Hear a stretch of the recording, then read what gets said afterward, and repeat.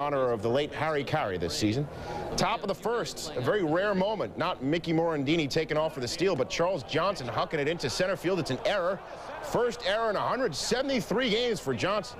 Next batter, the newest Cubby, Henry Rodriguez, H-Rod, going deep. Welcome to the Chicago Cubs. A 3-run shot off of Levon Hernandez, and it's 3-0 Cubs. Bottom of the first, 3-1, Gary Sheffield with 2 men on, trying to get them all back and then some, and he does. Deep and gone off the upper deck over Bob Greasy, that noted first baseman. No, okay. 4-3 Marlins take the lead. It's 6-5 with 2 on in the bottom of the second, and Charles Johnson redeems himself with a 3-run shot of his own. Marlins go up 9-5. Tapani says, am I bleeding because I just got tagged? 2 innings pitched, 7 hits, 9 earned runs for Tapani. An emotional banner-raising ceremony, followed by a 6-run first. Had the Scott serves one into right field. Gary Sheffield robs him. Nice catch. Top of the third comes up 3-0. Kevin Orie at the plate with 2 runners on, and Orie hits one deep to left. The ballpark barely holds it. It's a double. Mark Grace scores. Grace, the last Cub to hit for the cycle back in '93. Orie has a double, now a home run. He had a single. Orie would not get the triple for the cycle, but I just mentioned that anyway for drama effect. Orie did drive in a career-high 4 runs. 5-1 Cubs, more than enough for Mark Clark, who gets Josh Booty swinging. John Cangelosi looking. Clark struck out a career-high 11. Cubs win 10-3. So the Cubs won't start this season losing. And Chef goes out of the yard. 4-0 Marlins, second of the year. Cubs down by 6. Top 9, though. It's tied at 7. Blauser singles to left off Jay Powell. Mark Grace. Are they going to get him? The Cubs are up 8-7. Bottom 9. Here's Rod Beck trying to close it. 2 on, 2 out. Great Counsell at the plate. And career save number 200 for Beck. Great comeback. The Cubs win at 8-7. Another illustration of how the Marlins aren't what they used to be. They blew a Sammy Sosa, remembering Harry in his own special way. Bottom 6, Cubs up 3-1. Steve Traxel to right. Jeff Blauser, you can score. Kevin Orie, you can score too. Cubs up 5-1. Then it was time for the stretch that Harry made famous with his widow, Dutchie, doing the honors. Okay, Gary, are we ready? A 1, a 2, a 3, take.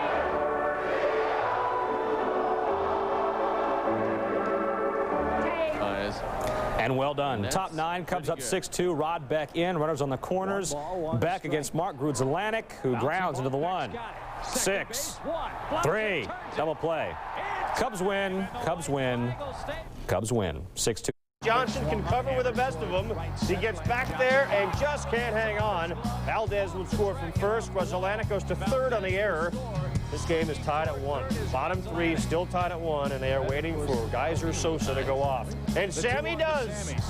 First of the year, 2-1 Cubs, and Chicago goes on to win by a final score of 3-1. Mulholland was there for that mess last season, says the difference with this team from last year. Fared a little better this time around against the Expos. Getting Rondell White. Tapani, 5 2/3, gave up 1 run, struck out 3, and it was windy. Bottom of the 7th, Cubs leading 5-1. H-Rod facing Shane Bennett. And H-Rod has just left the yard. Second of the year, 6-1 Cubs. Very next batter. We didn't have to edit these highlights. Scott Service, gone. Oh, Service sends a drive. Back to back, Jack. Rodriguez and Mark Grace. They take a gander. The Cubs hit one out of the Cubs take a win, and Cubs fever. Catch it.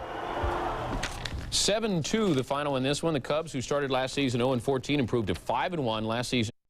Steele, you betcha. What a job he has done in the Chicago uniform. The ground out. And then Blauser. And then Kevin Orie. Equal opportunity ground ball. Certainly the key at Wrigley is to keep the ball on the ground. And he also did it at the plate, Peter. Well, I mean, he is an 0.56 lifetime hitter. Of course, he was in the American League for a while. But as a pitcher with the bases loaded, he gets to see just what great stuff Carlos Perez has and what a great showboat Carlos is. Hits it back to the mound. Next time he comes up, look at this pitch. Oh, strike 3, Carlos. The little dance.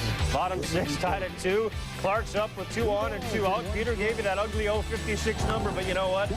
Sometimes even a blind squirrel is going to stumble on an acorn. Blauser scores, and the Cubs go up 3-2 to the 9th now. Same score, Peter, and here's Beck. Now, Rod Beck has come in and saves his first 3 appearances here in his 4th. Look at that 4th ball. Tremendous pitch. That's what he has to throw. When that wind starts blowing out, he'll need that sinker and that 4th ball. Talked about Clark keeping the ball down. Look at that one dive towards the plate. Ryan McGuire grounds to first. Grace to Beck. Fancy footwork. See, that's the Carlos Perez dance from Rod Beck.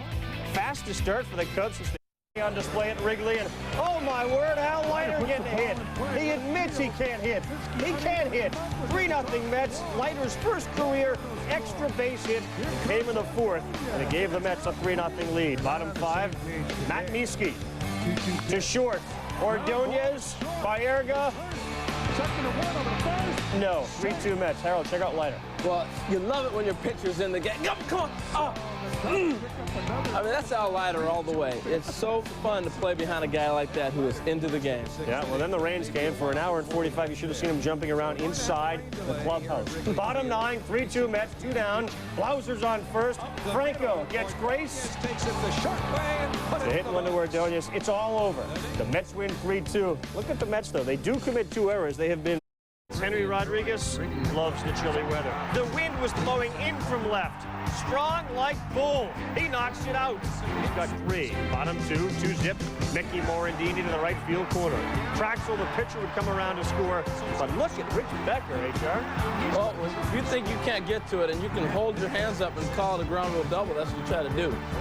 Guess Umpire what? comes out and has to make the call. Umpire said, nope, you could have got it. Morandini gets a triple. Mets come back from a 4-0 deficit to the Cubs. 7-3 when Ordonez goes to left, and oh, Henry. Castillo scores 7-4 to the 9th, 8-7 Cubs. Last season, they blow this game. This season, the wind blows the ball into the right direction, and Morandini throws out. And the Cubs win. Pitch of the game. This is a bad sign for Felipe. First pitch of the game, Brent Brown off Mark Valdez. 3 for 5 with 4 RBIs. His first home run of the year. Cubs up 1-0. Later in the first, still 1-0. Morandini on second, Sosa on first, and oh, Henry Rodriguez rocks one out. 3-run home run. Valdez lasted a third of an inning, gave up 5 earned runs. That'll hurt the ERA. Kevin Tapani, complete control. Bottom of the 9th, Vladimir Guerrero up, and Kevin Ory, beautifully done. Gets Guerrero.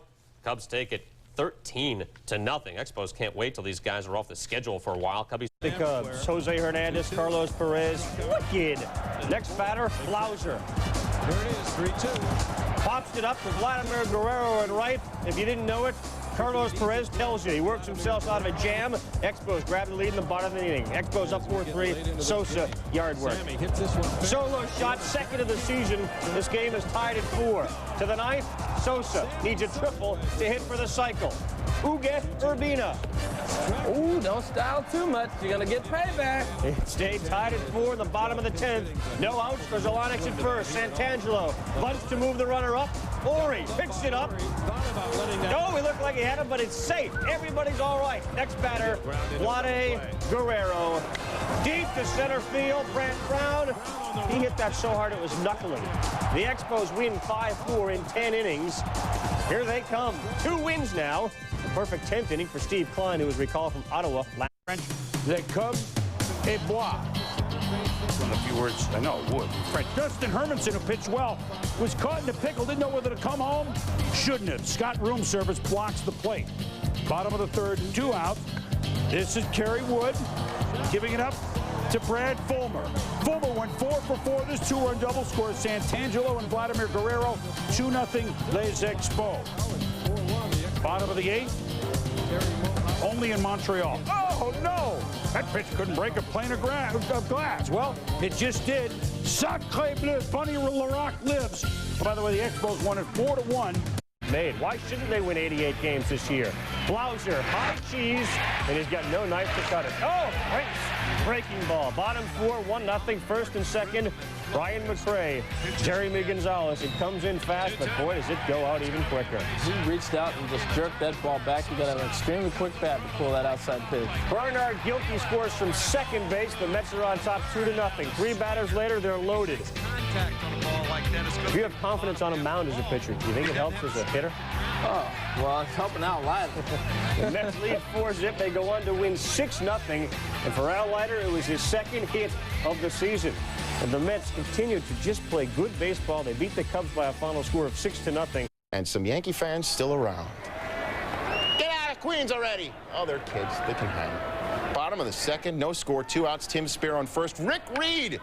He's the pitcher, so I guess he's helping his own cause. Second career homer. Mets up 2-0. Then Reed did it on the mound. Top 4 facing Mickey Morandini. He grounds to short. Ray Ordonez. Nice pick. So he needed some help from Ray. Top of the 7th, Reed facing former Met Lance Johnson. Pops it up in foul territory. Edgardo Alfonso making the nice catch. And the Mets win 2-1. Yanks, you have to sleep on the couch. Yankee fans get. But first, let's look at the Mets. Dave Malicki. He had a tough time with his control today, but when he finally he was up and away with a lot of pitches. When he finally got it down, catcher gave him a great target outside, but he got it in, and Blauser took him deep, not around the plate, and he finally put it there. The big leaguers are not going to miss it. Malicki's problems were not over. Brant Brown just missed hitting for the cycle. Slaps a little single to left. Kevin Ory and Sandy Martinez both come around to score. Gilkey at least blocked it. Cubs are up 3-1. Malicki, 4 innings, 7 hits, 5 earned runs allowed. Bottom 6, they're down 5-3. Bernard Gilkey, Mark Peixoto. Gilkey under the glove of Morandini. Edgardo Alfonso comes all the way around to score. It's a 5-4 game. Peixoto, yikes. A lot of angry pitchers in this game. 2 on for O. Henry and liftoff. 3-run shot, number 6 on the year for Rodriguez. Cubs are up 8-4. Did you ever do this when you got frustrated? Well, I felt like it. Oh, ow. That hurts, man. I do that after the show sometimes. He was looking for the White Sox Orioles and Biggio in this one. Earlier today, Dodgers Cubs. Brant Brown lead off double to right center, comes off Chan Ho Park. The Dodgers had given Park a 2-0 lead. Mickey Morandini. Right here, Morandini, the first pitch he tried to bunt to get the man over, and then he's looking to just pull the ball inside and get it out. The ball is gusting in right field, and he jumped on one. I love the little second baseman. Chan Ho settles down. Sammy Sosa staring. Outside curve, nasty. Mickey Morandini, you heard him earlier. Oh, yacker. Sorry, Mitch. What is that, a fly trap? What? Snapdragon. Snapdragon. Snap that. Piazza, 2-run shot, his 4th of the season. The Dodgers go on top 7-2. In comes Terry Mulholland, his first pitch. Woo! No relief there. Todd Hollandsworth. Dodgers go up 8-2. 2 batters later, Zeal takes Mulholland out. Dodgers up 10-2. They win 11-3. The Dodgers started to swing the bat. I really like Todd Hollandsworth. A lot of people gave up on him last year, sent to the. And Hideo Nomo will not survive the first inning. He'll be knocked out in favor of Darren Dreifert as the Cubs have thrown a 6th spot at the Dodgers. And Nomo, standing in stunned silence on the mound, is bombed here in the first.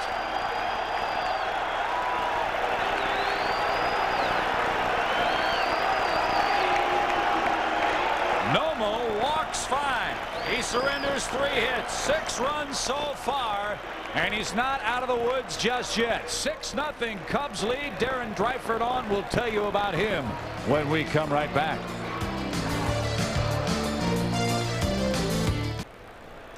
Mickey Morandini has one of the 3 Cub hits so far in this inning. And he has another one. Base hit to right. Wood's going to walk home.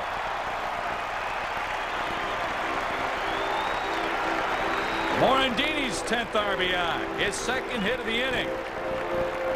And it's a 7-0 Cub lead.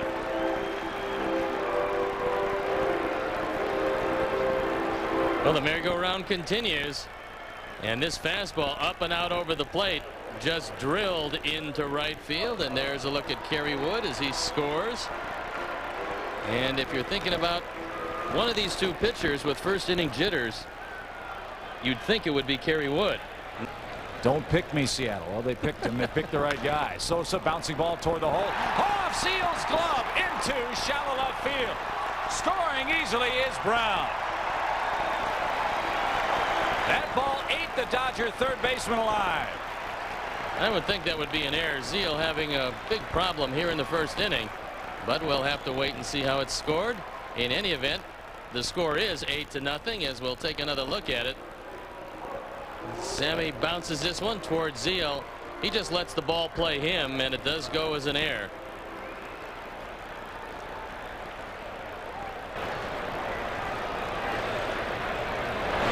Line drive hit hard into center, but Hollingsworth back to the track, makes the grab, and that retires the side. But how about that first inning? 8-run score on 1, 2, 3, 4 hits, 5 walks, and an error. After one at Wrigley, Cubs 8, Dodgers nothing.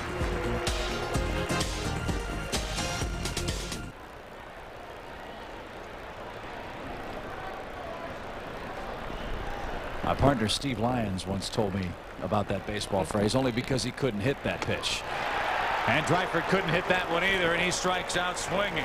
The Dodgers come up empty in the second. They leave the bases loaded. After 2 in Chicago, the Cubs lead the Dodgers 8-0.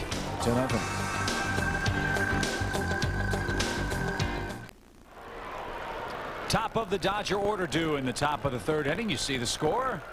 Los Angeles an 11-3 winner yesterday, trailing 8-0 here. Wood against Nomo, and I can't remember the last time the Cubs picked up 5 walks in 1 inning, but if you do that, all you need is the occasional base hit, and that's the big difference in the Cubs this year and last year. Yes, the hitting is better this year. Yes, they do have more power, but also they're much more patient. They have some guys that will draw walks, and if you draw a couple of walks in an inning, you don't have to sit back and always wait for the 3-run homer. A base hit will score you a couple runs, and we've seen it this year. Eric Young, a pitch sails over his head. Now he glares out at Kerry Wood, and now he takes a stroll in front of the plate.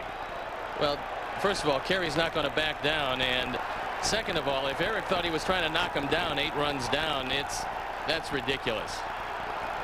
That's overreacting to a young man who's just trying to get the ball over the plate.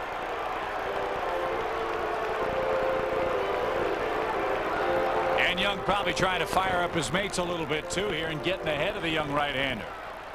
Well, I like Kerry Wood. He walked down toward the plate and said, I'm 6'5", 220. If you want some of this, come on out. And that wasn't all that close.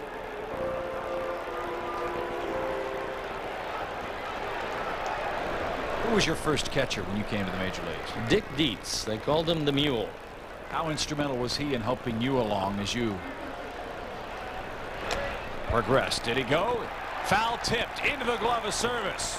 That's a strikeout. And I guess the question is, how big a part is Scott Service going to play in what Kerry Wood learns or doesn't learn here in his first few starts? I think Scott Service will be a lot more helpful for Kerry Wood than Dick Dietz was for me. And watch Kerry Wood, just the motion.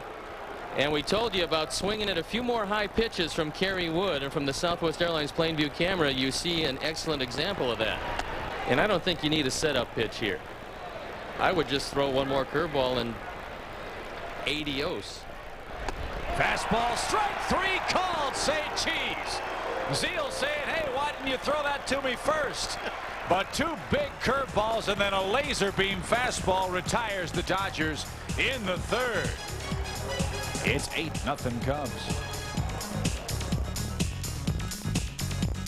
I'd like to see him go back to the curveball, see if he can wipe out Mondesi. After 2 great curveballs, he left Zeal standing there with a bullet of a fastball. See you later. 5 strikeouts for Wood. Boy, what a luxury that is. He can just throw it by you at any time in the count. And he had him set up, and Mondesi punched out for the first time in the game. You used to throw that hard, didn't you? Well, strangely enough, when I came up, I was the hardest throwing pitcher in the San Francisco organization, but I hurt my arm, and then I had to make a choice. Either go sell shoes for a living or learn to adjust, and I became a curveball pitcher. Well, knowing how you like shoes, I mean, that's... Here's Konerko.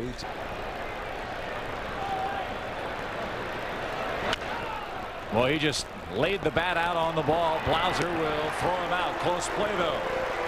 Kerry Wood has his first 1, 2, 3 innings since the first.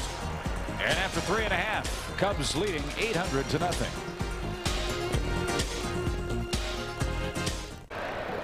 Right at 90 pitches, and that's what we talked about, getting to 100 pitches in the 5th inning most of the time, and that will, although he's not on a pitch count today, that will limit how many innings he throws.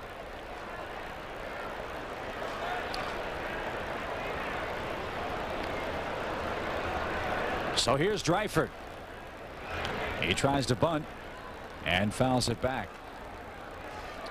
We asked Phil Regan about the pitch count number, what it would be here in Kerry Wood's second major league start. As far as the pitch count today, I would say that almost all of our pitchers, when we get to 100 pitches, we start looking to maybe get a fresh arm in there, and I think Kerry's always going to be up into a high pitch count because he has a lot of strikeouts and throws a lot of pitches. But we probably would get him 100 to 110 pitches. We probably would look to get someone else in there. So he's at 92 now. He's thrown 55 strikes, and he's got to get through this 5th inning in order to qualify for the win. 0-2 to Dreifert. Vizcaíno a lead at first. Cubs leading 8-0. Strike 3 call. A nasty hook on the outside edge. 6 strikeouts now for Kerry Wood. And you take a look at an unhittable curveball. You just have to sit down on this one. And from the Southwest Airlines Plainview camera, we'll take a look at strike 3, and there is the camera high atop Wrigley Field. So Piazza in a big 0-2 hole. Kerry Wood gunning for his 7th strikeout. The pitch. Got him looking outside corner.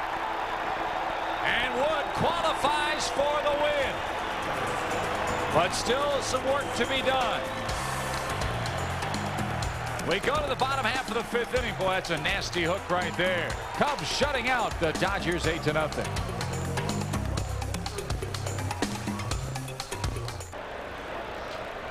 Castro a lead from first. Bouncing ball toward short. Blauser to Morandini to Grace. Double play. And that retires the side here in the 7th. All right, coach, let's get them going here. It's 8-0. The Cubs have the lead. And here's Ray Meyer to conduct our 7th inning stretch. 42 years, please welcome the coach, Ray Meyer, in singing Take Me Out to the Ball Game in honor of Harry. Brought to you by your friends at Budweiser.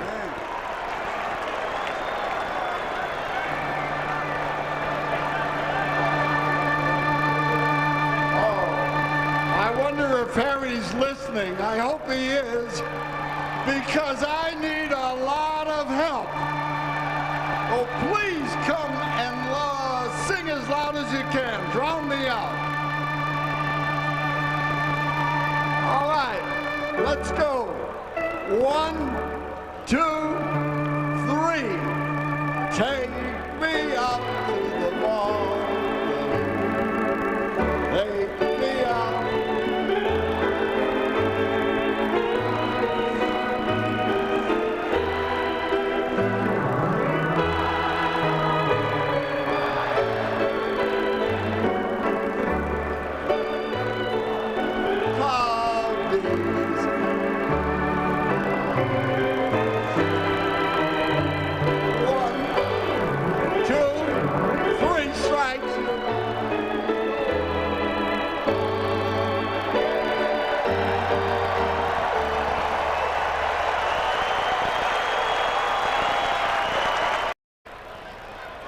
Trinidad spent a lot of time fighting his way through the minor leagues, finally getting his opportunity with Colorado. Now he finds himself with the Dodgers, and he's a very likable young man. Swung on, belted deep toward left, and the shutout is history.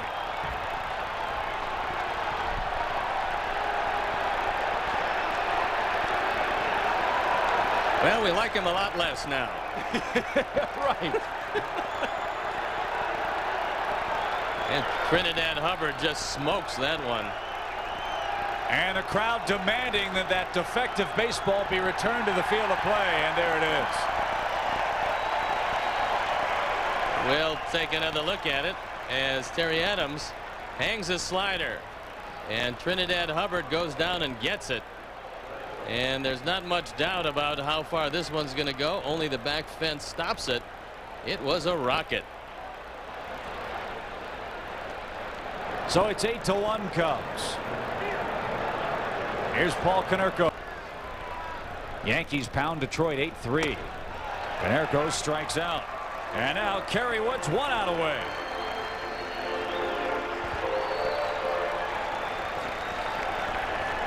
The other American League final, Cleveland beats Boston 7-4.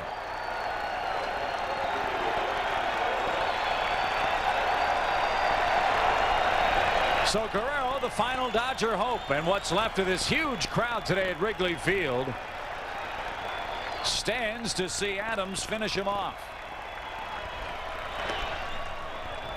Well, this is the first major league win for Kerry Wood, but there's going to be many more for this young man. The 1-0. Popped out of play. Yeah, that big, tall, rangy Texas gunslinger came in with the 95-mile-an-hour heat today and said, here it is, guys. And the Dodgers did not get much done against him. Wood pitched 5 innings, 4 hits. Struck out 7. It's that gentleman's first game and Kerry Wood's first win.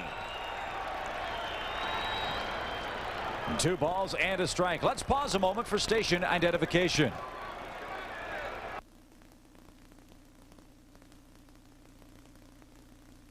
This is America's #1 sports station. He paints the outside corner, 2-2. Well, I guess he's got the lineup card. That's right. That's a souvenir of his first major league win, and the Wood era has officially commenced here at Wrigley Field. 2 balls, 2 strikes. Got him swinging. They'll throw him out at first, and the Cubs dump the Dodgers 8-1, the first major league victory for 20-year-old right-hander Kerry Wood. And he showed he's got the real stuff out there with his great 5-inning performance for the Cubs today. 8-1 your final score. A big day for the Wood family. A big day for the Cubs. They even the series. 8-1 your final score.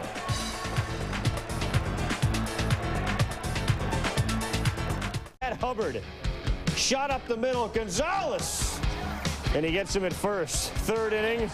Get ready, get set, go, and take a seat. And you know what? They were not done taking target practice. Now, first, Ishmael Valdez, the pitcher. If you're going to have him hit the ball up the middle, you better be a pretty good fielder. This is more defense. I would not get in front of anything that Mike Piazza hits. A rocket knocks his glove off, still throws him out. Bottom of the 4th, the Cubs are up 1-0. O. Henry, and he is now in 7th heaven. 7 this season. Cubs are up 2-0.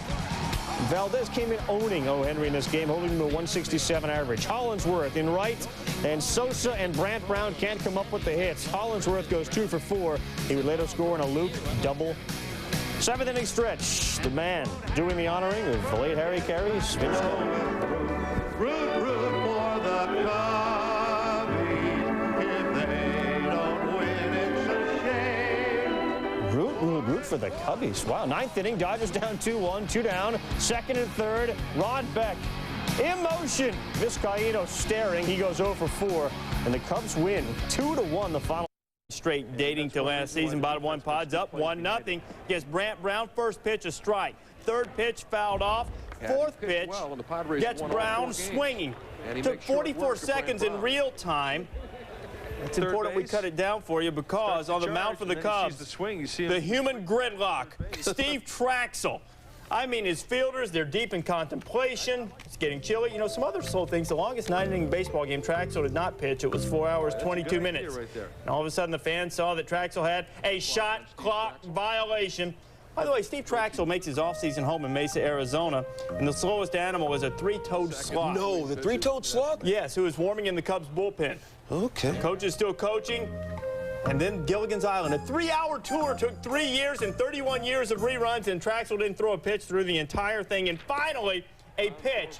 Would have been called for delay of game in the NFL, about a 45-second clock there. Pitch took so long, Brown was disoriented and don't hurt yourself. almost fell down coming out of the dugout. Bottom second, game tied at 1. Tyler Houston facing Brown. Wally Joyner bobbles the ball a bit, allows Jeff Blauser to score. Cubs up 2-1. Top 4, Browns next at bat. Didn't like the strike call by Joe West. Hey, I better say something. Has a little word there, and West says, see ya. Right if you find work. Have a good evening. Bruce Bochy came out to protest his starting pitcher getting tossed, and he too was ejected from the proceedings. And call Kevin Tapani, bus driver, because he was taking the pods to school. He K's Kilvio Veras. Veras 0 for 4. Puts a world of hurting on Greg Vaughn, who was 1 for 6, and then strikes out Andy Sheets. Tapani retired 18 batters in a row between the 1st and 7th inning. Bottom 6, though, Cubs down 2 zip. Runners at 2nd, 3rd, 1 out. Mark Grace flies out to left field. Mickey Morandini tags and goes. Greg Vaughn goes to 3rd, but Sammy Sosa going to 3rd is out. The run scores, though, Cubs down 2-1. Bottom 8, Lance Johnson on 2nd. Sosa got tagged out. Then Sosa tagged this pitch. He had some skills. 3 for 6 on the night, hitting .317. Score tied at 2. Top 14, tied at 2. Runners at 1st and 2nd. Ken Caminetti raising the roof. The pads of pads, it's the pods. They've outscored their opponents 18-2 after the 8th inning this year. They win this game 3-2. Top 2, no score. Ken Caminetti, Mark Clark. Don't go there, my man. Caminetti's got 7, and the Padres are up 1 zip. He only had 40 back in '96, so he's on his way again. Bottom 4, 2-0. Morandini's on first. Sammy Sosa, Caminetti. Game, set, match. 5-4-3 double play. Now to the 7th. Tony Gwynn at the plate. Mark Clark in his kitchen. Right on the right knee, and Gwynn is down. Had a lot of operations on his knees. He doesn't have too much cartilage in there. The ball hit him right on the bone. He would stay in, later get removed, but afterwards he said everything's okay. Oh, Cubs looking for a big bat, and forget it. Andy Ashby gets Blauser. The 8-game road trip hosting the Cubs. That's Kerry Wood. Supposed to be the future for Chicago. The present not looking good. He walks Jose Vizcaino. Next batter, Wood. Walks Valdez to load the bases. Next batter, Eric Young walking. That forces in Raul Mondesi. It's 2-1 Dodgers, but oh, there would be more. Next batter, Wood. Walks Roger Cedeno. Vizcaino scores. 3-1 Dodgers, but wait. Bases still loaded. Mike Piazza at the plate. This ball way gone. Opposite field. That is a grand slam. His 3rd of the month. And the Dodgers go on to win and win it big. Piazza. 2nd of 3 with those Cubbies. There's Piazza ready to go. 1st inning, Mickey Morandini. Around ball. Oh, snagged. Eric Harros there. Diving stop. Gets the out. Harros making his 1st start of the season. Meantime, 3rd inning, Jeremy Gonzalez. The junk. It's Todd Hollingsworth. Gonzalez stunning Jose Vizcaino. And then getting the pitcher. Gonzalez. Not even fair. He'd have 10 Ks. Bottom of the 4th, 2-0 Cubs. Raul Mondesi deep and over the mural. With a man on, his 3rd homer of the year. It's all tied up 2-2. Bottom of the 6th now, still tied at 2. Wilton Guerrero at 2nd. Eric Young laying down the sacrifice bunt. Gonzalez looks, no, go back to 1st, and then, no. It's all going wrong now. That error allows a run to score, and the Dodgers win this one. Taking a close one, 3-2. Bottom of the 10th, tied at 3. Roger Cedeno at 3rd. Raul Mondesi at 2nd. Rod Beck, Todd Zeal. Got him swinging. And we continue in extra innings. Top of the 12th, Manny Alexander at 1st. Lance Johnson, the shot. Oh, Todd Zeal. Great grab. Bottom of the 12th, Eric Young. I didn't mean to scare you there, Kenny. Zeal getting another chance to be the hero. Ball game. Base knock. They're not gonna get him. Young scores. Dodgers win it 4-3 in 12. And Bill Russell, hug me. 4-3 the final. Offensive support, Sammy Sosa. Peace. 6th home run of the year. Sosa's hitting .330. Cubbies up 2-love. Bottom 4, Archie Sinfranco against Tapani. Talking about breaking off a little something. broke off something proper. Broken bat, hits Tapani, but Tapani still made the play to first for the out. That was the third broken bat of the inning. Fifth inning, bases loaded, 2 outs. Greg Vaughn a bullet to short, but Jeff Blauser off the easy to prevent further damage. Blauser making up for an 0-for-3 day at the plate. Cubs going to win at 3-1. Padres lose consecutive games.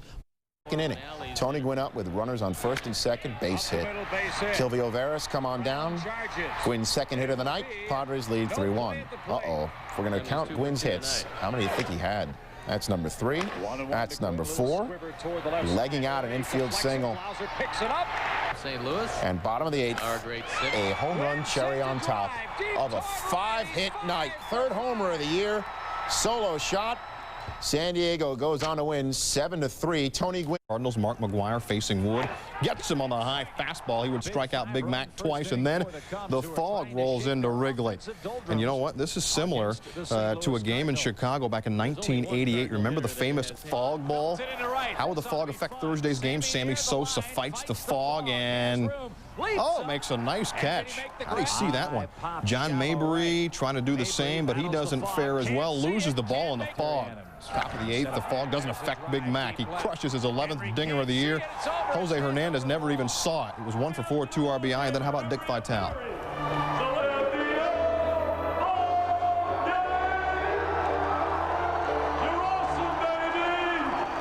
It was Dick Vitale in the 7th inning stretch as Kerry Wood worked 7 strong innings and improved. Stiff at Wrigley, Cubs and Cards in the fog. Second inning. Ray Langford on first, taken off. Langford got this one stolen into the base safely, but oh, the base, no. Kangaroo Court can be harsh, but he was 2 for 4 in the 9th. Cubs up 6-3. Power versus power. Rod Beck, Mark McGwire. Got him. Not a bad pitch, but McGwire powers one out. 2-run home run, his 12th of the year. Big Mark 1 for 2. He was walked 3 times. 6-5 Cubs on top. Later in the 9th, Langford with a single. Willie McGee up, hits this one deep to center, but Brent Brown is there and runs out of room. He's short of the ivy. And well, Rod Beck. Cardinal fans are looking for a career home run number 400. Ray, would he get it here? No, they're not going to get him because they're going to just basically pitch around him. And that's what Trachsel does, facing Ray Langford. Gets Langford swinging, and this has happened so much this year with Big Mac again. Walking him intentionally this time. Runners on first and second. Langford ground ball to shortstop. Blauser gets him to end the inning. High top of the 9th, tied at 3. Man on second, 1 out. After Shota pitching. We're going to intentionally walk McGwire. Surprise, surprise. We walked 4 times in the game, but you know what? Sometimes it's going to come back and bite you. Patterson. Oh, he gets Langford swinging. Rod Beck at the last out in the 9th. We go to extras. Bottom 11, tied at 3. Man on first. Sosa so deep here. John Mabry can't catch up to it. Grace runs through the stop sign at third. He's got no idea where the ball is. McGwire had no idea where Grace was, and he cut it off. McGwire was just so fed up, he decided that he wanted to touch the ball. That's the closest ball that he's seen. Sunday, well, that was the question. Mark McGwire. A hold of Kevin Tapani's pitch on Waveland Avenue, but it's foul. Everybody wanted to see number 4. They're with their gloves across the street. 2 pitches later, Kevin Spinal Tapani, pitch on the outside corner. McGwire struck out 3 times, walked twice on the day. 4-2 Cubs, top of the 6th. It wasn't McGwire, but it was others. It was pinch hitter John Mabry, RFD. Gone. Tied at 4. Fans say we don't want the ball. Terry Mulholland in, top of the 7th, 4-4 game. Brian Jordan, little looper to center field. Delino to Coconut to Shields, round second. Brant Brown, bang! The Shields never stops. Part of a 4-run inning, he scores, and the Cards lead 8-5. The Cards go on to win it with a count of 8-5, despite no homers by McGwire. Jordan also hit a home run. The wind was blowing out. Always makes for an interesting night. Top of the 2nd, Moises Alou facing Mark Clark. Hits it deep to left. Henry Rodriguez, former Alou teammate in Montreal, robbing his former teammate in Montreal. Bottom of the 3rd, Jeff Blauser now sends one Carl Everett's way. Everett on the run, makes a nice running grab. Top of the 6th, Rodriguez. He's not going to be one-upped by Carl Everett. Oh, no. Comes in and robs Bill Spires with a running grab of his own. Everett says enough of this defense stuff. I'm going to do something on offense. And if you watched his lips, he was saying exactly that. Bases loaded in the 7th inning. He takes Terry Adams into right field. Bagwell and Spires score. Everett's hung up between first and second, but Jeff Blauser can't handle the throw. Blauser gets charged with an error. Alou scores on the error. Everett wound up on third. Houston scores 5 in the 7th, 2 in the 8th, going to win 10-5. And who needs Darryl Kyle when you have Mike Hampton on the Astros in a friendly confines matinee? First pitch hits home plate umpire Jerry Meals in the head. But this is not what my English teacher would call a harbinger, because Wood was under control thereafter. Biggio swinging. Next batter, Derek Bell swinging. Third batter, Jeff Bagwell. Looking, the Killer Bees down in strikes in order in the first. Second inning, more of the same. Jack Howell, high heat. Next batter, Moises Alou. Swinging, 5 strikeouts. We've got a K corner in the upper left-hand portion of your screen. Top of the third, Ricky Gutierrez gets Wood on Wood finally, and also gets a little leather. Kevin Ory's glove into left field. This was ruled a hit. Could go either way. A significant ruling because Wood was unhittable. Next batter, Brad Ausmus swinging. Top of the 4th, Bagwell looking. Next batter, Howell looking. 8 strikeouts through 4 for Wood. Top of the 5th, Moises Alou looking. Dave Clark looking. Ricky Gutierrez looking. Shane Reynolds looking. Somebody take your bat off the shoulder. All right, Bagwell's going to take his hacks. 13 strikeouts. Howell, he's gone. Alou, check your swing. Yeah, Terry Tate says that's 15 strikeouts. Top of the 8th. Dave Clark, 16. Ricky Gutierrez, number 17. Then Brett Ausmus, that's a new Cubs record. 18 strikeouts for Kerry Wood. Top of the 9th. Wood needs to strike out the side to break the Major League record of 20 set by Roger Clemens, a fellow Texan. And Wood gets pinch hitter Bill Spires leading off the inning. Swinging. That's number 19. Craig Biggio grounds out, so Wood can only tie the record. And he's looking for the record against Derek Bell, looking for number 20. And oh my goodness, that pitch broke a foot. Last pitch of the game. 20 strikeouts ties Roger Clemens' Major League record. In all, a one-hitter for Wood. Can't even scatter one hit. Kevin Ory, who got a glove on the only hit, said Wood deserved the no-hitter. I'll go up there and tell them to give me an error, Ory said. Working. Bottom of the 3rd, no score. Jeff Kent. No, however, Stan Javier right there to make the bare-handed grab. Top of the 4th, Cubs play some D. Henry Rodriguez, lays out. Gene Roof, by the way, played 3 years from 1981 through 83, 267 lifetime hitter. Bottom of the 4th, Cubs up 2-0. Jeff Blauser. Hit and run, line drive. Caught by Charlie Hayes. They'll throw back to steps on first, and we have a triple play. Cubs up 3-2 on the Hayes error. You don't even think about the squeeze. Phil Roof, by the way, Gene's older brother, played 18 years, 15 years in the big leagues. Top of the 9th, Giants trail 3-2. Jeff Kent check swings. Jeff Riggleman not happy. More Roof shots. Top of the 9th now. Giants trail 3-2. Jeff Kent. Darryl Hamilton will score. Rob Beck blows his first save of the year. Jim Riggleman still not happy. Meanwhile, I don't know. There's the bunt. It's popped up. The bunt popped up. Scott Service. The beautiful defensive play. Game still going on. Roof completed. Bottom of the 13th. Score still tied at 3. Matt Miskey up the middle. Ray Sanchez. Oh, that's a great play. Spins and throws out Miskey. After 13 innings, almost everyone has been in the game. The sun going down. The Roof completed.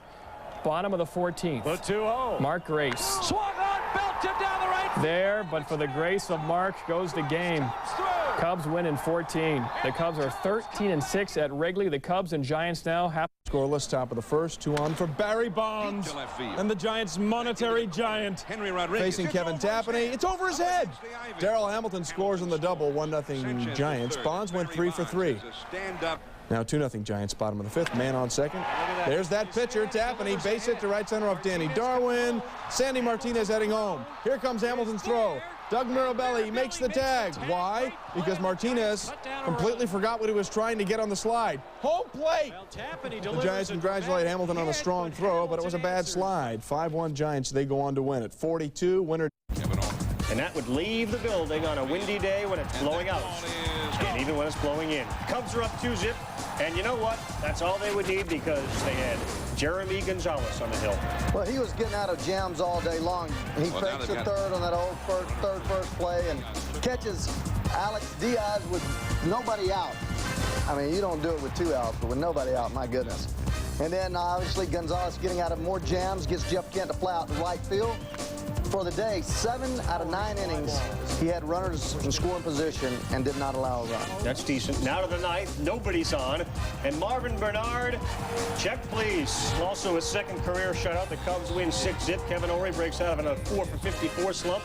Says it's a little tough when you're trying to do what you do, and they're Blauser. Blauser flips the glasses down. Battling the sun, battling the wind, and making the grab. Top of the 6th, still no score. Mark Clark matching zeros with Hershiser. Hershiser trying to put a dent into that.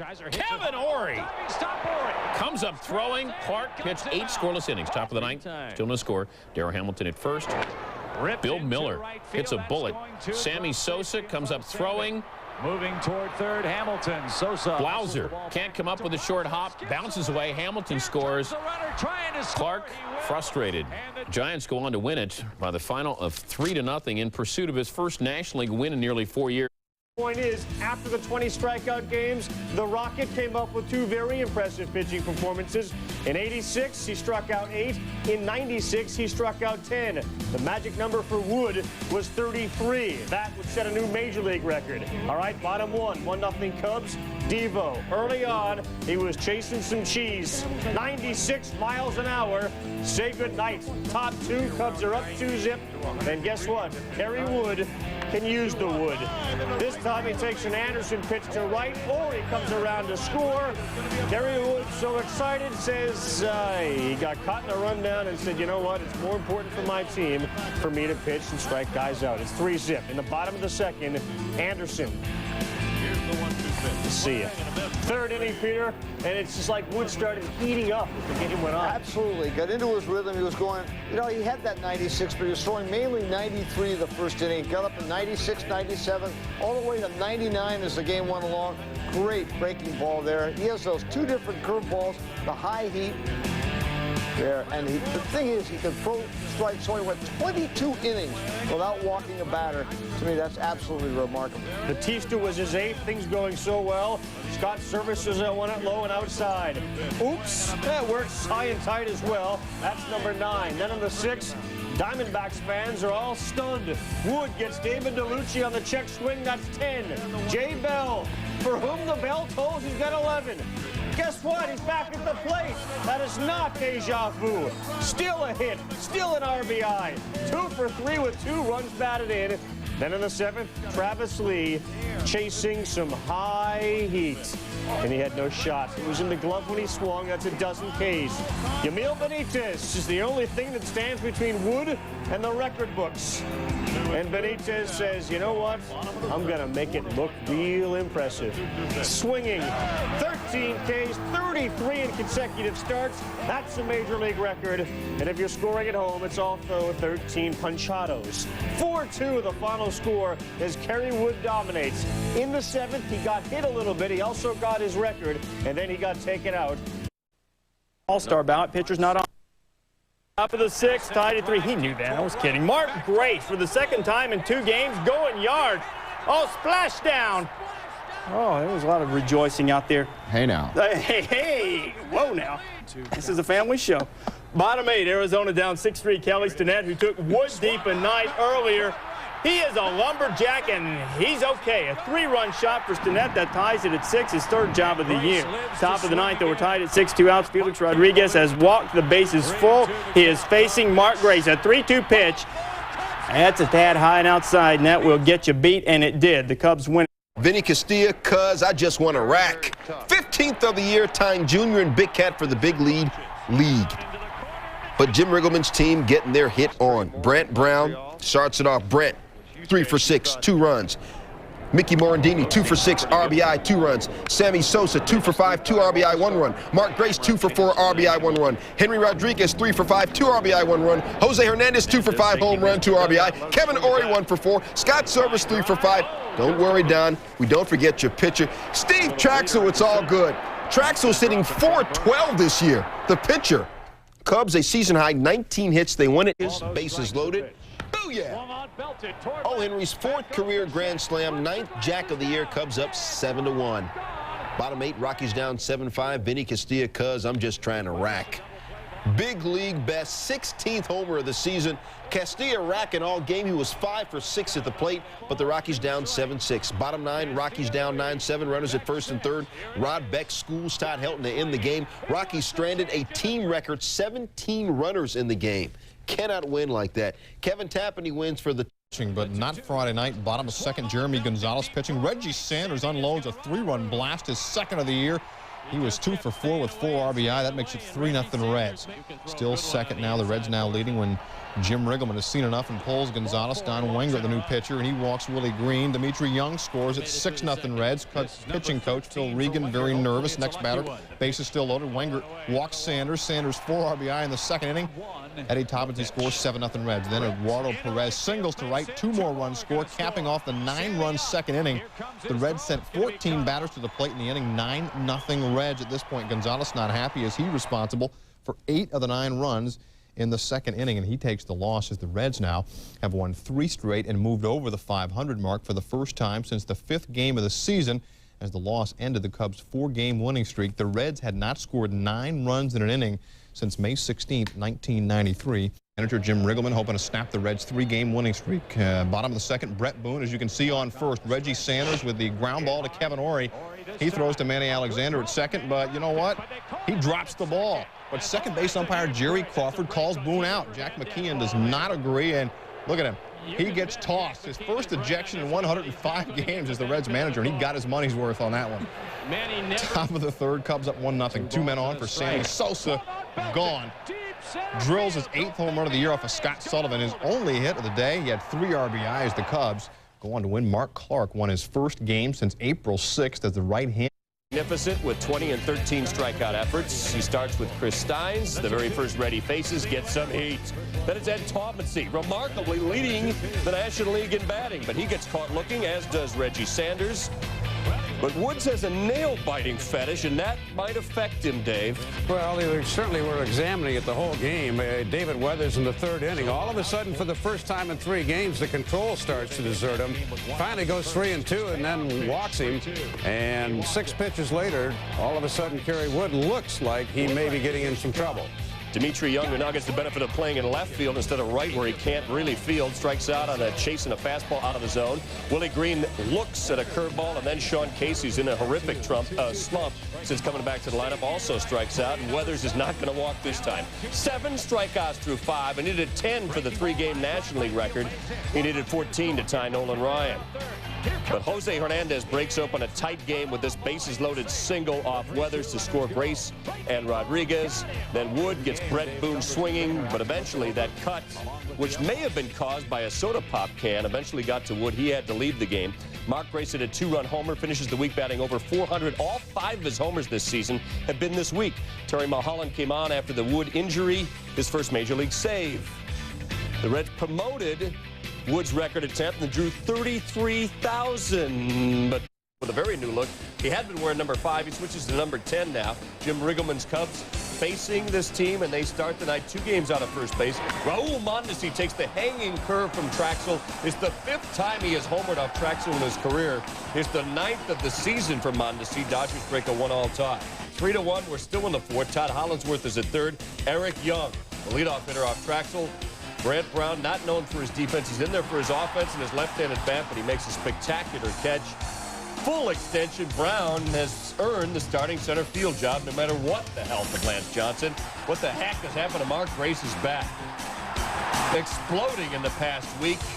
Grace has hit all 5 of his home runs this week. He knocks in 2 with a double there. 5-3 Cubs. They hand it over to Beck, trying to close things out. Gets Eric Karros. And after a Todd Hollandsworth single, Charles Johnson, the former Marlin catcher, is a strikeout victim. And they finally get a good use for Jim Eisenreich, the last part of that trade, but he strikes out to Beck with the tying runs aboard, and the Cubs are on the move. They move 8 games over 500. Beck picks up his 14th save. Rocks Eric Young to sleep. Then he gets some defensive help. Sammy Sosa rocking a nice glove. Sosa making up for an 0-for-3 day at the plate. And then Tapani schools Bobby Bonilla to end the inning. Bobby Bo 0-for-4. Bottom 6, Henry Rodriguez on a 3-0 pitch. Show me love up in the club.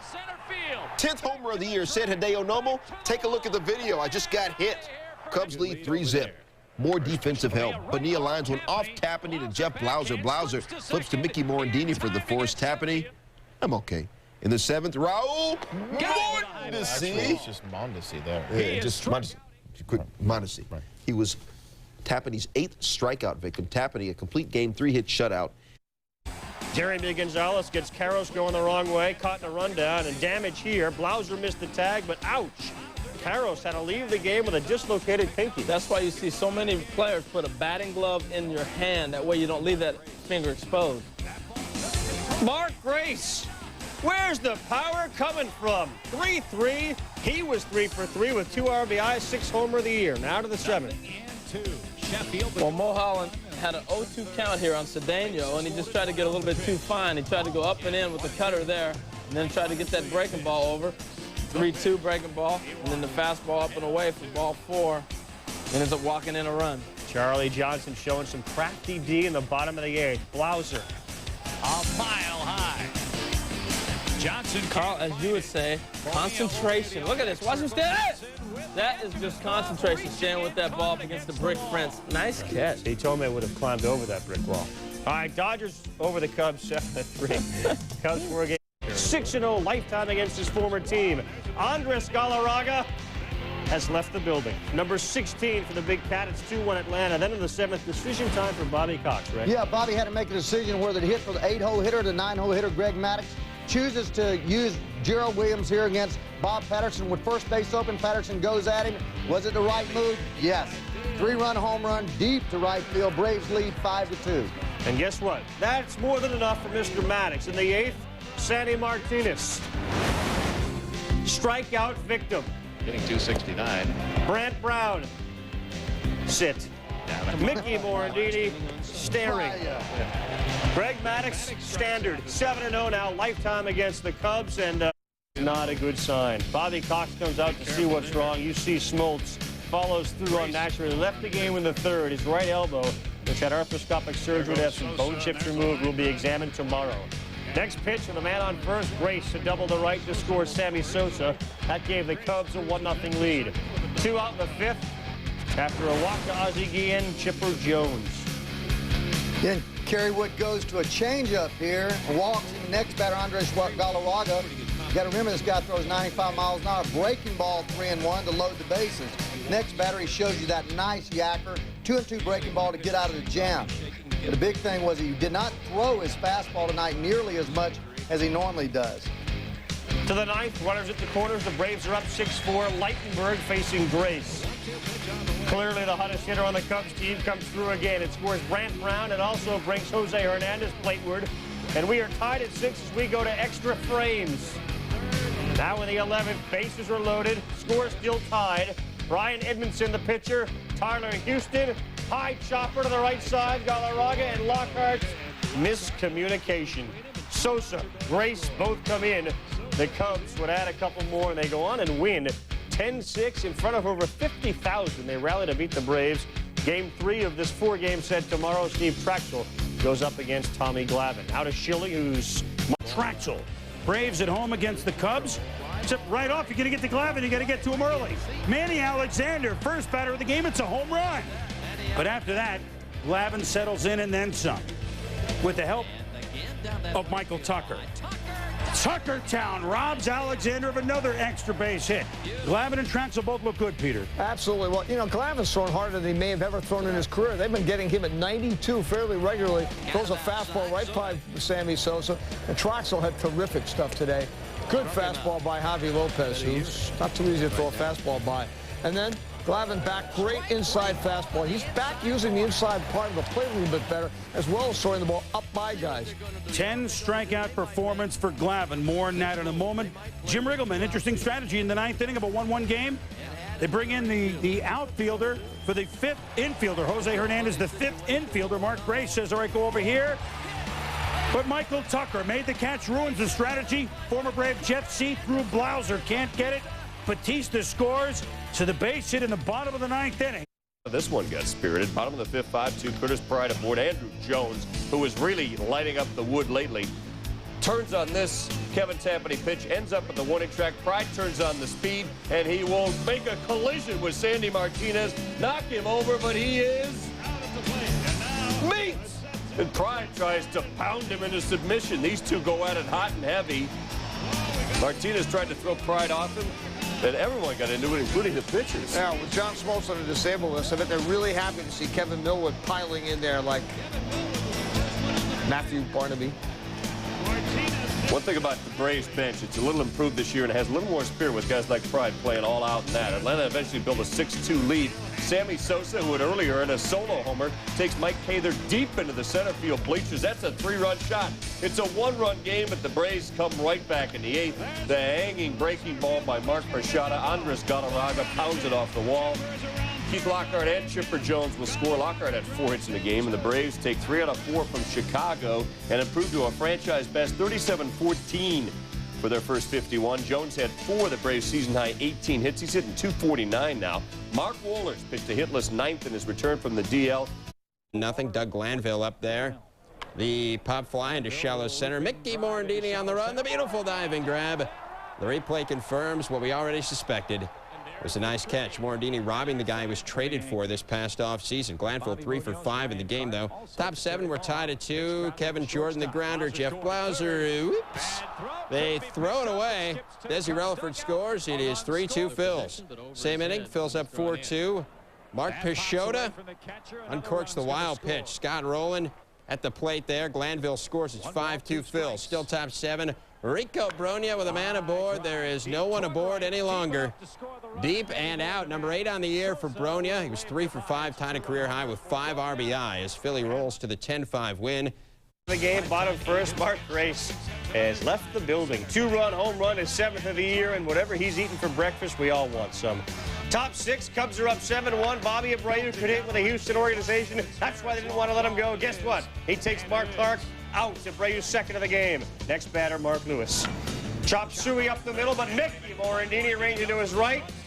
Oh, he got him by half step. The Phillies chip away at the lead. Rod Beck out of the 9th, and the Cubs up 1. Men are at the corners with 1 down, and Rico Bronya's at the plate. Brent Brown's got a long run here. So does Sammy Sosa. Doug Glanville's on 3rd. If it's caught, he's coming home anyway. 7-7. 2 batters later, Abreu. Ouch! He is hurt. He left the game day to day. Ruben Amaro inherits a 1-2 count. Can we get him into the yard? Oh, he got a break. There's no one there. Ray, we work on this in spring training all the time. Yeah, PFP, pitcher's fielding practice. Beck not even in the picture. Picture here. Pitcher not even in the picture.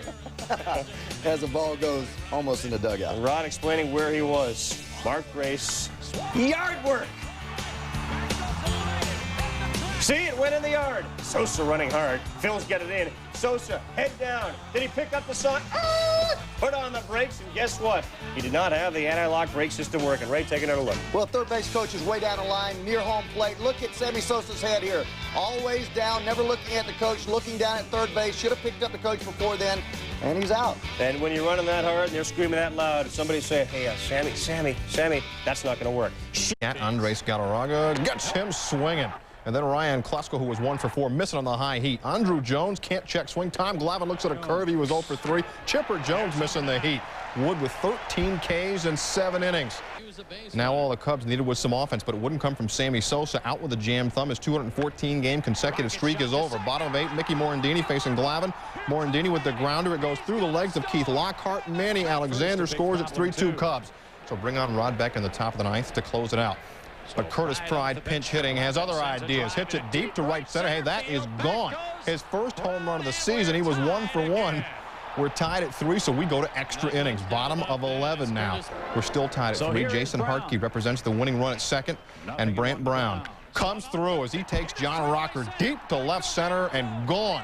Brown was 1 for 2 with 2 RBI. That's a 2-run shot, his 4th of the year, as the Cubs needed 11 innings and a 2-run jack from Brant Brown to beat the Braves. Terry Millwood looking for his 8th win as the Braves visit Wrigley Field. Bottom 1, Matt Mieske up with a runner on, and Mieske disses and dismisses Millwood. First home run of the year for Matt Mieske. Millwood would be chased after allowing 6 runs on 9 hits in just 3 innings of work. Top 9, it was 9-5 Cubs. Rod Beck comes in to close the door with the bases juiced and nobody out. Tony Graffinino to the plate. Graffinino was 1 for 2 off the bench. Here's the base hit. Eddie Perez would score. Braves within 9-6. Rod Beck would wind up leaving after allowing 2 more runs, cutting the Cubs' lead to 9-8. Ryan Klesko batting. First and second, 1 out. Bob Patterson doing the pitching. Klesko, look at Jeff Blauser, biting the hand that used to feed him, doubling off the man at second. Klesko perplexed as Blauser and the Cubs hold on to win a wild one. 9-8 your final here. First time this season the Braves have dropped 3 straight games. Pacers Bulls update throughout. Top of the 4th, no score. Kevin Tappan to Chipper Jones. 15th on the year for Jones, and Atlanta's up by the score of 1-0. To the top of the 5th, still 1-zip Braves. Runners on 2nd and 3rd with 2 out. Ozzie Guillen lining one to left. Henry Rodriguez efforting. Great effort. Saves 2 runs. Watch it again. Bottom of the 6th now. It's 2-1 Chicago. Scott Service at the plate for the Cubs. Catcher Cam. Thank you, Catcher Cam. Base hit. Matt Mieske comes in to score. And the Cubs up by the score of 3-1. Bulls go on to beat the Pacers, and the Cubs beat Atlanta by the final score of 4-2. Tap. One word here. Duck. Dempster. Sosa. Look out. Deep to left. Waveland Avenue is the place for baseball. 2-run shot is 14th. It's 2-zip. On the other side, Jeremy Gonzalez was strong. Inconsistent, but strong in this one. Well, he's been inconsistent, but he's a young guy. Just learning. Good fastball. Poor Todd Dunwoody goes right up the ladder with him. Goodbye. No reason to believe he won't become 15, 16-game winner. Nobody is safe on the Marlins. Greg's on duck. Bottom 8, 7-2 Cubs. Sosa's up, and everybody's coming on home. Another one to Waveland. 3-run shot, his 15th. Cubs win 10-2. He has now had 2 home runs in 3 of his last 4. Just doesn't seem that way because he's been out for 3 games with a bad thumb. Went from out to in, and Todd Dunwoody goes to first. Gray smothers. Terry Adams side retired. Bottom 9, 1 out, nobody on. Still tied, Mickey Morandini. And there's no play to be made. Edgar Renteria holds on to it. Morandini safe. 3 batters later, Jason Harkey with the bases loaded to the gap, and Cubs win. The final score here, 2-1. Mark Clark for the Cubbies, 8 innings, 8 hit, 1 earned run. Day, the same year, Kerry Wood's idol Nolan Ryan threw his 11th career 1-hitter. Wood not quite as dominant, but don't tell that to Todd Dunwoody, who struck out 3 times. Bottom of the 4th, Cubs down 1-0. Men at the corners for Scott Service. Service drills one down into the left field corner, and there's nobody there. Jeff Blauser scores. Jose Hernandez, who had 3 hits, scores. Cubs lead 2-1. Bottom of the 5th, 1 on for Sammy Sosa, who launches the bomb to left, his 16th. He now has 46 RBIs. The 2-run homer puts the Cubs up 4-1. Top of the 7th, Wood going strong, facing Craig Counsell, the high heat. 9 strikeouts in 8 innings for Wood. Top of the 8th, bases loaded, 2 out. Cliff Floyd, the bouncer up the middle. Mickey Morandini backhands it to Blauser for the force. Inning over. Cubs go on to win it 5-1. Again, Wood with 9 strikeouts in 8 innings. He gives up 5 hits and 4 walks, winning his 5th straight. He's 4-0. The battle for Chicago. Scene shifting from Comiskey last year to the baseball mecca that is Wrigley. No DH, so Frank Thomas plays first. There is a difference, too, in the weather. Always a little colder near the lake. Wind blowing in. Albert's blowing out. Frank Thomas comes around to score. 1-0 White Sox. They'd go up 2-zip in the first. Albert goes 2 for 4 in the game. He scored 2 runs. White Sox still with a little interleague strategy here, Dave. Well, this is an absolutely magnificent game. A lot of strategy, a lot of different things went on in this game. Steve Traxel batting .391 as a pitcher on deck, but Scott Service against lefties is pretty good. And Jim Parquet doesn't even come close to the plate. He's going to take his shot at Traxel. It's 3-2. A big pitch, and Charlie Williams calls strike 3. It was borderline, but he did get the big out. Big out here? I don't think so. Oh, Henry on a 3-2 pitch into the right field corner. 3-run score. It was Henry's only hit of the game. 3-2 Cubbies at that point. Bottom 5, same score. Grace is on first. Sammy Sosa takes the outside pitch to the right, and it is gone. 5-2 Cubs. You mentioned, or I did actually, that Thomas had to play first in this game. Yeah, I did. Normally not a great defender, but the big hurt comes up with a couple of fine plays. Robs Mark Drace of a base hit. in the 6th. And then Henry Rodriguez, a hard shot in the 7th.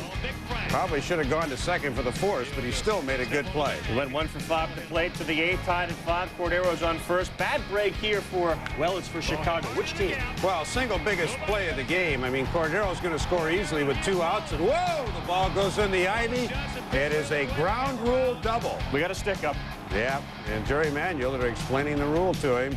But then some strategy. In the 8th inning, they walked Mark Grace to get to Sammy Sosa. In the 10th, they walked Morandini and Grace to get to Sosa. But Matt Karchner with a great slider.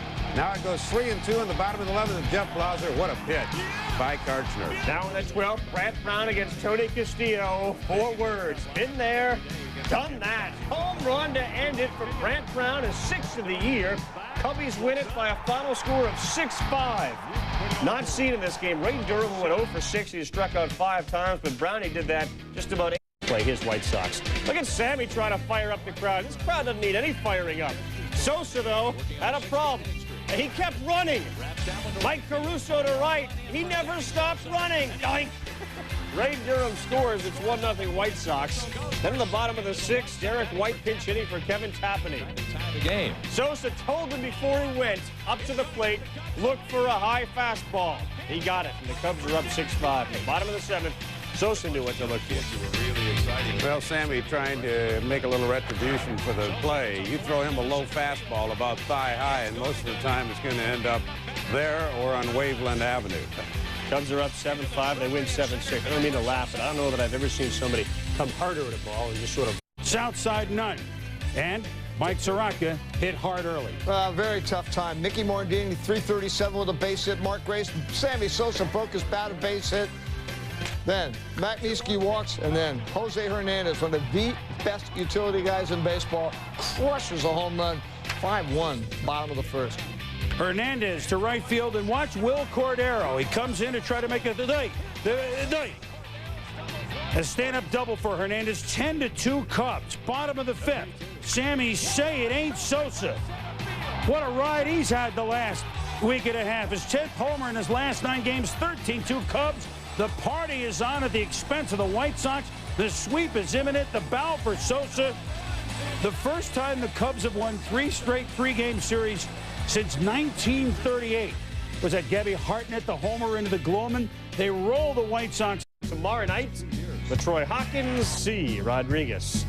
Well, pretty nice. We got a 10-game winning streak, and your DH can strike out 4 times and have one of his rare off nights this season. That's so much for the Cubs. They've had somebody to pick up guys, and Sosa. Fastball hitter, does that real well. 20th of the year, and there's your home run in 5 straight. It's 2-0 Cubs. It's 4-1 now in the 6th. This is a number 9 hitter, Peter, Jose Hernandez. Well, that's a pretty good 9th hitter, too. One of the most valuable utility players. Now, 8 home runs, moving around second, short, third, 3 outfield positions. He's a very important guy to a pennant contender. So Sosa's done it in 5 straight. Hernandez, 12-20. Wood, hoping to take the Cubs to their 11th straight. This is nasty. Need Buckler. He had 2 Ks in the 2nd. Bottom 3 HR. Men are on the corners. Marty Cordova is up. Well, this is great base running by Otis Nixon on 3rd base. Now, Cordova hits a pop fly. Now, Nixon's already said, if the second baseman catches this ball, I'm going. Because he's already seen Sammy Sosa throw a bullet to the plate. He tags up. You're not going to get it. Just great instincts, great read. Great job by Otis Nixon. Brad Radke, the hottest Cub, is, of course, Sammy Sosa. In the 3rd with a man on, a home run in 5 straight. Oh, that's just nasty. Mark Grace then. Not a lot of power. Well, right here, the little change up to him. Fastball up and away. And then look at this fastball right here by Blauser. He throws in the 90s, but he changes it up so much that he keeps the hitters off balance. We're seeing an assortment of pitches here. But mainly a lot of fastballs. He went right after him with the heat and said, go get it. There's Grace. Here's Hernandez. And here's Blauser again. Fastball away. The bottom 3rd of the Chicago lineup. You can see all the fastballs that he was throwing. A lot of pitchers think you got to throw breaking balls to trick people. If you set up your fastball, move it in and out, it's a tough pitch for hitters to hit. Ah, you've done your work. Thanks. 2 outs in the 9th. Sosa's at the plate. Radke, 18 of the last 19. You saw them all. He got them all. Sosa is out. Complete game shutout. And the Twins win 8-zip. First loss for Wood since April. Crowd of 25,000. Steve Traxel. The Cubs were 9-3, by the way, when Steve was their starter. So much for history. Traxel walks Matt Lawton. Next batter, Marty Cordova. That's a single. Next batter, Ron Coomer. An RBI single. Todd Walker, a 2-run single. It's 3-0 Minnesota. Ochoa, the double. Terry Steinbach, the single. 5-0 Twins. Pat Mears, ground rule double. 6 straight hits. Otis Nixon would follow with a walk as 8 straight Twins reach base safely. It was 5-1 Minnesota. Bottom of the 4th, Brent Gates. Fouls this one off. And would you believe this? A little kid had a fight with a, I don't know what. Look, the little kid can't get the ball. Big guy, will you just get a life and give the kid the ball? Unbelievable. Twins beating the Cubs 5-1. Sammy, the Cubs. Here's Curt Schilling. No score. Bottom 1, man aboard for Rico Brogna facing Kevin Tapani. Brogna has serious length. A 2-run home run, number 11 on the year for Brogna. Fills with the early jump for Curt Schilling. Top of the 2nd, same score, man aboard for Mickey Morandini. The ex-Phil Morandini. Opposite way, Mark Grace is going to try to score on that from 2nd. Bobby Abreu surprising Grace and everybody else in the building. Wow. Whoa. Check it out again.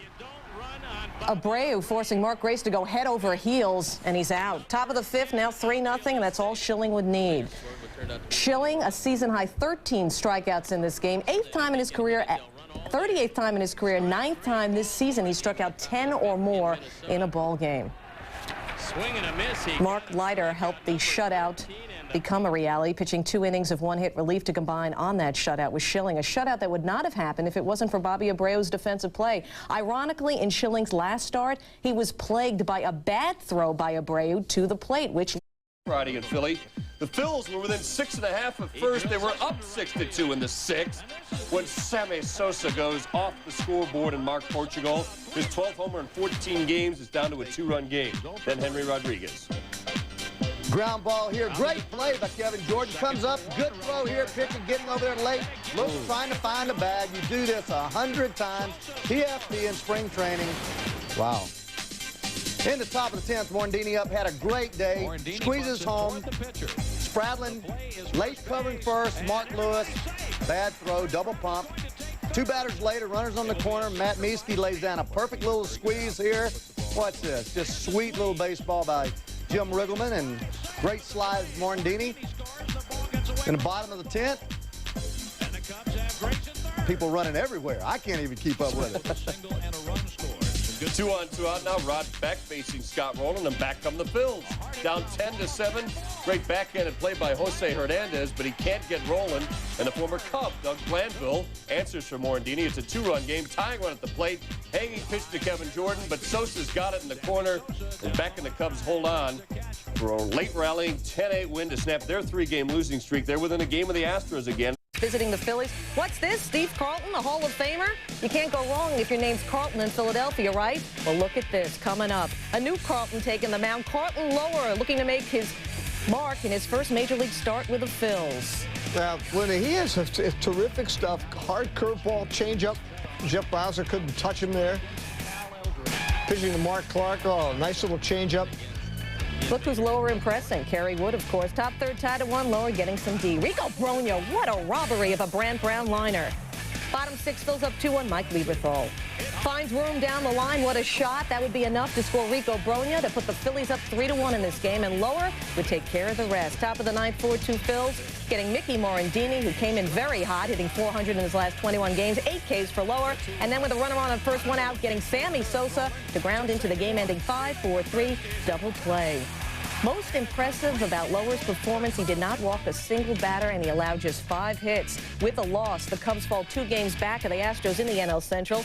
Give up a home run at Wrigley, though he did give up one in this game. Not here. Wood, Jeremy Burnett, see ya. Sandy Martinez, double play. Jeff Cirillo is gone. Bottom 1, Sammy Sosa's at the plate. Cal Eldred, cheese, no grilled cheese. Number 22 on the year for Sammy Sosa. Cubs take a 1-0 lead. Bottom 3, 3-2 Cubs. Sosa's at the plate. They're empty again. Guess what? Deja vu. Woo. Number 23 on the year. Cubbies are up 4-2. Then in the 7th, all the same principles, all the same results. You got to be kidding me. Into the stratosphere. Sosa's third of the night. All right, Kerry Woods out of the game in the 8th, tied at 5. Terry Adams, Marquise Grissom. As we take a look at Sosa one more time, who came out for a curtain call. There it is. Grissom in a big spot with Kerry watching on. Would ground back to Adams, and that would leave men at the corners, and the Cubs survived. The final score, 6-5, as Grissom unable to come through in the clutch. So 3 homers on Monday. Tuesday, nothing but air. 0 for 3 on the day. Brad Woodall, 4 Ks. He allowed 4 hits and 6 1/3. Brewers up 4-0. Scott Service skies it. Now, check out one of the greatest catches of the year by Jose Valentin. Over the chair, and wait till you see the replay, because it's not only the folding chair, it's the brick wall where his shoulder and the side of his head bang into. He was fine. Now, Valentin with a man on. How many times do we see this? Great defensive play, great offensive play, crushing the Kevin Foster pitch. 2-run home run, his 4th deep impact in his last 4 games and his 10th of the year. Same inning, bases loaded. Big opportunity, Dave Nielsen. Terry Mulholland's pitch, yuck, off the wall. Woodall comes in to score. And the Brewers would cruise. After the game, Phil Garner couldn't stop talking about Brad Wood. Wrigley, Sammy Sosa came into Wednesdays with 15 homers in his last 17 games. Bottom 4, Brownswell Patrick pitching, Sammy Sosa hitting. His 25th. Tying him for second in the NL with Andres Galarraga, were tied at 3. Top 7 still 3-3. Brewers with 2 men on. John Jaha hits a drive off Kevin Tapani. A 3-run home run. Jaha 2 for 4, 3 ribbies, 6-3 Brew Crew. Bottom 9. Cubs down 6-5 with a runner on first. Bob Wickman pitching.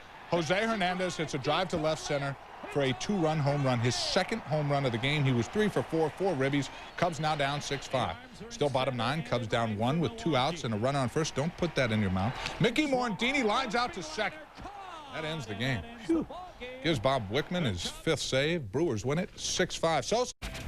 June 18th, the favorite date of Brant Brown. Flash back to 2 years ago on June 18th.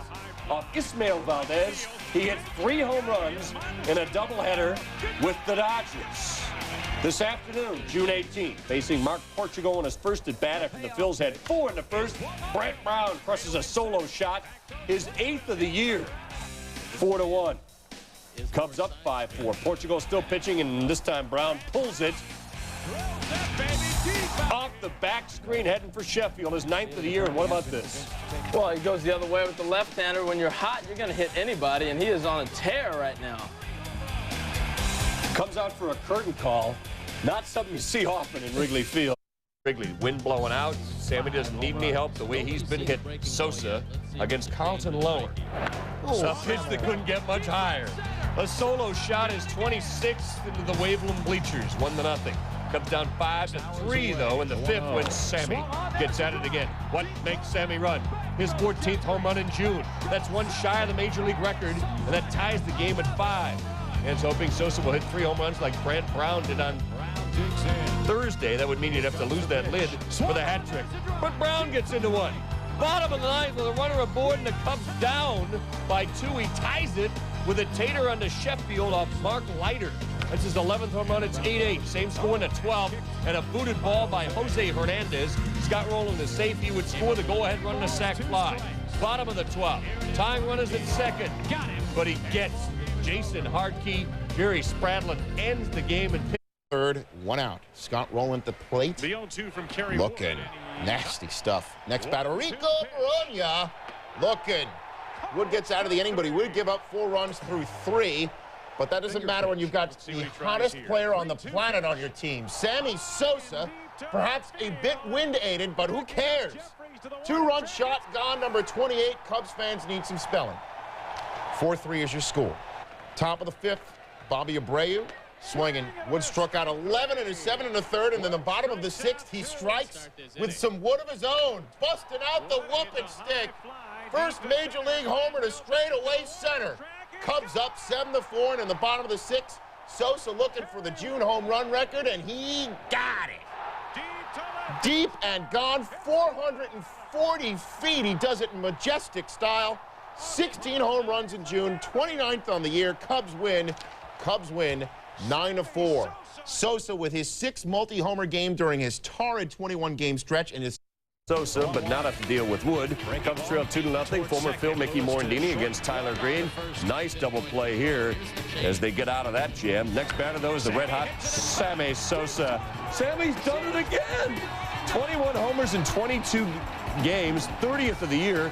Cubs within a run, and they are marking off Sammy's count towards Roger Maris. Phillies lead 2-1, 2-1 for Bobby Abreu, who just lights up the Cubs. He goes the other way on it.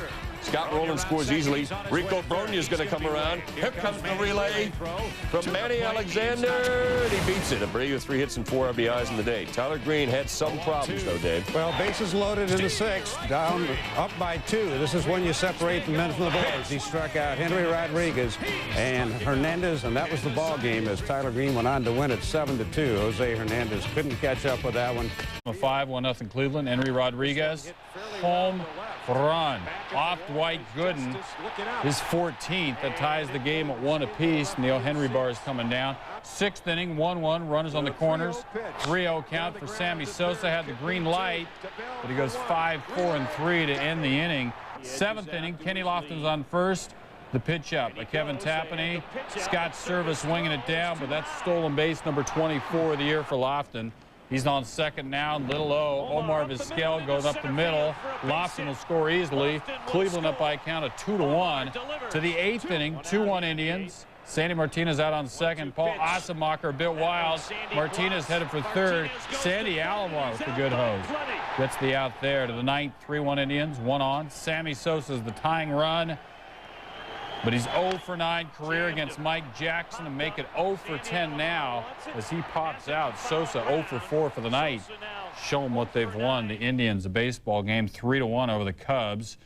Scored at least 10 runs in each of Jeremy Gonzalez's last 4 starts. Bottom of the first, Sosa against Nagy, but also battling the wind at Wrigley. Sosa driving it to left, but it holds up, and David Justice makes the catch near the ivy. Top of the 3rd, 1-0 Cubs. Justice, meanwhile, drives one out to Sammy. Can Sosa make the play against the ivy?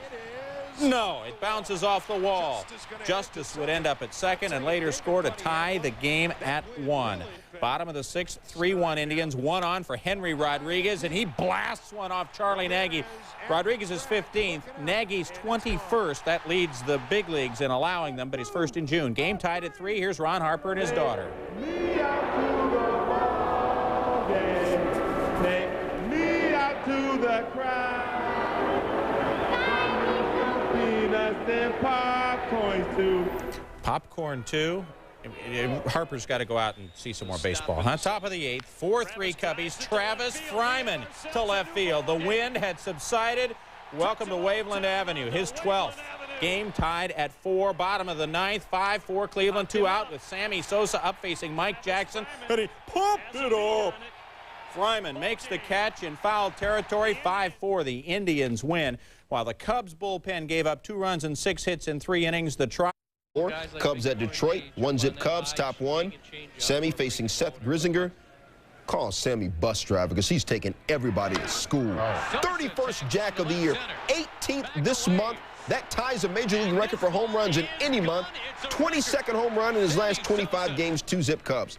6-4 Cubs. Rod Beck trying to close out the game. Davy Cruz on second. Beck fires a fork ball. Bobby Higginson said, I wasn't looking for it, but he hung it, and I put a good swing on it. Higginson's 15th of the year, 2-run shot. We're tied at 6. We go to extras. Bottom 11. Bases loaded for rookie Gabe Alvarez.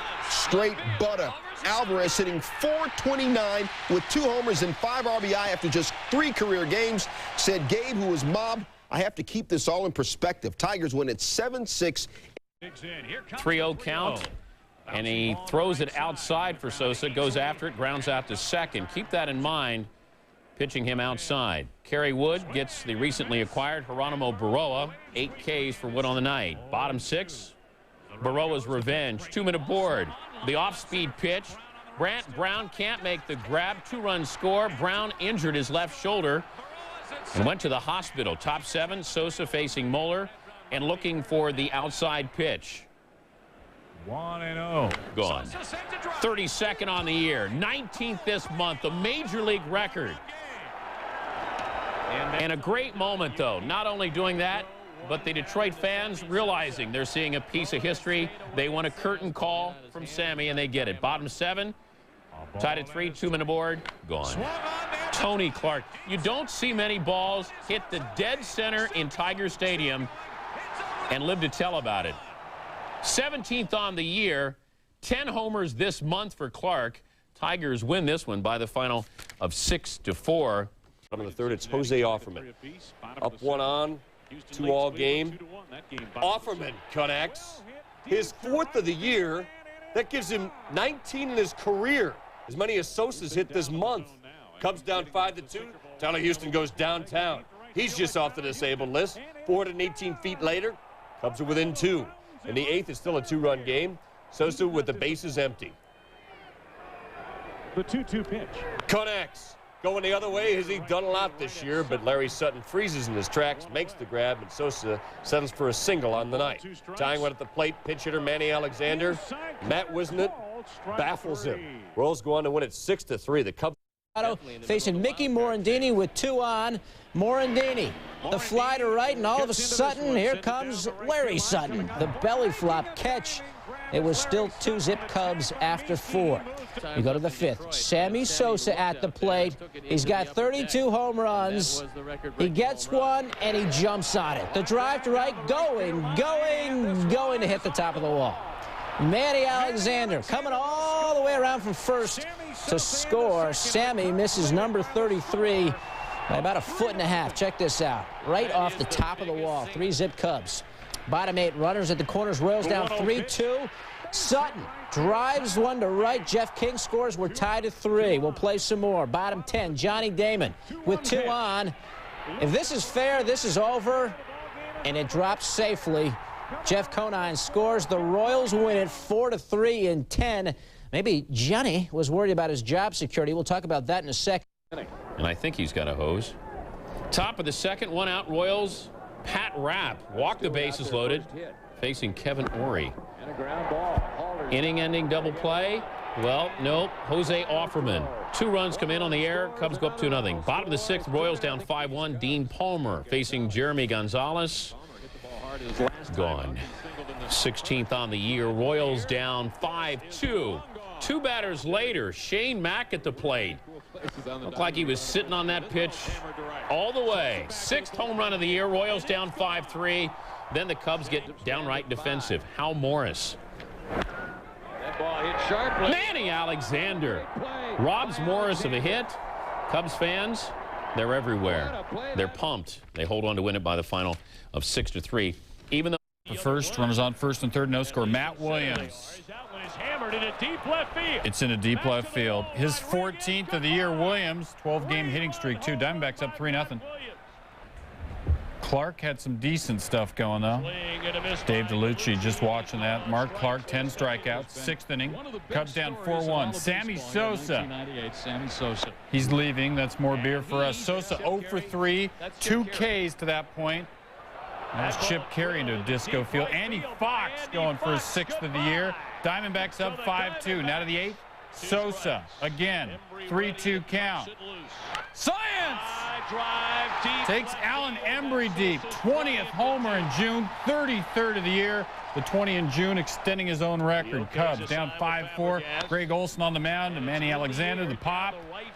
Travis Lee going after it. Near the wall. Good play. And the Diamondbacks hold on, winning it 5-4. Willie Blair's your winner. He's now 3-11. The day of his snub. Let's start with the Sammy Sosa watch first. Bottom of the 3rd, 1 man on in a 1-1 game. It's a straightaway center, but oh man, it just goes off the wall. Oh, you believe that? Oh man, that's. He had 2 doubles in the game. No. It's a 6-2 Cubs lead in the top of the 8th, but Kerry Wood walked the first 2 batters. As the bullpen's warming up, Wood gets hotter. Tony Bautista check swinging, Travis Lee swinging. He struck out 3 times in the game. Crowd on its feet as Matt Williams swings to end the inning. 13 strikeouts for Wood, strikes out the side in the 8th. But the Cubs in trouble in the top of the 9th. 6-4 game, bases loaded for Lee. Rod Beck gets him to ground to Grace. Flips to second, and the game. As the Diamondbacks became the first two-time victim in the career of Kerry Wood. Wood also struck out 13 Diamondbacks in a May 11th victory. The Diamondbacks, and with the winds cry Sammy. Sammy sitting on 33 home runs on the year. Bottom of the first to Matt Williams. Sosa took the collar on the day, 0 for 3. That's the end of that drama. But wait, the highlights are still good. Scott Service. Grounder to Williams. Tosses to second. Jeff Blauser slides in, trying to break up the double play. He does not break it up. He would leave the game with a knee injury. He is listed as day-to-day. Tied at 1. Bottom of the 6th, Jose Hernandez. To left, Manny Alexander scores. Scott Service is heading home. Sort of. It gets there. Cubs up 3-1. They hold on to win it by the final of 3-2. Steve Traxel, who won for the first time since May, has been mentioned in trade talks. To Wrigley. And there is Sammy. Cub fans declaring that this is Uncle Sammy's weekend. 4th of July tomorrow, of course. Bottom of the first. Here's Sammy with one on in the first. Francisco Cordova serves it up.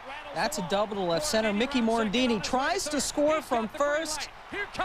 And he is out. Jason Kendall with the tag. Wind blowing out about 12 miles an hour today caused some problems for the fielders. Henry Rodriguez to right. Jose Guillen struggles. Where is it? It's there. He makes a great catch before crashing into the wall. Should have been a routine catch. Bottom of the third, 2 on for Tyler Houston. Cubs up 1, and Houston has already hit a home run. This is another one. His second of the day, 3-run shot, 5th of the year. Cubs up 8-4. Pirates down 12-4 entering the 9th. They've cut it to 12-6 with 2 on for Turner Ward. Lowry fell down. Terrell Lowry comes in, slips, can't make the play. After a sac fly made it 12-7. Kevin Young facing Terry Adams. Young with the dribbler. Adams fields it, but that's a bad play. Yes, Tony Womack scores. Pirates only down 12-8. Now 12-9. Jim Riggleman has brought in his 5th pitcher of the 9th inning. It's Rod Beck with a tying run at the plate. Ramirez strikes out looking to end a wild game. Beck's 21st save. The Cubs hold on to win it despite 5 runs in the 9th from the Pirates. No home. The Bucks have lost 8 of 10, trying to turn it around against the Cubbies. And that means Sammy. Bottom of the first, scoreless, facing Jason Schmidt. Big swing. If he would have hit that, that would have gone, but he didn't. Top of the 6th. We're tied at 1. Manny Martinez at second. The all-star catcher, Jason Kendall, rip job to left. Past the diving Henry Rodriguez, who gave you the A effort. Martinez scores. Kendall, the catcher, showing off that blazing speed with a triple. And the Pirates at a 2-1 lead. Bottom 7, Cubs down 3-1. The flag's blowing to right. And Mickey Morandini takes advantage. Get out of town, Mickey. 2-run shot, 5th of the year to tie it at 3. Still bottom 7. Rodriguez facing Jason Christensen, 2nd and 3rd. And O. Henry rips the single to right. That would score Sammy and Mark Grace, putting the Cubs out in front 5-3. Top 8. Cubs up 5-4. Terry Mulholland facing Al Martin with the base loader. Rips it to Manny Alexander, the pick, and he turns it. Ending the inning. Cubs hang on to win their 4th straight. So Mickey gets snubbed at the all. Smokes at the second. Mickey Morandini snags it, tags out Manny Martinez, and gets Kendall at first. Beautiful double play. Watch this as Morandini makes the tag and then gets it to first in time. Mike Ditka late in arriving, but just in time. Take me out to the ball game. Just great, Mike. I don't care if I ever get back. I'll root for the whole team. They don't win it this game. 1, 2, 3 strikes are out at the old ball game. Just perfect, Mike. Just a bit outside. Bases loaded for Chicago. Tied at 5. Bottom of the 8th. Jose Hernandez, big game, went 3 for 5. Slams it past the drawn in infield. 2 runs come in to score. And Chicago goes on to beat Pittsburgh by the final score of 7-6. So the Cubs now have won 5 in a row. Rod Beck has a save in each. He now has 23 saves. They were down 5-0 in the 7th. The Cubs were. And Griffey had said the Derby messes up his swing, but he was taking such a bad PR hit, he decided to hit. Said Griffey, you got people writing that I'm a high-priced, spoiled brat and punk. What am I supposed to do? So Griffey was in. Sammy Sosa was out with a bad shoulder. Griffey Jr. was booed in batting practice, but cheered here. Finished the first half with 35. McGuire finished the first half with 37 homers. Let's get ready to rumble! boys have to have Michael Buffer, please. Don't know. Jim Thome here. 23 home runs in the first half of the season. 476 feet. Good enough to go to the second round. Still in the first, Moises Alou via the catcher cam, then to the blimp cam. That's technical wizardry there. Alou, 7 in the first round, but did not advance because of the tiebreaker, which was based on home runs in the first half of the season. Alou had 20. Castilla, Vinny, hometown favorite here, 25 homers in the first half of the season, 7 in the first round, so he advances. Griffey needing at least 7 to advance. This is his 6th. He would finish the first round with 8. How about McGuire? The warning, just don't kill us. You know, McGuire only had 4 home runs in the first round, and he did not get out of the first round. Second round, Griffey needing 6 to eliminate Castilla. This is his 5th. It's going to go 458 feet. Griffey would finish with 8 and go to the finals. In the finals, Thome and Griffey. Here's Thome. His first of only 2 home runs to the fountains in center. 477 feet away. Sammy Sosa not participating because of the bad shoulder. Peace, we're all out. Griffey needing 3 home runs to win. Thome looking on, and Griffey does it. Launching this one into the stands and right. So Griffey wins the final over Thome 3-2. McGuire failing to get out of the first round. His explanation, I like the ball middle in, and the pitches were middle away. Griffey Jr. got booed during batting practice, and that made him decide, helped make him decide to participate. Says Griffey, I don't like to get booed. I felt coming into BP, if I felt okay, I would do it. And you know, I don't like to get booed, and you know, I got 4 million reasons why I did it. These guys have worked hard, and it's a lot of fun, and I don't know what to say. So that's just the beginning. Starting pitchers, Mark McGuire got a big ovation. As did hometown heroes like Larry Walker and former Rocky Walt Weiss and his son Brody. What a marvelous story there to watch. What a warm reception for Cal Ripken. Top of the first, Greg Maddux. Leadoff man, Kenny Lofton. Lofton with a base hit to left center field, so Maddux certainly was not invincible. After Lofton steals second, drag bunt by Robbie, remember the Alomar. Maddux late covering, so 2 on after 2 batters with Griffey and Gonzalez coming up, Harold. He bears down on Griffey. Now watch him throw the cutter, gets in on his hands, jams him. After a tough at bat, gathered himself, got it back together. And then Juan Gonzalez, he fouled a couple balls. He had him going to right field, came back inside, busts his bat there, checks the runners back, gets him out. He knows when to pitch this situation. And then Alex Rodriguez absolutely had no chance. He painted him on 3 pitches. Right there, see you later, A-Rod. So first and third with none out, and they get nada. David Wells, he had the perfecto, got to bat. Grounded to second and said to McGuire, you know, this is still fun, isn't it? A couple of big guys exchanging pleasantries at first base. Bottom of the third, no score. Tony Gwynn off of the Rocket Man, Roger Clemens. Base hit off Balamar's glove. Larry Walker, Walt Weiss score.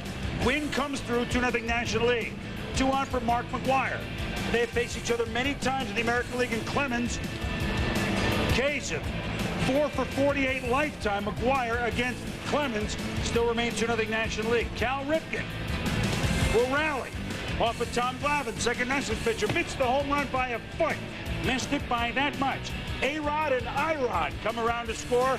We're tied at 2 in the fourth, and then Junior against Glavine. Great at bat against Glavine. He worked him for the walk, laid off a couple of really tough pitches that forced in a run. And then Juan Gonzalez against Kevin Brown, who came in when they took out Glavine. He came up with 9 guys on base and 4 at bats. This one, he finally got the 1 RBI he got, but tough sinker away, and he put it in the air to get the run in. 4-run fourth, so it's 4-2 AL. Bottom of the foot, Walt White singles to right. Scored Chipper Jones, and what a great story here with Walt, Brody, and the fans. Just to watch his dad play. It's a remembrance of what a tremendous player and how much these fans here appreciated him. Bottom of the fifth, it's a 5-3 AL lead. Bartolo, aftershave, Cologne. Ripped by Devon White, who was great today for the Diamondbacks. Leadoff triple in the bottom of the 5th inning. Safe. Next man up is McGuire. 3-2 pitch. Cologne up high. Runners at first and third. for Barry Bonds. 2 strikes. Great at bat, and right here, Cologne goes with his third best pitch, a changeup, and I mean Barry turned it around, Bowman. Now watch where it hits, back off the Giants side. The National League has a lead, 6-5, bottom of the 5th. Top of the 6th, though, the AL is taking a 7-6 lead. Who get what who pay for Urbina. Gives up an RBI single to Ivan Rodriguez. Tomey scores 8-6 American League. They're going to run a pass ball, run a wild pitch as a base hit. Bottom 6, former Rocky, Andres the Giant Galarraga, back, needed another back. Off a Rojo, but just short for the 3rd out.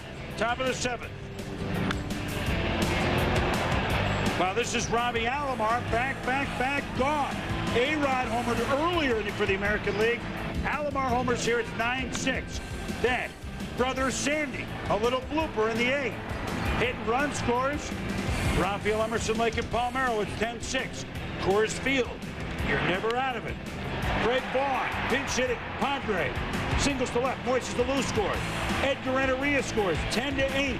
And then all of a sudden, the American League turned up the notch on defense, which saved the game. Well, they got guys playing out of position, but Paul O'Neill's a normal right fielder, so you know he's got a gun. Here comes Veen to the plate, and he throws a bullet. Great tag at the plate by Sandy, got him.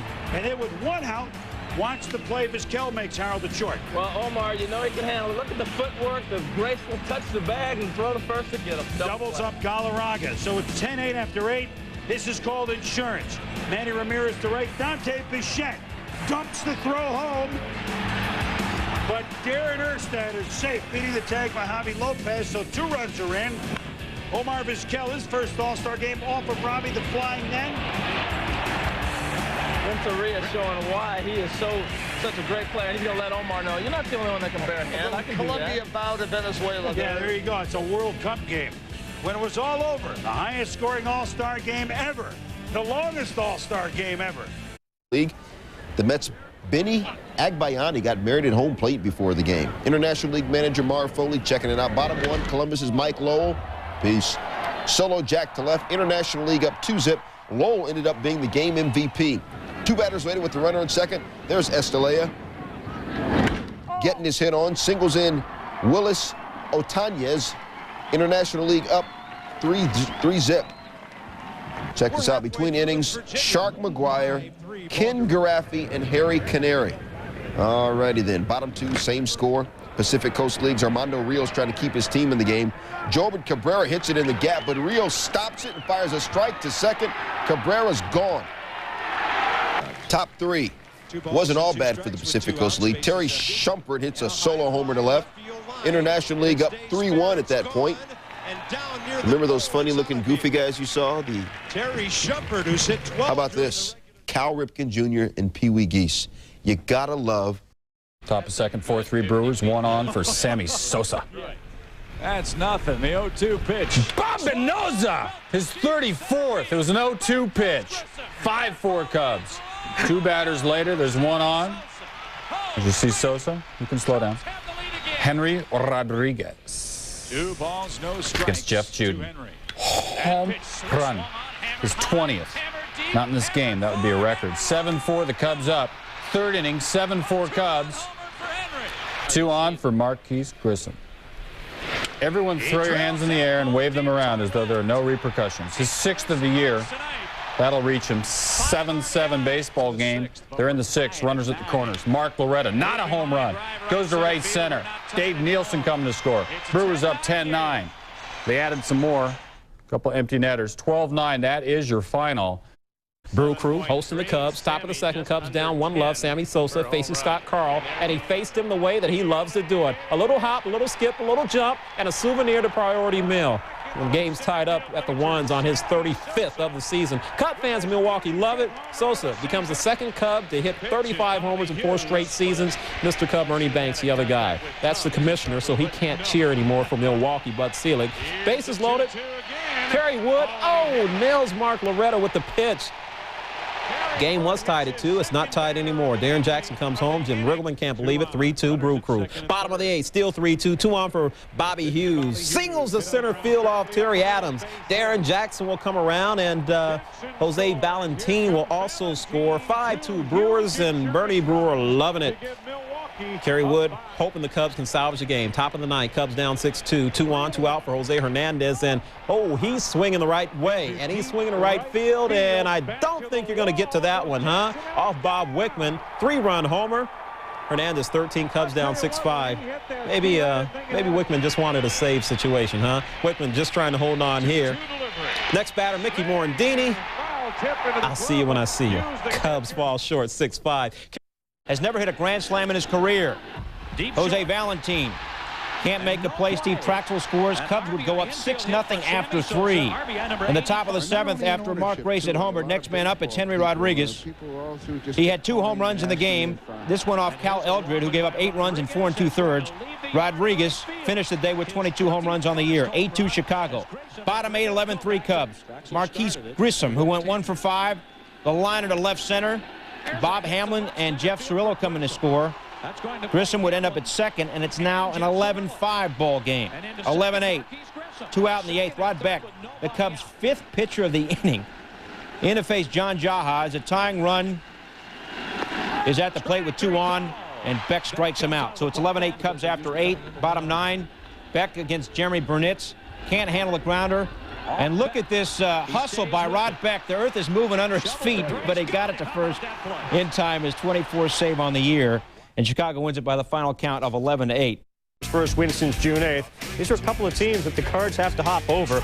Clark strikes out. Nielsen service throws to second. Grissom's gone. Double play. Nielsen K'd twice. Brad Woodall has got service, and nobody except the fans going to catch it. 2-run homer. He went 2 for 3. He's now over 200. 2-0 Cubs. He'd later get an RBI single. Still top 3, 2 down. Second and third for Sosa and Phil Garner. Shows a little respect. He walks him. Your next batter, Glenn Allen Hill, showing no patience. First pitch, he pops it up to center. Grissom is there to make the catch. Hill went 0 for 4. And then the 6th, Sosa trying to get a handle on Brad Woodall. Yeah, Brad Woodall has done a nice job in the rotation since he's been in there. Throws a little breaking ball off the plate, throws a changeup off the plate, then comes in with a fastball, strikes him out. Nice job pitching for the former Tar Heel. SS sent out an SOS today, 0 for 3 with a walk. Andy McPhail chatting with the commissioner, Bud Selig, about Mark Clark, who gets Mark Loretta swinging, and the bat flies nearly into the stands. Bottom 9, Clark still going, gets Burnitz to hit one to Morandini. And Clark's first shutout in 4 years. The C in service helped the Cubs win by a final score of 3-0 over the Brewers. And only 3 hits in Milwaukee. Third, the 1-0 game. Tony Womack against Jeremy Gonzalez. Cubs up by 1. Womack just down the line. Chula! The ball gets past Henry Rodriguez. Womack, remember, inside the Parker last year, and he's got another. He's fast. Second homer of the year for Womack. Another view here.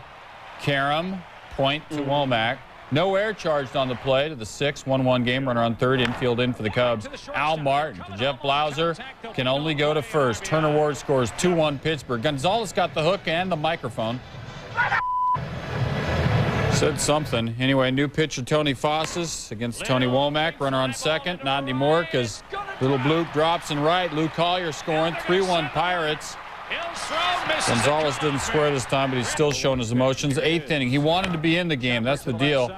Sammy Sosa, the double play. 5, 4, and 3. Sosa 1 for 4. Cubs lose. Cubs lose. Homerless now in 3 straight is Sosa. On to the second, no score, 1 on. Aramis Ramirez at the plate against Kevin Tapani. Hits it hard. H-Rod is there. Makes the great grab. Top 6, Cubs down 3-1. Scott Service against Chris Peters, 2 on. Jose Guillen comes up throwing. Jose Hernandez scores. Guillen's throw goes into the dugout. Kevin Ory comes home, and we're tied at 3. Stu in the 6th. Mickey Morandini. A little chopper. Aramis Ramirez. Service scores 4-3 Cubs. Next batter is Sammy. Back through the box. Jeff Blauser scores 5-3 Cubs. H-Rod at the plate. Now 6-3 Cubs. Now 7-3 Cubs as Sammy comes around to score. Bottom of the 7th, 1 on. Tony Womack at the plate. Womack to center field. A Lance Johnson sighting. And then doubles off the runner at first. And the Cubs win it by the final of 7-4. the Cubs and Pirates. Top of the 6th, we have no score. Cubs have a runner on third, 2 outs. Lance Johnson facing Francisco Cordova. Aramis Ramirez using third as an anchor, throws across the diamond to get the out. Bottom of the 6th, no score still. With a runner on first, Kevin Young against Kerry Wood. Young busts out the whooping stick. 2-run shot, 18th of the season. Pirates take a 2-0 lead. Wood struck out 8, but didn't get any run support because Cordova was cruising. Sammy Sosa Every hole was a dogleg right. You'd have shot par. looking. Next at bat. Sosa swinging. Cordova struck out 8 in 8 shutout innings, and then Ricardo Rincon got Sosa looking to end the game. Sosa went 0 for 4. Pirates shut out the Cubs 3-0. Said Wood of Cordova. He outpitched me. I made a couple of bad pitches, and it cost us a game. Florida, Sosa facing Ryan Dempster. Not a home run, but he'll take the double in the gap. Lance Johnson will score all the way from first, and Cubs get on the board early against the Marlins 1-0. Bottom 1, Steve Traxel, right? He hasn't thrown a pitch yet. He's told to take off his white shirt. It's actually distracting to the hitters, so he puts on a blue one.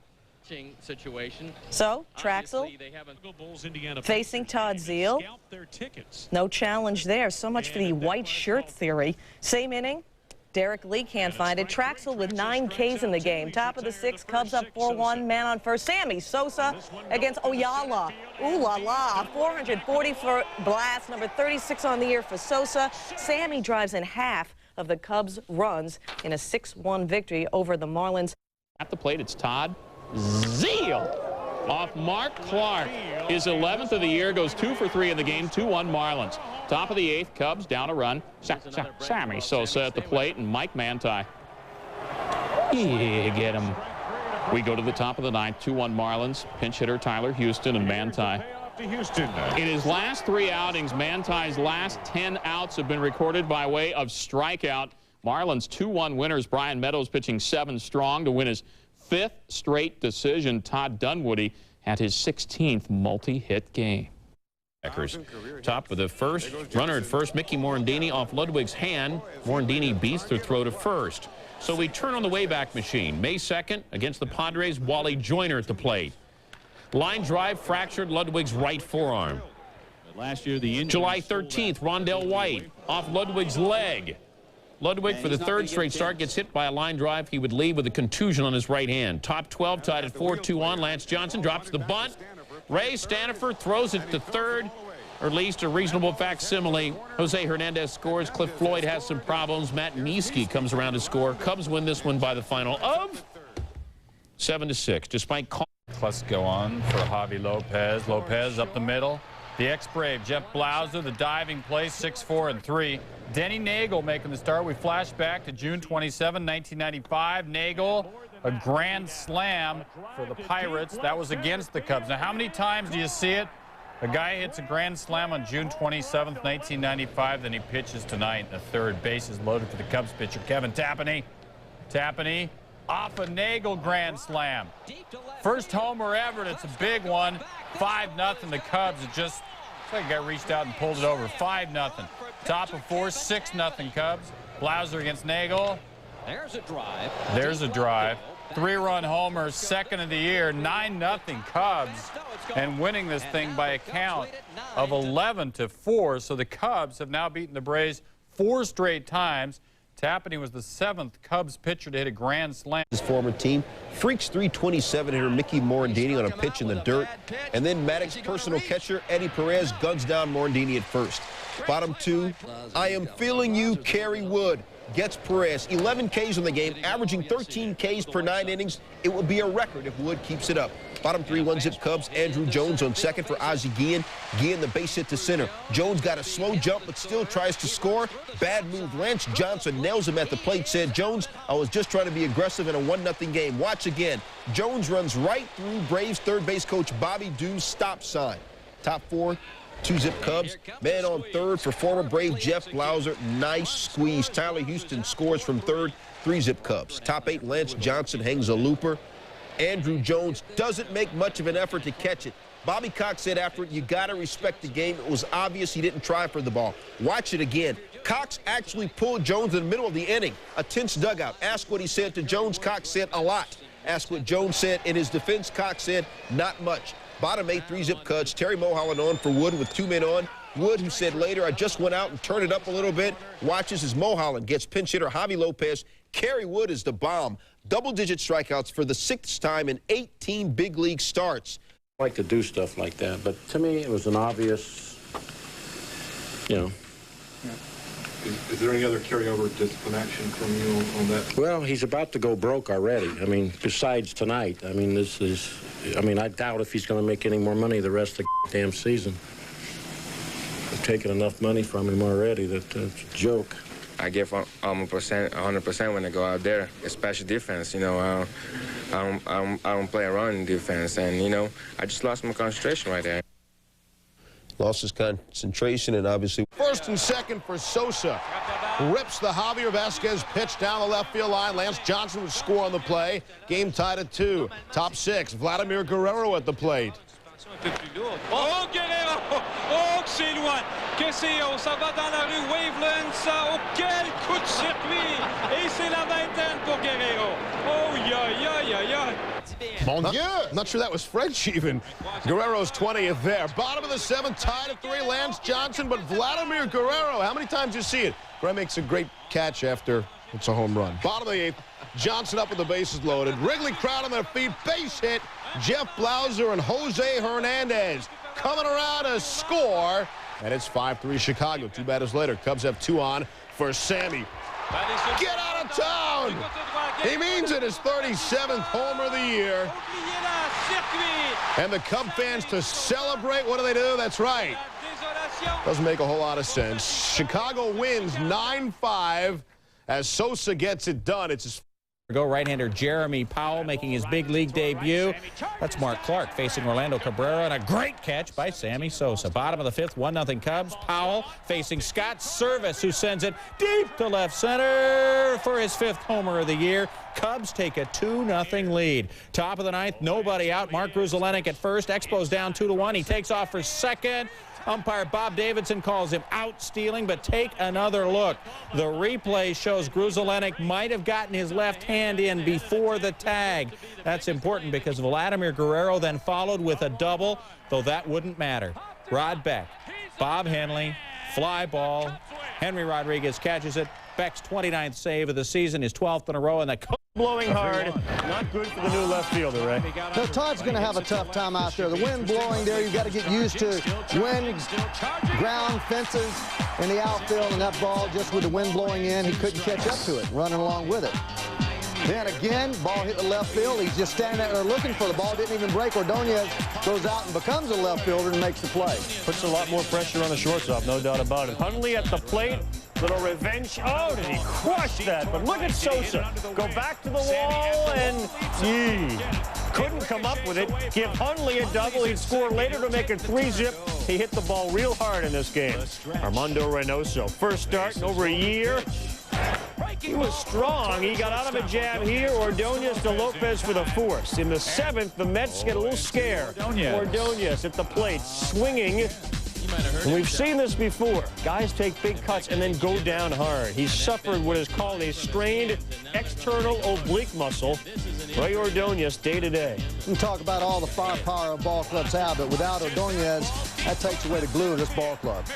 B-Mac, oh, that's a brick wall he runs into, but he comes up with the great catch. I mean, Ray, we know that's a great catch. That's the toughest ballpark to play in because of that brick wall. And the reason that Sosa didn't catch the ball before, he was timing his jump so that he didn't hit the brick wall hard. They figured if they were fortunate, they'd get 5, 6, maybe 7 innings out of Reynoso, but instead, he went 8 innings. There's only 2 strikeouts come in the last inning, and the Mets win Game 1, 5-0.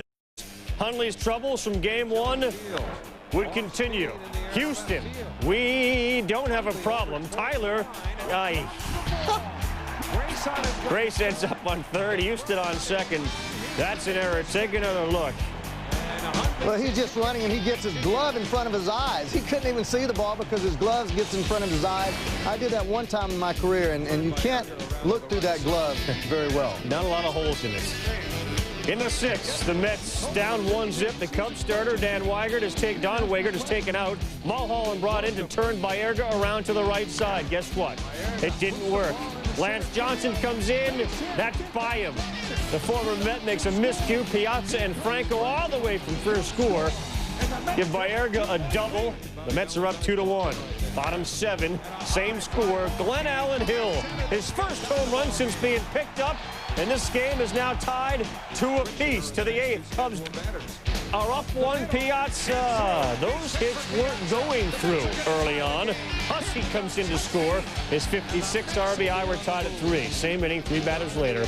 Adams is still on the mound, and it's the Adams family against Lenny Harris. And Lenny Harris can flat out hit. Always has, always will, I guess. Say the same thing about Glenn Allen Hill, too. Just seems can't find a home, but position at right, getting the Wrigley Field fans all fired up. Bottom of the first. We're scoreless. Lance Johnson down the left field line. Todd Hundley. Oh, he's no catcher. He's an outfielder. Great grab by Todd, and manager Bobby Valentine saluting Hundley for the effort, and it's been a ton of effort on Hundley's part. Sammy would strike out looking in the bottom of the first with a runner on second. Bottom 6, Cubs down 1-0. Jose Hernandez. He had a ball game and a half. Fair or foul? Fair ball. Nearly killed the guy with the floppy hat there. Home run for Hernandez is 16th. One of 3 hits for Hernandez on the game to tie it at 1. As for the Fanny, got the floppy hat and his baseball. Bottom of the 8th, Cubs now down 2-1. Runner on first and 1 out. Glenn Allen Hill pinch hitting against John Franco on a 3-0 pitch. I believe he has gotten out of town. The home run for Hill. Franco blows the save opportunity. And this fan will be looking for a long time for that baseball. The Cubs win 3-2. The Mets' 6-game winning streak is history. Bottom of the second inning. Look at the move after he walks. Tyler Houston, not even a chance. Scoreless after 2. Kerry Wood, you've heard of him, I think, against Todd Hundley in the top of the 4th. Look at the fastball. Second pitch. Although pretty good rip for Hundley. A few pitches later, so Hundley looking dead red. Oh, the curveball for the youngster. Hundley was 0 for 3 today against Kerry Wood. But, hey, Rick Reed's an all-star. Absolutely. It's been really fun, the last 2 Wood starts. Greg Maddox and now Reed. And Reed, who just is such a master of using so many different things. Backdoor Sammy Sosa. Does it again. But this is uncharacteristic Rick Reed. Sammy's checking out. Yeah, that was a strike. He makes 1 mistake. Sammy doesn't make it. And I'll tell you something. Sammy Sosa has so much fun playing, but his maturity in this series was demonstrated so strongly. He now is so patient. When he gets mistakes, he kills them. That was homer number 38. You think of who's having fun. How about Rod Beck? With runners at second and third against Bernard, innocent until proven guilty. Fans him. The 3-1 lead is safe. Beck would save number 31 and Wood. Bottom of the 3rd, Steve Traxel in a good mood during the game. Here striking out Andy Fox. 8 innings pitched for Traxel, 3 hits allowed, 2 earned runs, 5 Ks. Top of the 6th, 2-0 D-backs, and Sammy, you're not going to swing for us, are you? Yes, he is. Off Willie Blair, a 2-run shot to right. Number 39 for him. That ties it at 2. Top of the 8th, bases loaded. Sammy's up again. They're loaded, and here's Sosa to face Embry. The last time Sammy saw this guy, he homered on the final day of June to give him 20 homers for the month. And he drives one to center, all the way back. This could be grand slam! Grand slam, Sammy Sosa, his first of his career, and the Cubs lead 6-2. Number 40 for Sammy Sosa. Sammy's first career grand slam helps the Cubbies win it 6-2. Steve Traxel gave up just 3 hits for his 4th win in 5 starts, but with an RBI lead over the Diamondbacks. Mark Clark facing the leadoff hitter Andy Fox, and Fox gets out of town. Good way to start. 1-0 Zona. Top of the 5th. Cubs trail 3-1. Bases loaded. Bob Wolcott facing Sosa. Couldn't be. Are you kidding? On consecutive nights? No. Has that ever been done before? No. Get out of town! And he means it. A grand slam for Sosa. 41st home run. First Cub in history to hit grand slams in consecutive games. Sosa 12 RBIs in the last 3 games. Bottom of the 5th. Kareem Garcia facing Tony Fosses. With the bases loaded. How about 2 grand slams in a game? No. Off the wall.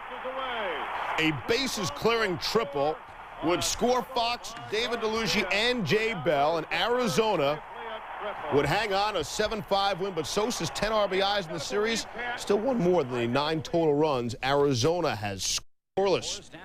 And Grace hits it deep, but how deep? Hits it deep to right center into the pool. 11th homer of the year and his second pool shot of the season. Let's make a new baseball statistic. Pool shots. This was back on May 12th. Grace was the first to ever put it in that pool. Now he's the first to do it twice.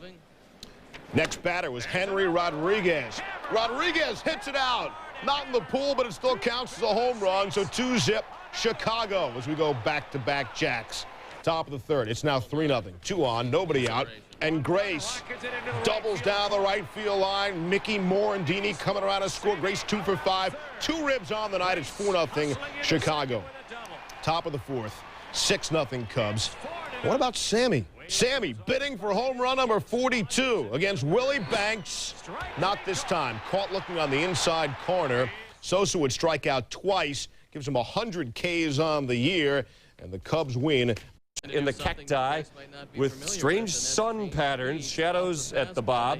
Omar Dahl making the most of those and blazing it past Mark Grace. Diamondbacks take a 2-0 lead. Kevin Tapani trying to keep it close, facing Devon White. White takes the inside pitch and jacks it towards the waterworks. Where will it land? Ricochets off the pool stairs and splash. Devon White is saying and took a dink out of his bat. Now it's Devo up again. 3-0. Men at the corners. This time he goes the other way off Tapani. Omar Dahl would score. Devon White gets hung up and tries to keep him hung up, but instead Mark Grace sees David DeLucia coming home, and he's meat. Scott Service doing what he does best, blocking home plate. Bases loaded for Glenn Allen Hill. It's been a grand slam series for the Cubs. A chance to tie it off Dahl, but strike one is an ever-slowing curveball change of pace. And Hill never caught up with it. 3 straight pitches to strike him out with the bases loaded. Sammy Sosa at the plate in the 9th. Cubs still getting shut out. Dahl going the distance. Hangs one on the outside corner. Sosa goes after it. Kareem Garcia to the warning track, but Sosa will not get 42.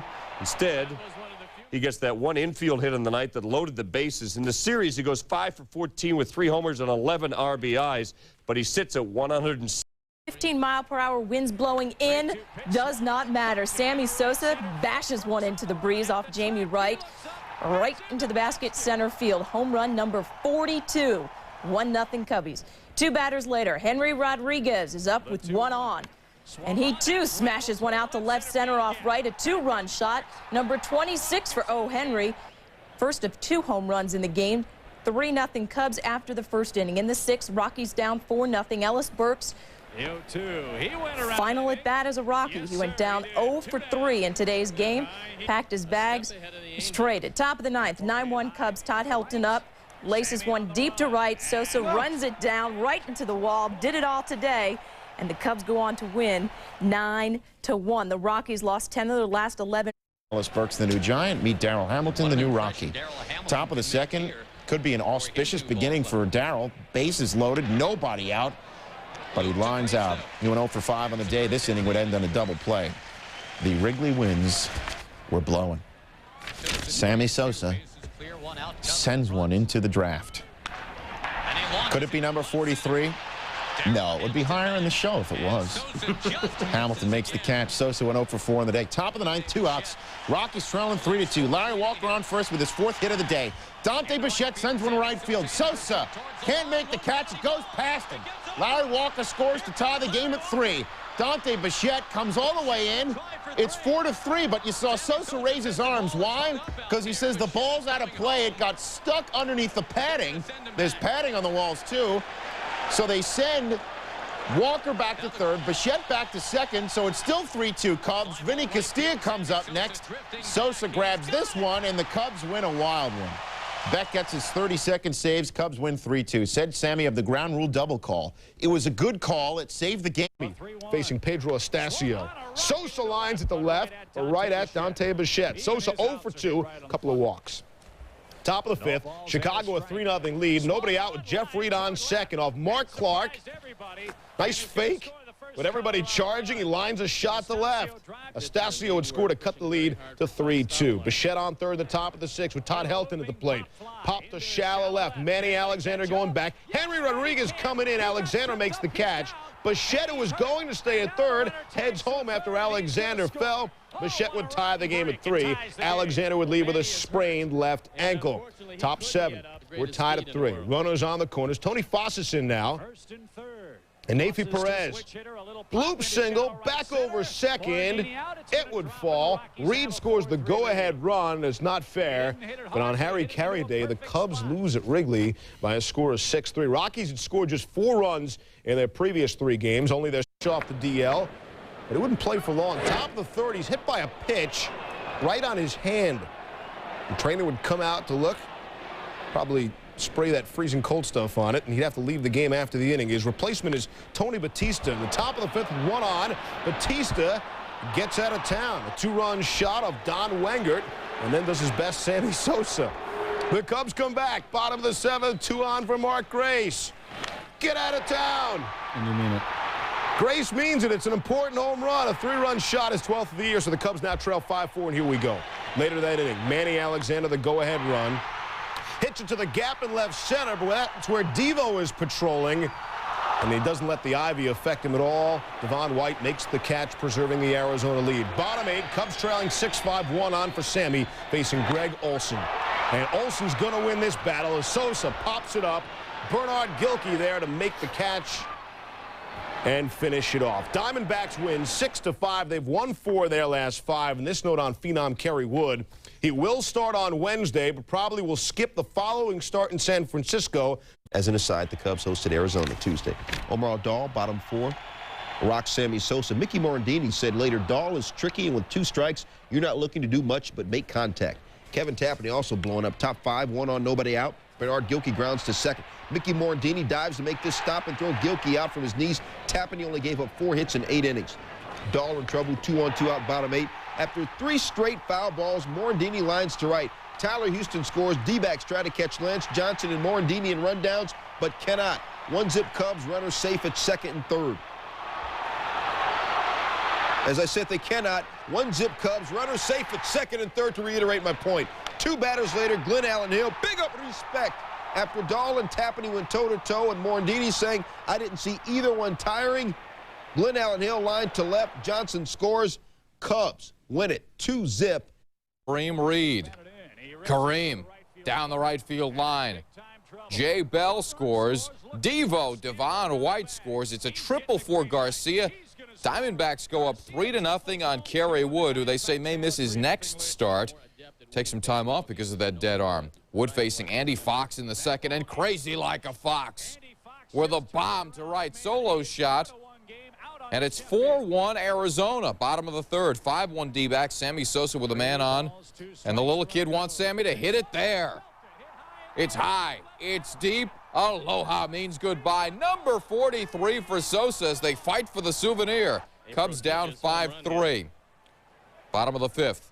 Man on for Sosa facing Bennis. This is crushed, demolished, and foul.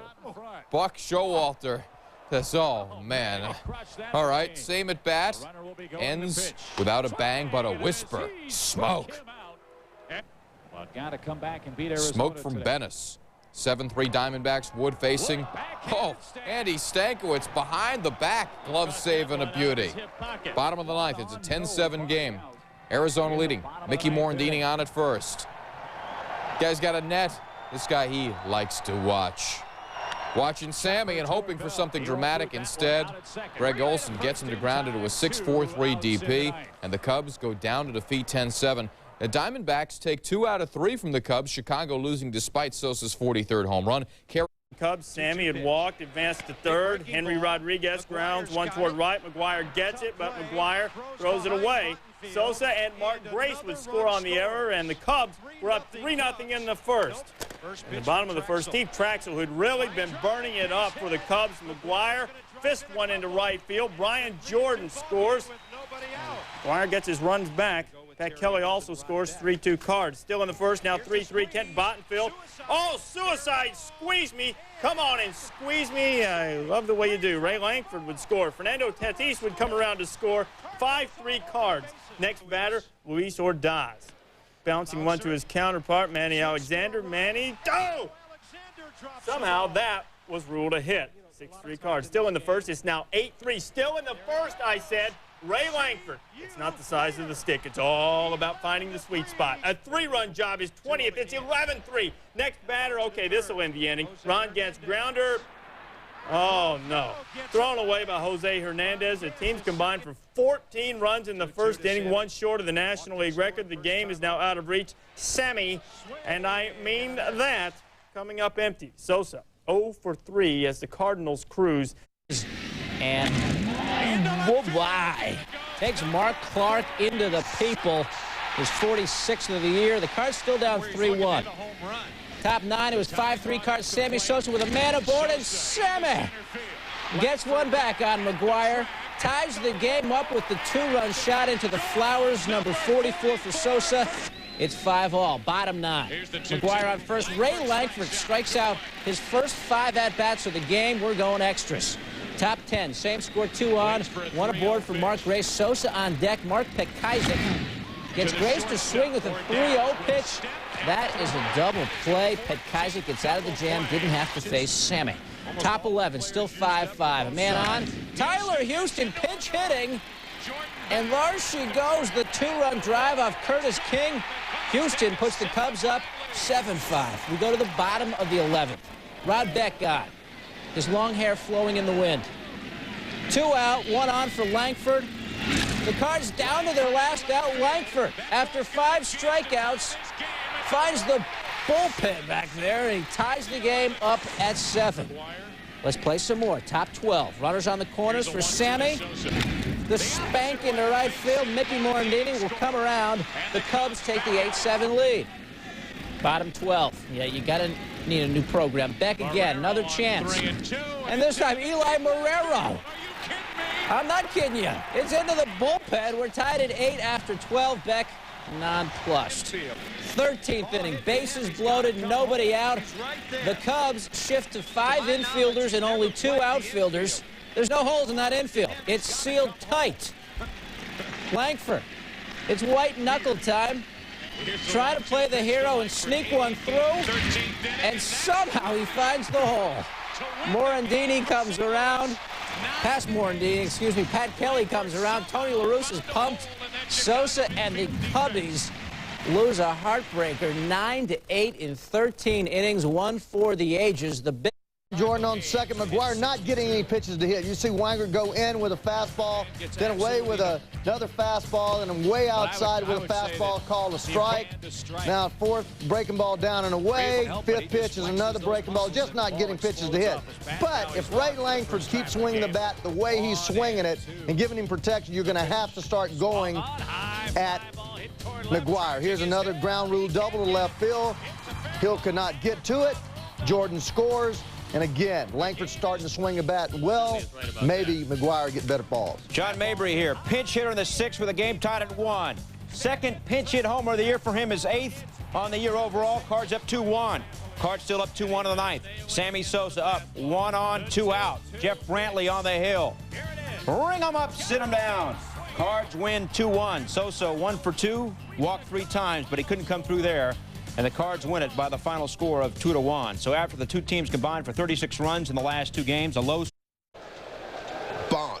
Barry Bonds, shaken, not stood, with 2 on, deep to center off Kevin Tapani. Brant Brown's at the wall. The ball goes off a fan's glove. Rooted 3-run shot. Bonds' 24th homer, 3rd in 2 games, 398 for his career. Watch it again. It looked like he had a chance. A fan reached down, touches it. Jim Riggleman says, no. Didn't work. Top 5. You not my daddy. Sammy Sosa, 45th home run of the year.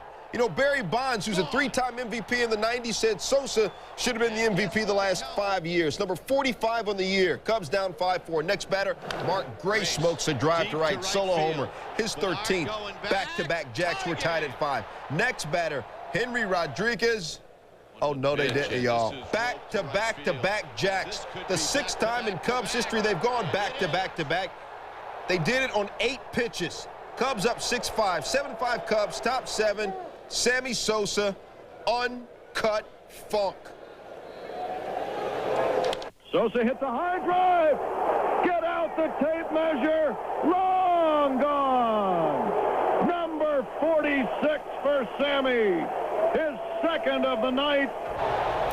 One love. Sosa's 8th multi-homer game this year. The Major League record is 11. Watch Chris Brock's reaction to the pitch. Not happy.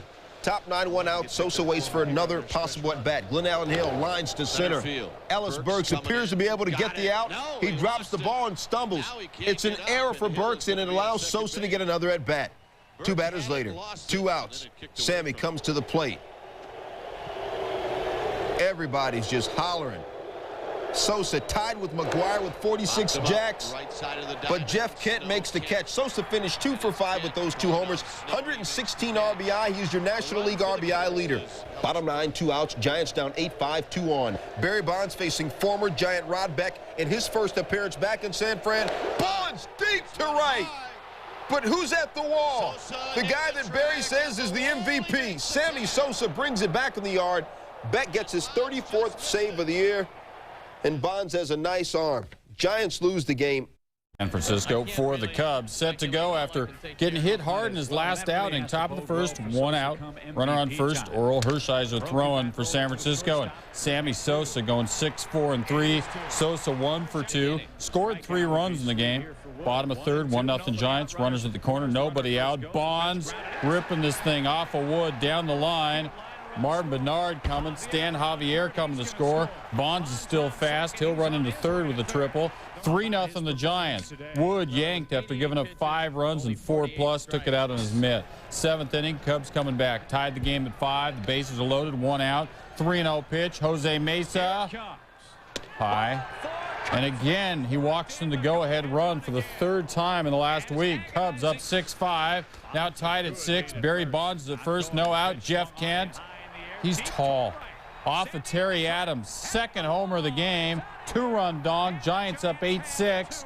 Show them what they've won. A Major League Baseball game, getting it done 8. This goes Steve Traxel on the mound. Bottom of the first of a scoreless game, and he gets out of a 2-on, 1-out jam by striking out Jeff Kent and Barry Bonds in the 3rd inning looking. Then Henry Rodriguez connects. What a shot off Kirk Reeder. A 2-run homer after Hill had broken up a double play. That made it a 2-run shot. 2 batters later, still in the 4th. Scott Service with a rare home run. His 6th of the year. Cubs up 4-1. In the 7th, it's 5-2. Sammy Sosa tries to get into the home run act. Facing Danny Darwin. Oh, and a play by Bill Miller, whose bat's been off, his glove's been great, but his arm throws it into right field. Mickey Morandini comes around. Sosa went 1 for 3 with a single. They walked him twice. 2 batters later, Rodriguez again. This time, O. Henry in the upper deck off his namesake, Rich Rodriguez. His 2nd home run of the game. Blauser also homered in the earlier innings, so the Cubs hit 3 in that inning. Rodriguez. Shane Reynolds on the hill. Sosa connects. What do we have? Deep to left. Foul. Next pitch. Sosa bloops a single to center. Just out of the reach of Craig Biggio. So Sosa with a base hit there. Then Mark Grace batting. It's a 3-2 pitch. Grace thinks he's walked. Instead, he's called out on strikes. Didn't like it. Top of the 6th. Sosa at the plate. We're tied at 1. It's a liner to right center.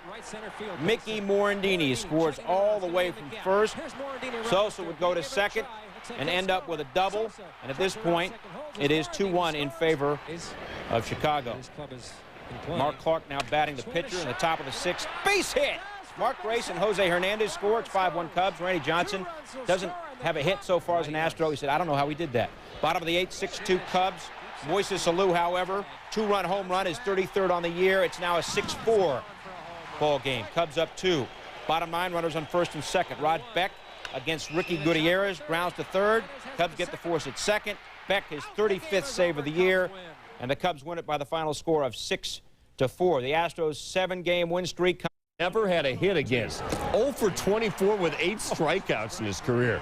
Scoreless this time, Sammy hits in the third with the bases loaded. Remember, he had never had a grand slam until he hit 2 earlier this year. That's not a granny, but it'll get a run home. In fact, he's just 3 RBIs behind Juan Gonzalez with that one. 1-0 Cubs at that point, and they're not done.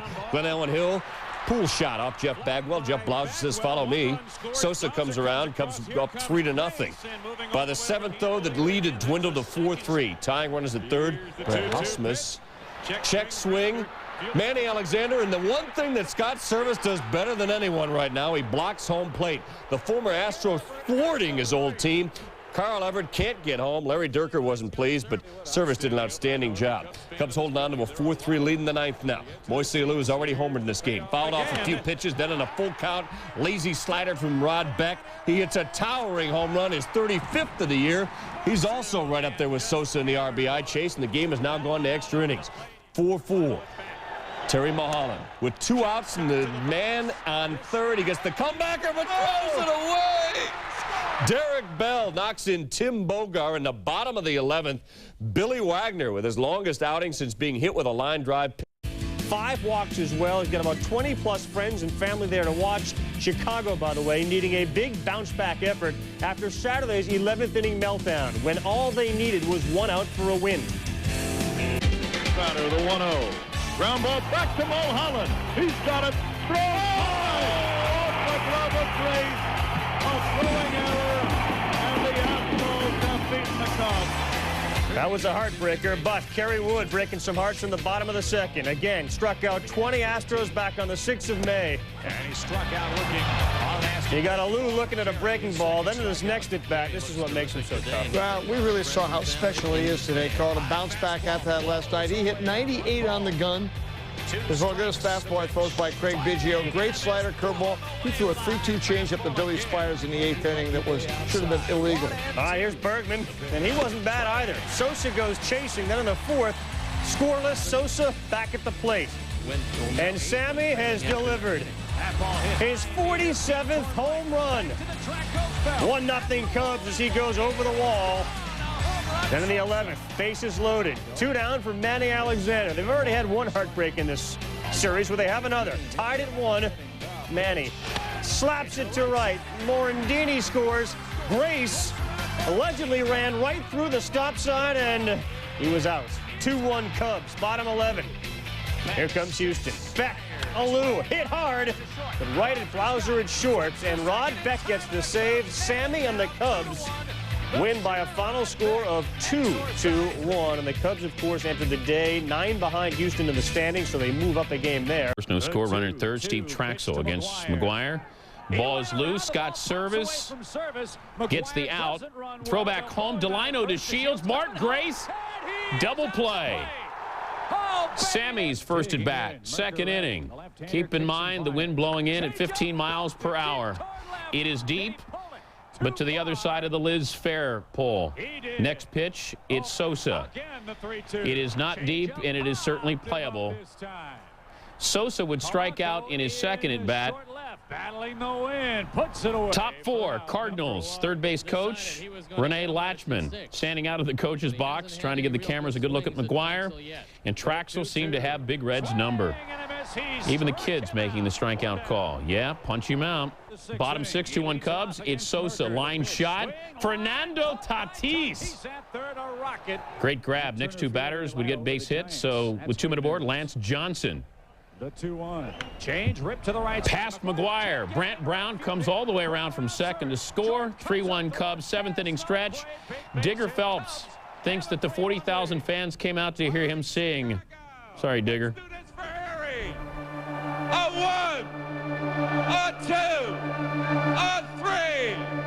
Take me out to the ball game. Take me out to the crowd. Digger. Top 9. Cards down 4-1. McGuire up with 2 men aboard, and Rod Beck. The whiff. Beck, 37th save. The Cards go on to lose it by the final of 4-1. from right, so try to go to left. Scoreless first inning. Mark Clark against McGuire. Clark once pitched for the Cardinals a long time ago. Gives up a long ball, but at the ivy, it's Henry Rodriguez. Big Mac just missed. Number 49, heading homered in 2 weeks. Sammy Sosa in a 2-all game in the third against one-time Cub, Ken Bottenfield. Sosa off the ivy, just missed getting over the basket. He was admiring it a little too long. By the time he gets to second base, they're waiting, and he's neat. Still 2-all then in the fourth. Clark still in there. Luis Ordaz hits it through third. It goes past Jose Hernandez. Eli Morrell rounds third, heads for home. Henry Rodriguez makes a nice throw, and Tyler Houston makes him meet. Henry, not known for his arm, but made the good throw and then made the big hit. Against Bottenfield, how many times have you seen it? The guy makes the great play and then goes opposite field off the bald, nude guy in left field. Oh, Henry. Actually half nude. Look at this. Holy home run. Sammy Sosa in the fifth inning hits number 48. He's ahead of McGuire. The first time McGuire's been fronted since May 18th. Cubs up now 6-3 in the seventh, trying to hold on with Delino to Shields. Comes off the bench to pitch hit, and off Matt Karchner, a 2-run shot, cuts the Cubs lead to 1. It's just a 5th home run of the year for DeShields. McGuire, homerless on the day. We're in the 8th. Was hitless in the day, and he got into this one. Also off Karchner, that ties Sosa, and it ends up on Waveland Avenue. They're both at 48, and it's a game at 6-6 in the 8th. The goateed Terry Mulholland in the 10th. Extra innings. McGuire, did he get it? Lance Johnson at the wall. Got it! His 49th. So McGuire gave up the home run lead for about 20 minutes. Then hit home runs in consecutive at bats. The Cards had another. It's 8-6 in the 10th, but the Cubs have the bases loaded. They let Manny Alexander hit. He runs the count to 3-2 off Juan Acevedo and then pops up appropriately to McGuire, who was the hitting hero. Both these guys had been dormant in this 2-game series so far. It was blowing in from right field yesterday. Sosa still managed a home run in the St. Louis game, but in his first at-bat swings the first pitch and pops up for an out in the first. Bottom of the third, his second at-bat, 1 on this time. Scoreless game. Ortiz gets him looking on the outside corner on a 2-2 pitch. Sosa didn't like it, but he wasn't looking for it either. Cubs up 2-0 in the fourth. 2 aboard. This time Sosa hits it hard, but Bill Miller in the hole makes the play and gets him out of the inning. 7 men left on base for the Cubs through 4 innings. Then the Giants offense wakes up. Miller unloads onto Sheffield. His 7th home run of the year off Kevin Tapani. Ties it at 2. Barry Bonds, next pitch. Back-to-back. Jack, career homer number 399. His next home run will make him the only man in the 400 homer, 400 steal category. Now to Glenn Allen Hill. Bases loaded. He is pinch hitting this time, and he connects and knew it as soon as he swung off Julian Taveras. That's onto Waveland Avenue. His 5th career grand slam, his 3rd home run of the year, and Kevin Tapani says, you can pinch hit for me anytime. So the Cubs break open a game they had been trailing, give the curtain call, and they fortunately got a good effort out of Hill because Sosa had a tough time on the day. 0 for 5, struck out 3 times in this game, but the Cubs still win at 7-3 behind Tapani's on this afternoon. Bottom of the 3rd, tied at 1. Sammy Sosa off Oral Hershiser loops a shot into center field. Lance Johnson gives the Cubs a 2-1 lead. Same score in the 5th when Sosa comes up again. They're going nuts for Sammy. This time facing Hershiser. Knows he's 2 behind McGuire, but a pitch up, and he smashes it towards the greenery in center, and it goes. His 49th of the year, tying him for 2nd in a single season on the Cubs list, and that has fans doing new forms of celebration. He comes out for his curtain call. The Cubs build a 4-1 lead. By the 8th, though, it's down to a run. 2 aboard. Charlie Hayes goes with a pitch the other way. Gaps in between Johnson and Sosa. Jeff Kent and Barry Bonds come home. Charlie Hayes will get in ahead of the tag and then get the other hand in, despite what Manny Alexander thought. Giants build a 5-4 lead. Same score in the 9th with 1 out. Henry Rodriguez gets sawed off, but he gets enough of it to get Sosa in with the tying run. Grace is at 3rd. Rob Nen trying to lock it down. Now facing Jose Hernandez. Hernandez goes for a pitch out of the zone, picks it off the plate, and dinks it into the right field corner. Grace scores easily. The Cubs win in their last at bat, pulling it out 6-5. The 4th blown save of the year for Nen, and a dramatic win. Already focused. He's trying to get the crowd into it. Sosa, I mean, he's keyed up. He's 0 for 1 when we pick up his second at bat against Randy Johnson. They're getting ready on Waveland Avenue, hoping for number 50, but the first pitch from Randy Johnson, strike one. That guy's got the net. He's getting ready. But number 2, so he's down 0-2, 2 pitches, 2 strikes. And then Sosa strikes out. He went 0 for 5 in the game, struck out twice. How about Moises Alou? In the top of the 4th, the Stros are up 2-1. Alou, 4 for 5 in the game, his 37th homer of the year, 17th home run since the All-Star break. Derek Bell likes it. The fans don't. They throw it back. That's all that Johnson would need. Glenn Allen Hill did have a home run earlier. Here he strikes out, and Houston wins at 8-3 as Johnson improves to 4-1 as an Astro, giving up just 2 hits and 1. Anything you can do, I can do better. Think Sammy Sosa knows the tune? Wind blowing out, and off Jose Lima in the bottom of the 5th. Back, gone. Home run number 50 for Sammy, the 16th man to get to the number 50 spot of 1 year, 7th time in the NL. Takes a curtain call. Here it was, even though the Astros have the lead. Then, a funny thing happened on the way to the ballpark. Listen. What was that? A big day at O'Hare? Jim Riggleman says, wait a minute. The Blue Angels flew over. I mean, a little late for the anthem, I guess. At any rate, the next pitch, Brad Osmus from Cheshire, Connecticut. 4 for 4, 5 RBIs, delivers. The Astros lead at 5-2. Steve Blood on the Traxel gets the hook. 2 men on, 2 batters later for Craig Matinee at the Biggio. This off Rodney Myers just called up a pair of 3-run shots for one of the hardest playing guys in the majors, Craig Biggio. It's a 13-2 game, Astros. But there was no need to leave the park unless you were this baseball. Back, gone!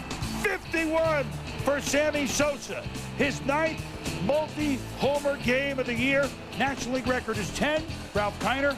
Major League record is 11, by the way, by Hank Greenberg back in 1938. Although the Stros win at 13-3 and 6 ribbies for Biggio, 5 for Osmus. On Sammy Sosa going after 52 against Shane Reynolds. Shop and Brock Eli. Mickey Morandini ripped off second, but he would be stranded. Then at 1:59 Central, the heavens erupt. The crops gather water. Rain delay $150. Good card games in the clubhouse. Strange at bat here. Here's Mr. Reynolds. Reynolds, strike 1, strike 2, ball 1. Again, the 1-2. And then ball 2. And now it's ball 3, but he's awarded first base. Now the count's full. What the?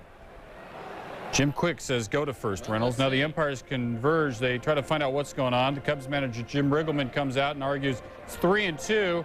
Quick, the umpire gets on the phone to make the correct call. It would not matter. Reynolds stays at first, but he would be stranded there. 6th inning, Astros leading 2-1. Moises Alou, home run. 38th of the year, 2-run dong. Houston up 4-1. Sun coming out at 6:10 Central Time. But nothing for Sosa, and the Cubs get pounded by a count of 12. Mark Grace tried to cauterize them, blistering no one in particular with his comments after Monday's 12-3 loss to Houston. That was a joke, he said. I'm humiliated when the other dugout is laughing at you. I've been on some lousy Cubs teams, and I don't think any of them played this bad. Would the Cubs bounce back in Cincy? Well, would it rain in Sammy's parade? Would it rain on anybody's parade? You'll see here, Sammy would not provide the home run that the fans wanted, but he provided a single, which was just fine for him and the Cubs right here because it scores Lance Johnson at the top of the 1st, 1-0 Cubs. Now down 2-1 of the Cubs, top of the 3rd. Sosa's second at bat with 2 on takes Dennis Reyes down the left field line.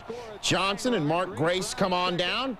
Cubs take a 3-2 lead on Sosa's 128th and 129th RBIs of the season. But they trail 8-7 to the Cubs in the top of the 7th. Newest Cub, Gary Gaetti, facing John Hudek with a man on, and Gaetti got it. Hit pretty good. Reggie Sanders makes a yeoman effort and right, but it just goes over his glove. 2-run shot for Gaetti. His 12th. Cubs take a 9-8 lead. But we're tied at 9 in the bottom of the 7th. Still too early for Rod Beck. Terry Mulholland walks Jeffrey Hammonds with the bases loaded, and that's your go-ahead run. 10-9 Reds is your score. Top of the 9th, Sammy Sosa, the tying run against Gabe White, swinging. And the Reds go on to win 10-9. Sosa and the Cubs bumming. The Reds win 10-9. About his confrontation with Sosa, Gabe White said, "I made up my mind I was going to go at him hard. If he was going to beat me, he was going to beat me with my best stuff." As for Sosa, he said, "I was just looking for a good pitch to hit. I know I'm not going to hit a home run every time." He also, though, went 3 for 5, drove in 3 runs, and tied for the big lead RBI lead. No, the rub on the Cubs is a starting rotation where only Kerry Wood had thrown 6 innings in the last week. Mark Grace saying, quote, "The bullpen's been out there a lot, and it's starting to show." Wood trying to play the role of stopper. Sammy Sosa facing Brett Tomko, who had struck him out in all of his previous 4 appearances, but not this time. Number 52 goes 434 feet. Yeah, it was high, not low. Cubs go up 4-1. Wood just abusing the Reds all day long, meanwhile, as Sammy enjoys it. Reggie Sanders, the leadoff man for the Reds, strikes out on the fastball there. He fanned 3 times. Barry Larkin, second in the order on the high hard one. He did get one of the 3 Reds hits off Woods. Third in the lineup, Sean Casey, struck out twice by Wood. That brings up cleanup man Dimitri Young, who also strikes out on the high hard one. He fanned once in the game. Eddie Taubensee, the next victim, he goes down twice on the day. Brett Boone, no success here. Wood got him all 3 times he saw him. Roberto Pettigene, the 7th hitter, swinging. The 8th hitter in the lineup, Aaron Boone. On a full count pitch, Wood gets him with the breaking ball. Boone did homer off him in the 2nd inning. We give him credit for that. The only Red in the starting lineup not to strike out was Tomko, and he only came up once. Kerry Wood with 16 strikeouts in 8 innings. He gives up just 3 hits and 3 walks. The Cubs win at 9-2. Wood now with 223 strikeouts, just 53, top 1, full of sound and fury, signifying nothing. 130th time that Sosa struck out. That's against Pedro Estacio. Bottom 2, no score. Larry Walker on first. Vinny Castilla. I just want to rake because one of the best fastball hitters in the game. 418 feet, his 38th jack of the year. 2-zip Rockies after 2. Top 5, 3-1 Rockies. 2-1 for Sosa. Sammy smokes one up the middle. Lance Johnson scores. Mickey Morandini to third. RBI number 131 for Sosa. 9-8 Rockies in the 8th. Bases loaded. No one out for Sosa facing Jerry DiPoto, who he's 7 for 12 lifetime against. Full count, and DiPoto gets Sosa to fly out to left. Dante Bichette's under it. Makes the catch. Manny Alexander's going to try and test Dante. Bichette's like, "How you going to play me, Manny? Huh?" Bichette, fat arm, nailed his man. He also has a fat bat and fat legs. He scored 3 runs in the game, and he's hitting .340. Mark Grace, 2-on, 2-out, slams one to right. The ball hits the chalk. Gracie, 3 for 6 on the night. He's hitting .318. Johnson scores. Morandini scores. Gracie's double makes it 10-9 Cubs. Rockies come back. Bottom 8, 2-on. Todd Helton, the rookie, former quarterback at Tennessee, belts one to right center off Terry Mulholland. Helton blew up. He was 4 for 6 innings. Bichette scores 10-10. We go to extra innings, well past the kids' bedtime. 10-10 in the 10th. After Lance Johnson steals second, Mickey Morandini, it's all to the good. Seeing eye ground to the right. Morandini's 3rd hit of the night. Larry Walker's throw hits Johnson. Johnson scores. Cubs win a wild one, 11-10. They rally from a 9-3 deficit and looking for home run number 53, and he has found home run number 53 off John Thompson, the pitcher, not the basketball coach. Cubs up 1-0. Meanwhile, in St. Louis, the Cards keeping a close eye on the Maris chase, and they update the home run board. Top of the 2nd, Cubs up 2-1. Gary Gaetti up there. Dante Bichette moving back, and another beautiful grab to Rob Gaetti. It was 1 for 5. Tied at 2, top of the 5th, and whenever a pitcher gets a hit, we sportscasters are contractually obligated to use the phrase, helps his own cause. That's exactly what Traxel did there. 2nd homer of his career. Cubs up 4-2. Cubs up 7-4 now. Walker, the tying run. And we've got controversy. Doesn't like the call against Heredia. And Walker gets the heave-ho. Don Baylor comes out to argue, and he too gets thrown out. Bottom of the 9th, Dante Bichette up there. More controversy. The Randy Myers pitch is called a strike. Bichette throwing the equipment. In his disgust, after he popped out, he gets thrown out. Everyone gets thrown out. Cubs get the 10-5 win. ABC. Top of the first batter of the game, Tom Rivers, Todd Frazier. And Frazier, get out of town, and he means it. On the third pitch of the game, take a look. That's Tatsuya Sugata, the pitcher, as Frazier snuck a bit of a peek before the pitch. Can't get away with that in the big leagues. Bottom of the third, tied at 3. Tatsuda Furukawa blasts it to left center, gives Japan a 4-3 lead, and here we go. U.S. up 5-4, top of the fourth. Casey Gaynor gets out of town, a 7-4 lead for the U.S. And the beast of the East, not the Far East, comes up with the ball. Todd Frazier's pitch in the dirt. Kenta Kamatsuzaki comes in to tie the game at 8. Top of the sixth, 8-all. Chris Cardone already with a pinch-hit home run. Goes deep again and the other way, giving the U.S. a 10-8 lead, and he's mobbed at home by his teammates. Bottom of the sixth, U.S. up 12-9. Here's Todd Frazier pitching to Sugata. Gets him swinging, and that's it. Frazier and his teammates celebrate the Little League World Series victory. Again, New Jersey's first, and to enjoy. Tonight his 5th game there. Larry Walker, though, started it off facing Mark Clark, looking like Sammy Sosa. His 19th home run rocks at a 1-0 lead. Here's Sammy in the top of the second. Bobby Jones gets him swinging. We move on to the bottom of the third. With a runner on second, Clark would walk Todd Helton. Good idea. Helton's been on fire. Next batter, Kurt Abbott. And Abbott, all right, so maybe it wasn't a great idea because Abbott drills the pitch up and out. A 3-run jack, his first of the year, and the Rocks up 5-0. Top of the fourth. Here's the payoff. Jones gets Sammy again. Sosa goes 1 for 4 with an infield single. He struck out twice as the Cubs fall 7-3 in Colorado. Bobby Sosa was locked in and focused on Darryl Kyle, and the Rockies, the fans, couldn't bear to watch. They must have a sense as to what might happen. Like this. How about 482 feet? Get out of town. Number 54 for Sammy. The longest at Coors Field this year. 5th longest in the brief history of the ballpark. Put the Cubs up 2-zip. Top of the second. No one getting nearly as excited as this Jose Hernandez fly. Larry Walker, the ex-goaltender, gives it the effort.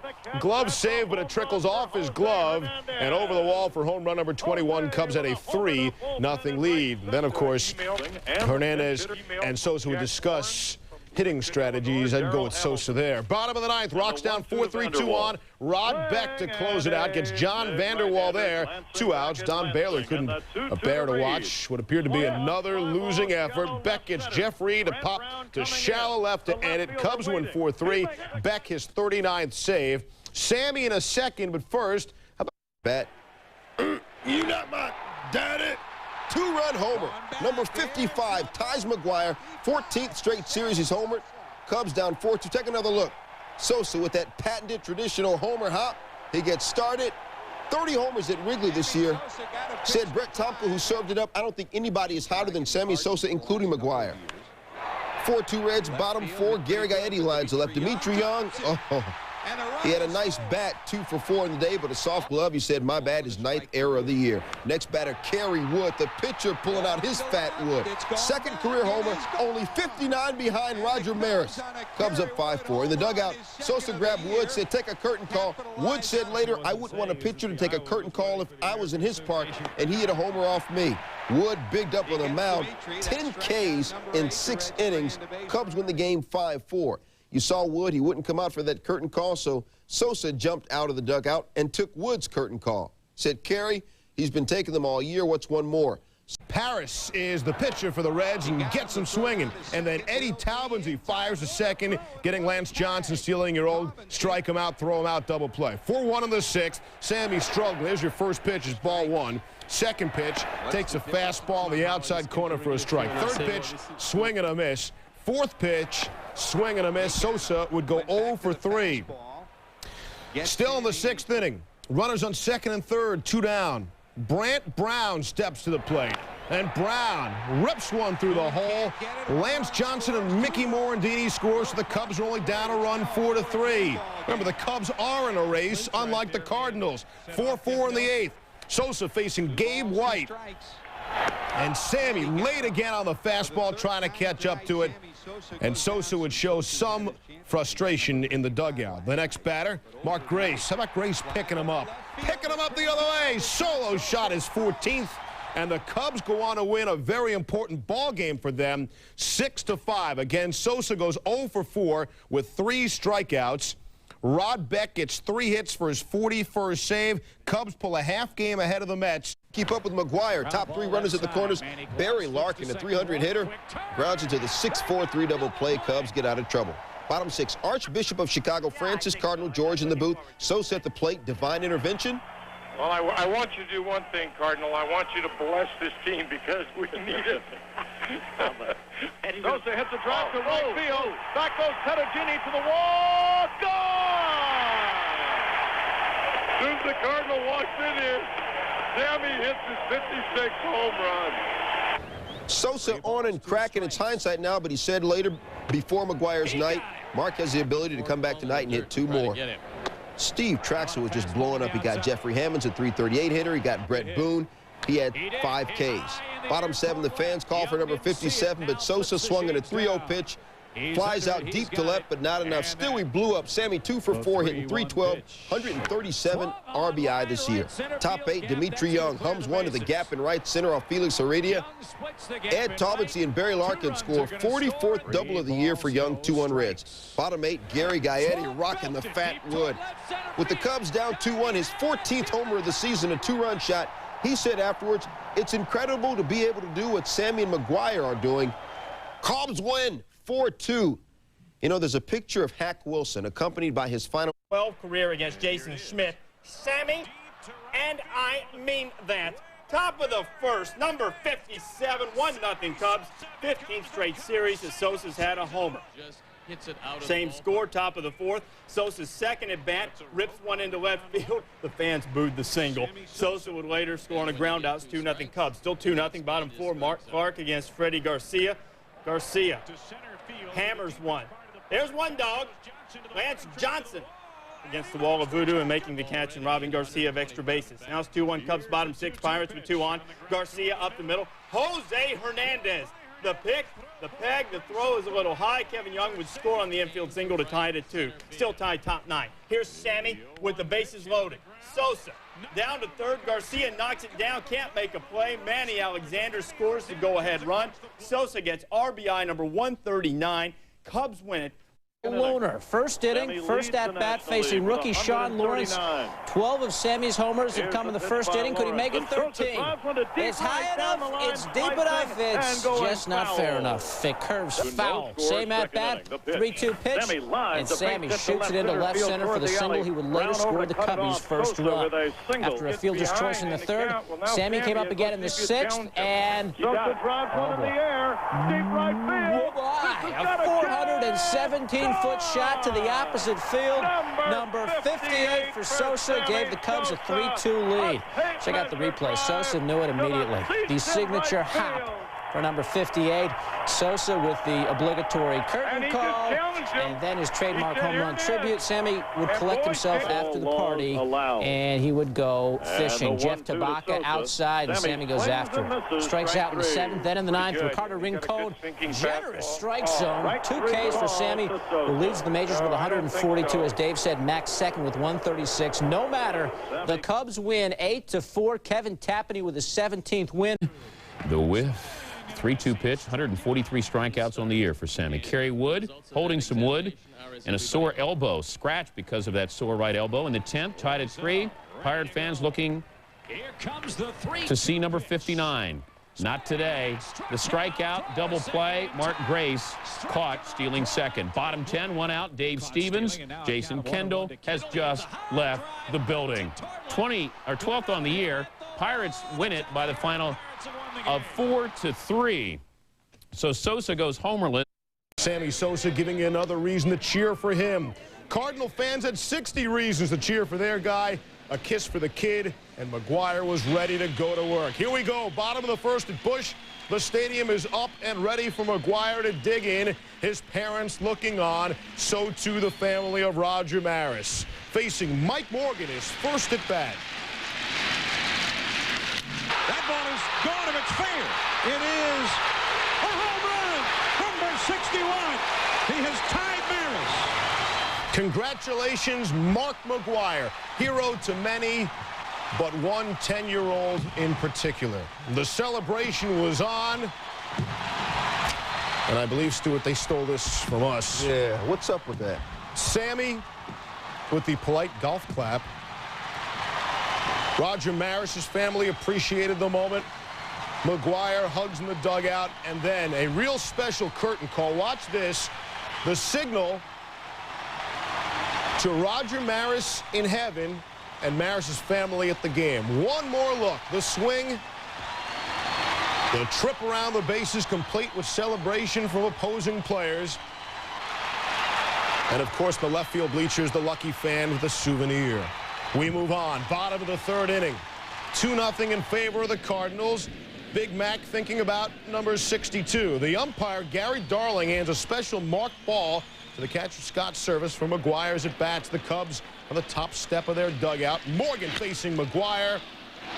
And it's only a base hit to left.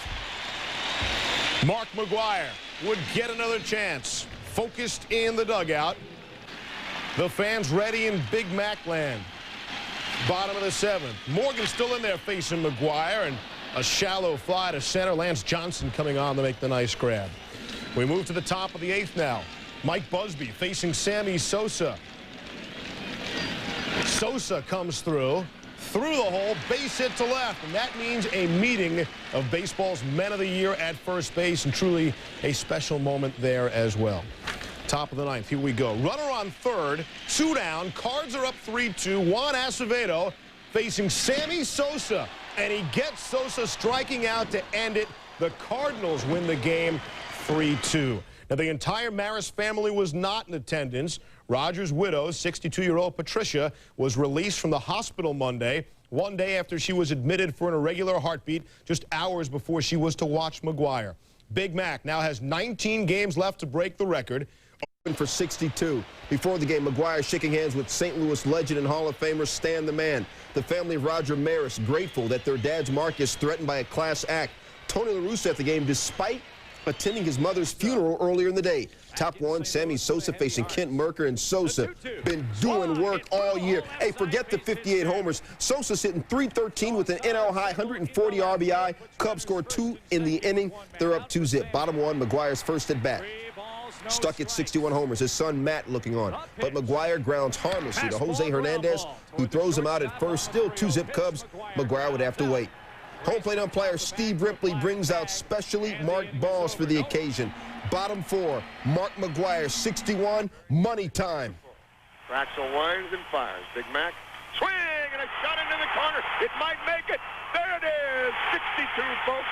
It just got over the left field wall in the corner. And we have a new home run champion. A new Sultan of SWAT. It's Mark McGuire. He touches them all. Unbelievable. 341 feet, ironically his shortest home run of the year. Gary Gaetti, who got a hug from him at third base, the former Cardinal. Gary said he wanted to give me a hug, so I couldn't refuse. The guy doesn't know his own strength. He almost broke my back. McGuire ecstatic. Picks up his son Matthew. And that's just the first time he picked it up. He had to give his son another hug. Great moment. Does not want to let go. That's what it's all about. And then Sosa comes in from the outfield. And look what they do. First, they got to do the Cardinals' home run celebration. And then they got to do Sosa's home run celebration.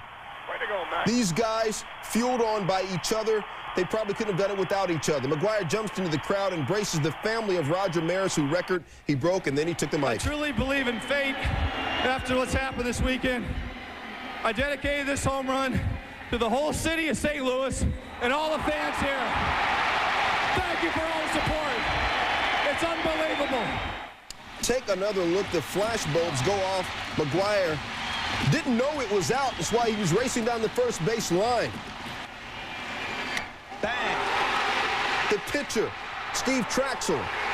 As 50,000 people celebrated, he stood lonely on the mound. He said later, there was nothing cool about it. About the only person who didn't want to see McGuire break the record, a guy named Orv Kelly from Fargo, North Dakota, Maris's hometown. His comment after the game, well, that takes care of that. Orv, get over it, all right? history. Cardinals win the game 6-3. I mean, what do you say? That the Cubs lost a game that has wild card implications? You could, but with all due respect to Chicago, let's take this time to talk about McGwire. 62 home runs in 145 games, a new record. 341 feet. This is from a guy who hit 5 this year, over 500 feet. Roger Maris broke Babe Ruth's record 15 years after Ruth died. McGwire breaks Maris's record 15 years. Turn to Wiggly. Runner on first. Jason Schmidt walks Sosa in the 3-2 pitch. Runners at first and second. Next batter, Mark Grace. Grace banging, rocking a fat bat. 3-run shot, his 15th of the season. Grace said of the post-McGwire series, we needed to get out of there and worry about ourselves. 3-1 Cubs. Mark Clark getting some defensive help. Turner Ward to right. Sosa, baseball been very good to me. Sammy said later, I just got to keep playing the way I'm supposed to play. Top 4, call Mark Clark bus driver because he was taking them kids to school. Jose Guillen was 0 for 4. Kevin Young relaxing on the corner. Still Young did reach 100 RBI for the first time in his career in this game. And then Turner Ward got played. 10 Ks for Clark. He retired 17 straight batters at one point. Bottom 8, 3-2 Cubs. Runner on first, 1 out. Sosa facing Jason Christensen. Sammy struck out. Lynch Johnson safe at second. After an intentional walk to Grace, pinch hitter Orlando Merced. Merced money. Lines it to right off Todd Van Poppel. Johnson on his giddy-up scores. Merced's first RBI as a Cub against his old team. Cubs win 4-2 after going homerless for the 4th. Look, as Sosa returns to Wrigley Field, standing ovation prior to his first at bat. Lance Johnson's on second. Sosa, could it be? Deep to left center, but not deep enough. Watch the replay. Sosa thought it was gone. You know he thought it was gone because he gave it a little skip, but it didn't go over the wall. Bottom of the 3rd now, Dave.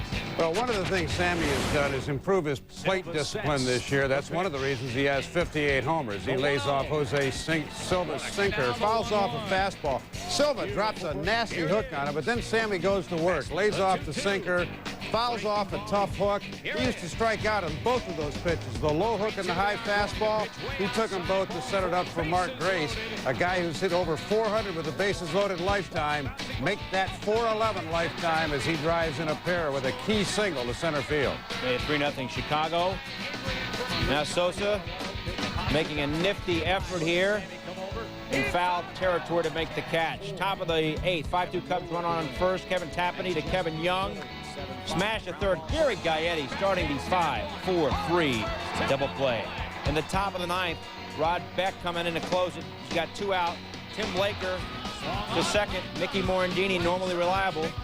I got it. Now this brings a tying run to the plate.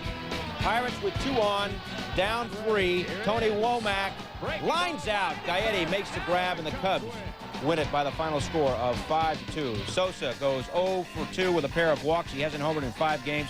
Kevin Tapani now 5-0 in his career against Pittsburgh. Up for the first, Jose Hernandez at third. Usually we set up that stat for another homer, but it's just a single, and we fooled you. Sammy now has 141 ribs in the season. At this juncture, it's 2-0 Cubs. 3-0 Cubs, top of the 3rd, Fernando Vina grazed. But it's the 25th time this year he's been hit by a pitch. He'd score on a Mark Loretta double. 2 on for Jeff Cirillo in the top of the 3rd. Cirillo rips it in the right field corner. Mark Loretta scores. Dave Nilsson stops at 3rd. That's Loretta scoring. You'll soon see Nilsson stop at 3rd right there. Brewers to within 1-3-2. Next batter, Jeremy Burnitz. Say hello to my little friend. 34th homer of the year. He's got 116 ribs, most by any lefty in the NL this season. Brewers take a 5-3 lead. Up 7-3 now. Marquise Grissom grounds to first. Mark Grace is blocked. Nielsen scores. 8-3 Brewers. Bottom of the 5th. It's 10-5 for Sammy. Sammy hits a high drive. Deep right. That's number 59. All the way to Sheffield Avenue.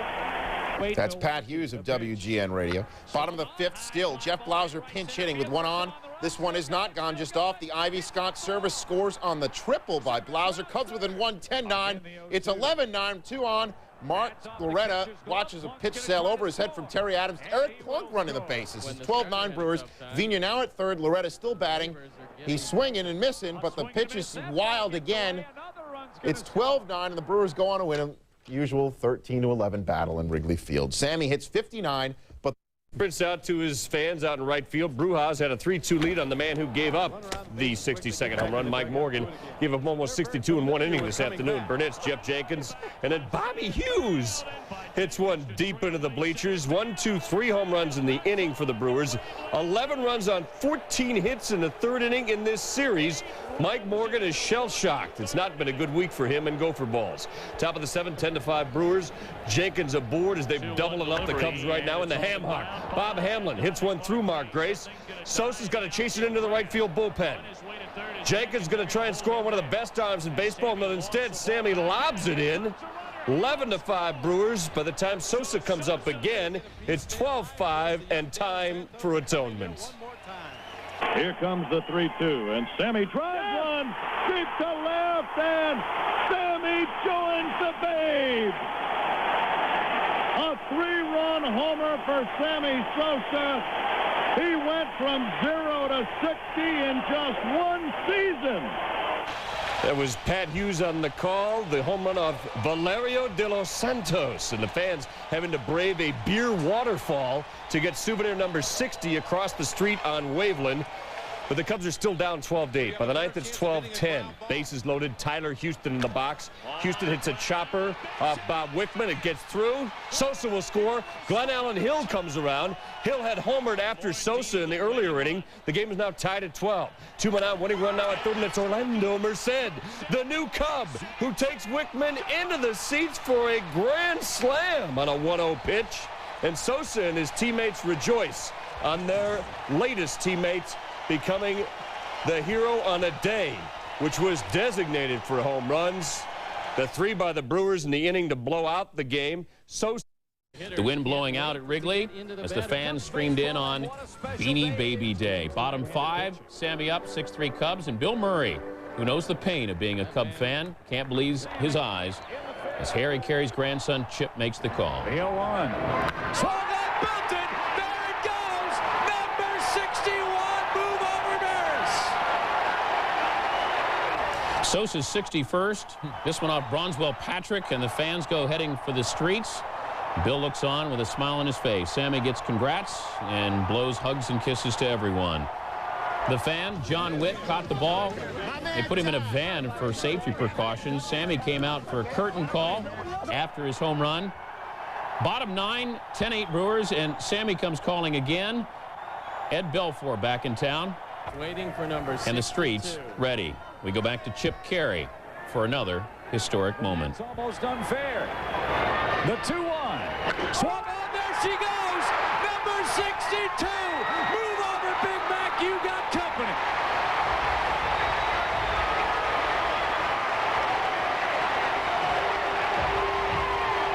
Number 62 off Eric Plunk. And a tremendous battle in the street for the ball. A mosh pit or a large game of Twister.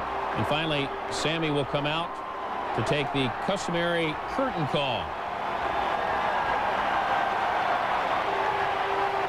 Sammy Sosa, 10th home run off Brewers pitching this year.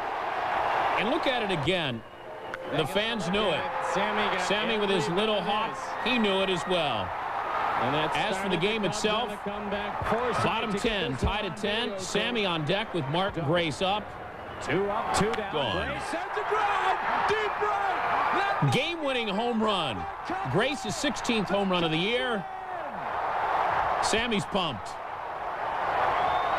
Grace and Sosa, the Cub heroes for the day. Grace's homer made a winner out of Rod Beck. The Brewers hit 5 home runs in the loss. Sosa now has 10 homers this season against Milwaukee pitching. That's the most he's hit against any team. 2 home runs on Sunday. Sosa tied Mark McGwire for the all-time single-season record of 62. We reserve the right to show off our fancy editing when all the home run hitting is done.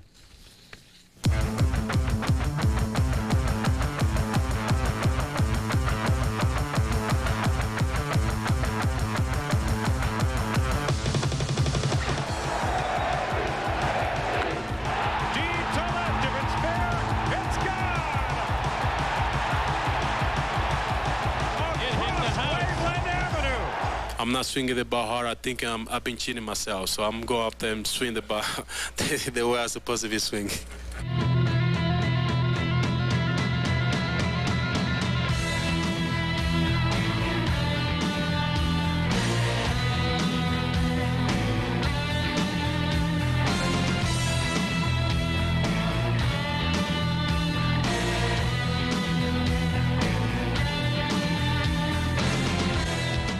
not looking for a home run. If it happens, it's going to happen. My ability is going to take cover. I'm not looking for that.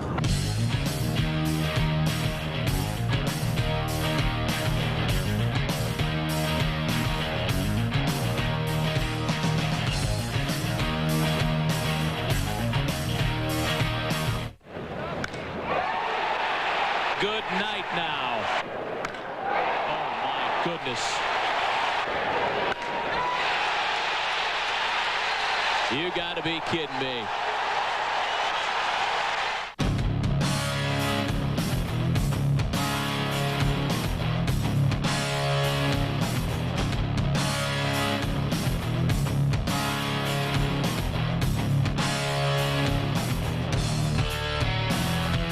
Here it is. Curve, swung on, belted, deep toward left. He's got 20 this month. Oh, baby, he tomahawked it right out of the yard. The whole year long was 1 month that I had to say that I hit 20 in 1 month. That's a lot in 1 month. So that helped right there. 20 homers for the month. And he drives one to center. All the way back. This could be grand slam. Grand slam, Sammy Sosa. The pitch to Sosa. Sammy hits a high fly ball. All the way back to left. Can you believe it? Another grand slam. Another grand slam for Sammy Sosa. He's 1 for 2, and he sends a rocket deep toward left. Back goes Mabry. At the track. At the wall. He's got it. Number 48. Also, I love this country. It's a beautiful country. I think that today was something that you know, all the Latin America want to do, and I have to say thank you, God, for giving me the opportunity to be the first one.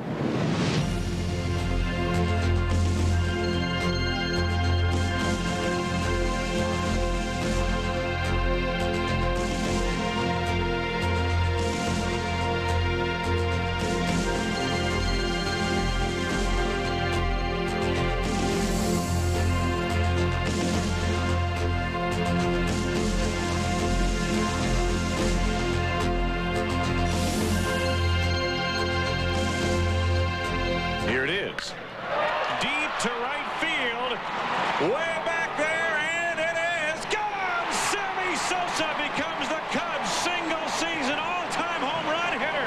The record is there to somebody to break it, and I have to say I am a pretty lucky guy to be the man.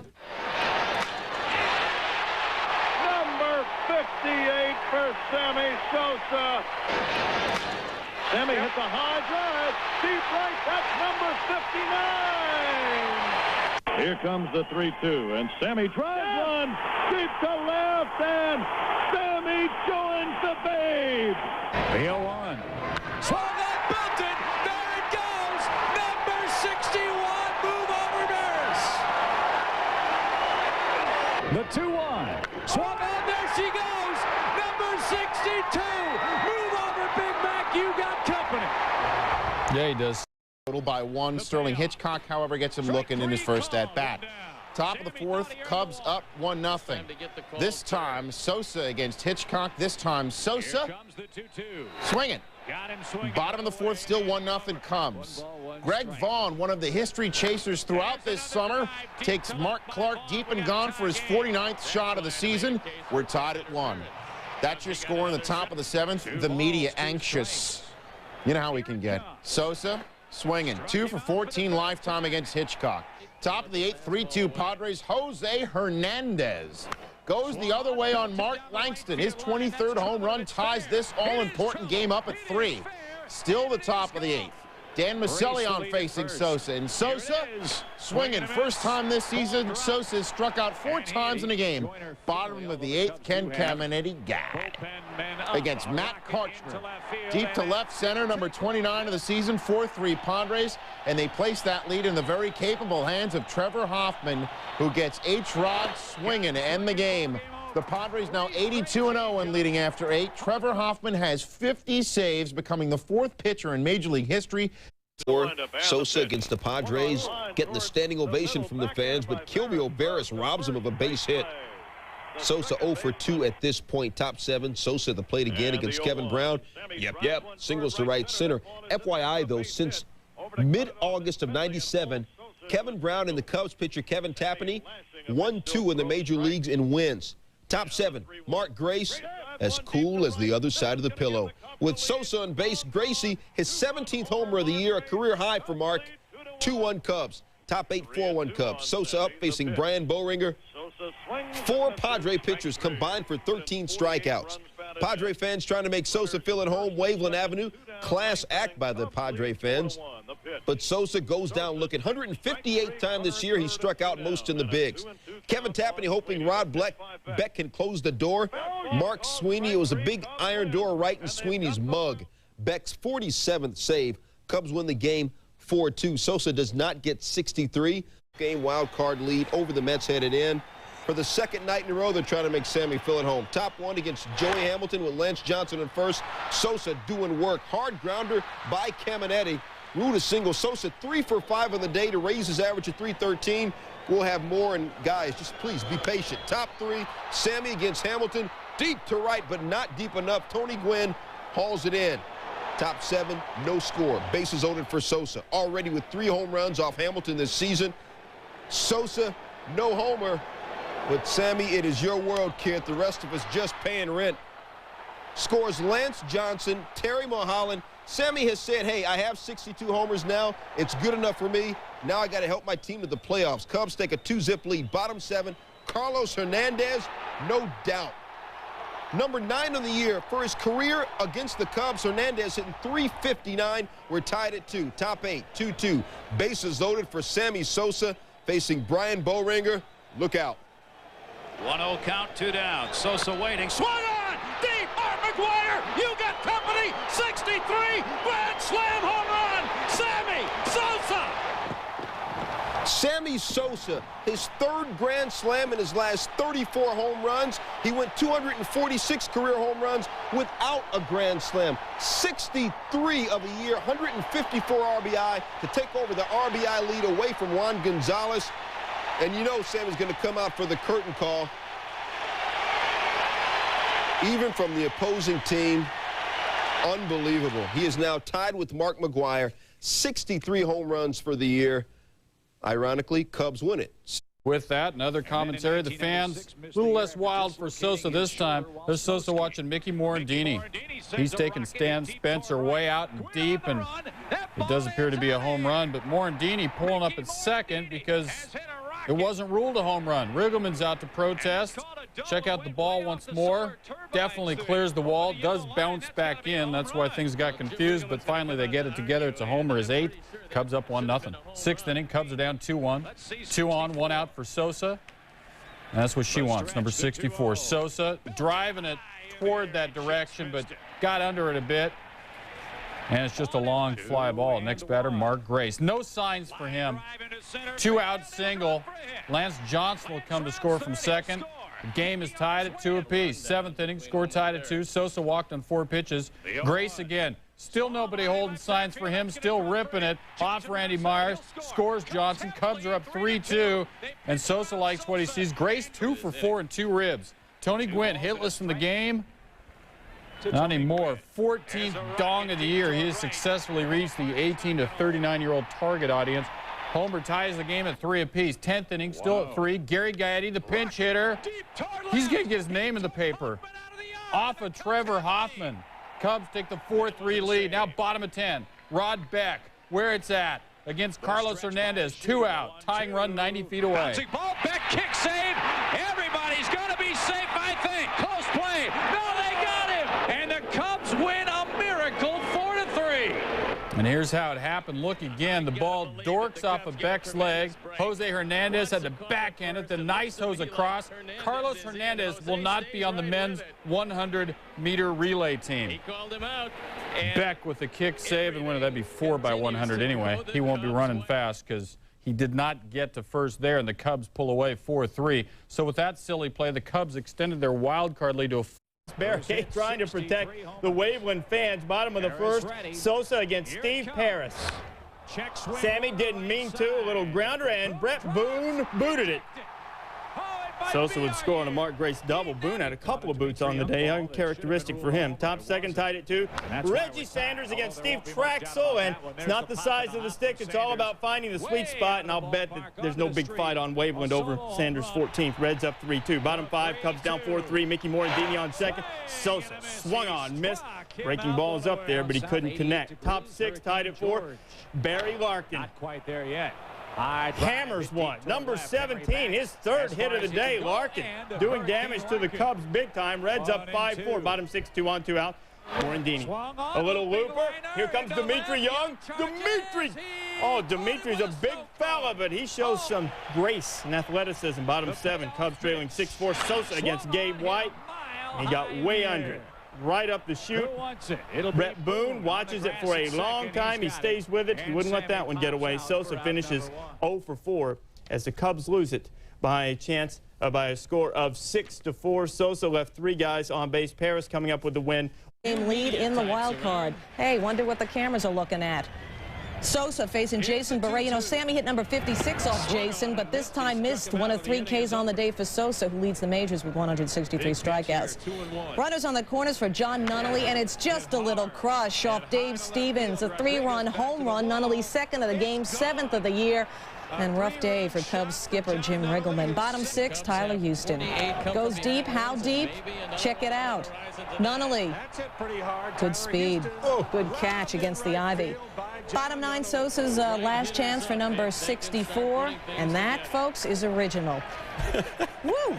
Danny Graves getting Sosa to end the game with a 5-4-3 double play. So Sosa 0 for 4 on the day as well in a Reds victory. Sosa says he's not Superman, just a human being. Sosa is now 0 for 12 since hitting the grand slam on Wednesday. That gave Dignitaries looking on. Michael and Scotty not locked out of this game. Pete Harnish on the mound facing Sosa.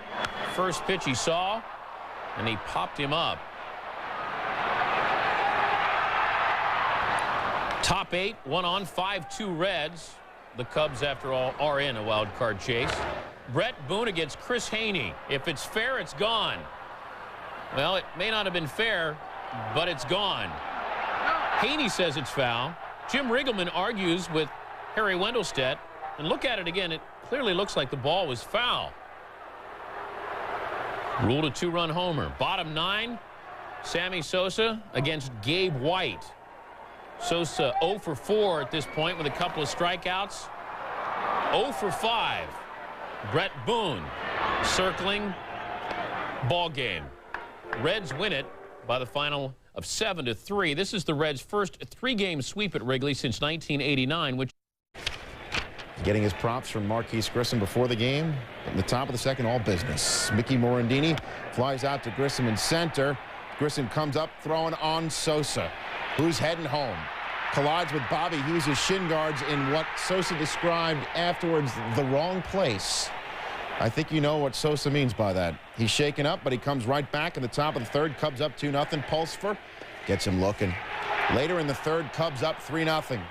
Morandini at the plate. Hits a grounder to first. It's a race between Morandini and Pulsfer, and Morandini wins the race. Jose Hernandez scores. It's 4-0 Chicago. They're up 5-0 at the Cubs in the bottom of the 6th. Jeff Cirillo at the plate.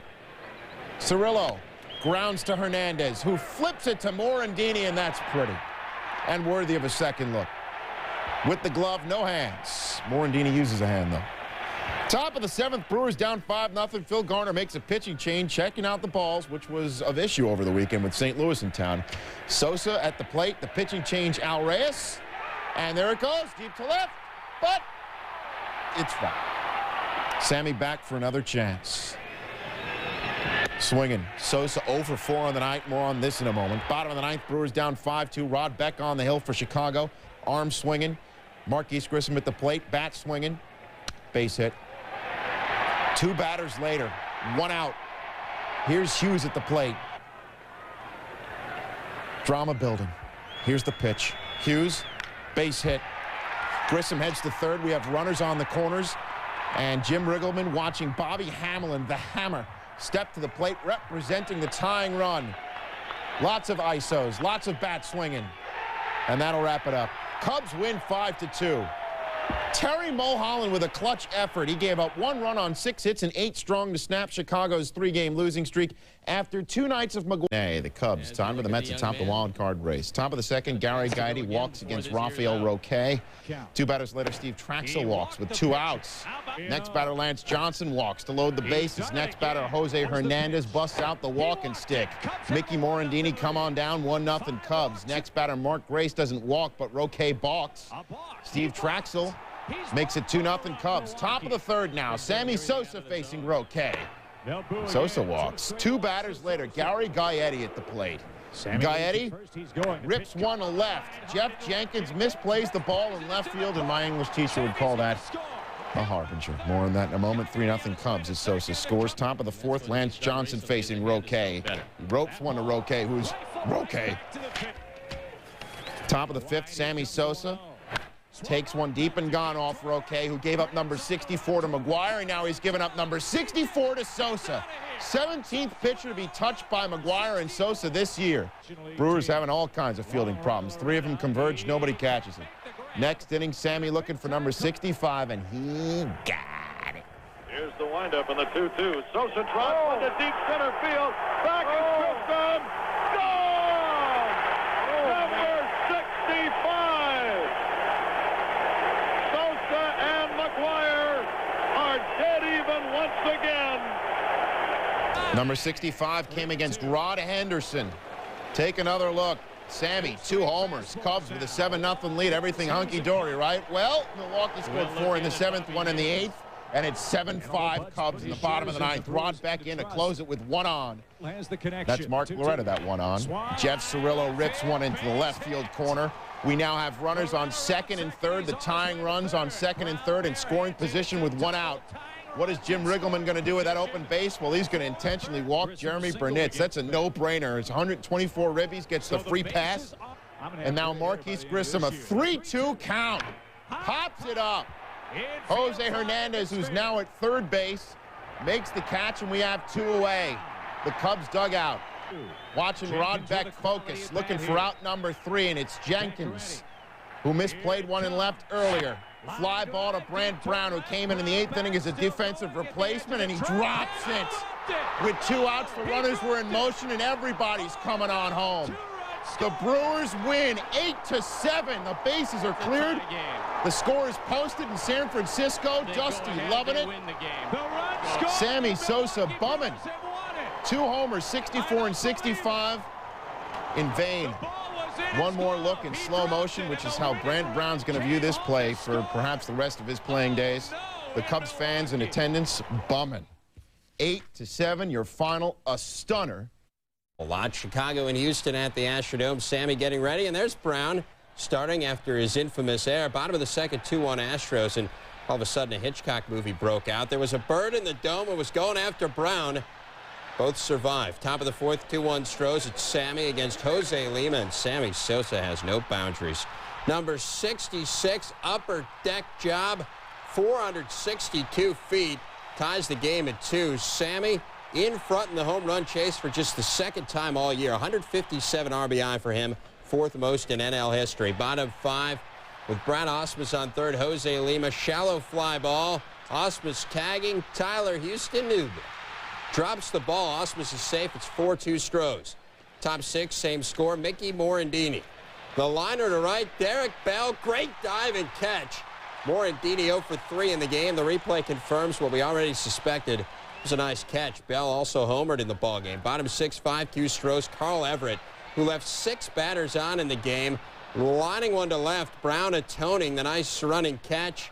Runner on 3rd tacks at 6-2 Stros, and Jim Riggleman assuming the position. The Cubs continue to struggle, falling for the 5th time in 6 games. 5 went on for Craig Biggio, candidate for the MVP in the league. Doesn't like to strike out. Look what he does. Does that a lot when he strikes out, hitting himself with the bat. He went 0 for 4. Top 8, game tied at 1.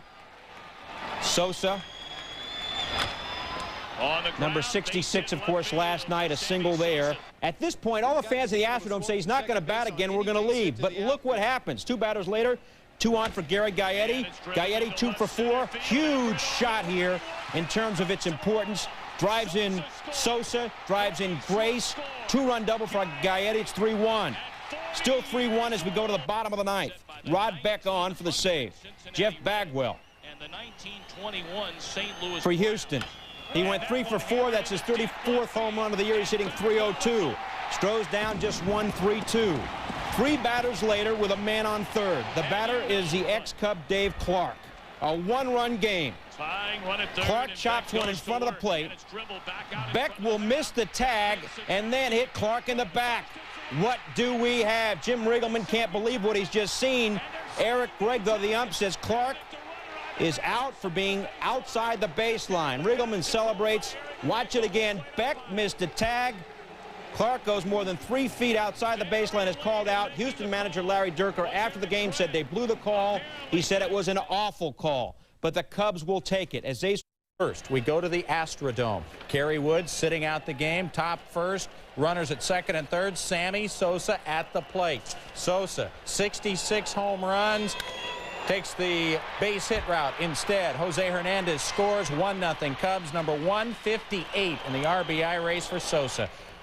Wood's replacement, Terry Mulholland. Solid. Bottom of the first. Strikes out Craig Biggio with a check swing. Then gets Richard Hidalgo swinging. Next hitter, Derek Bell swinging at the high heat. Top of the fourth. Game tied at 1. Mulholland. Pretty good hitting pitcher. Over 260 this year. Goes into the gap in right center.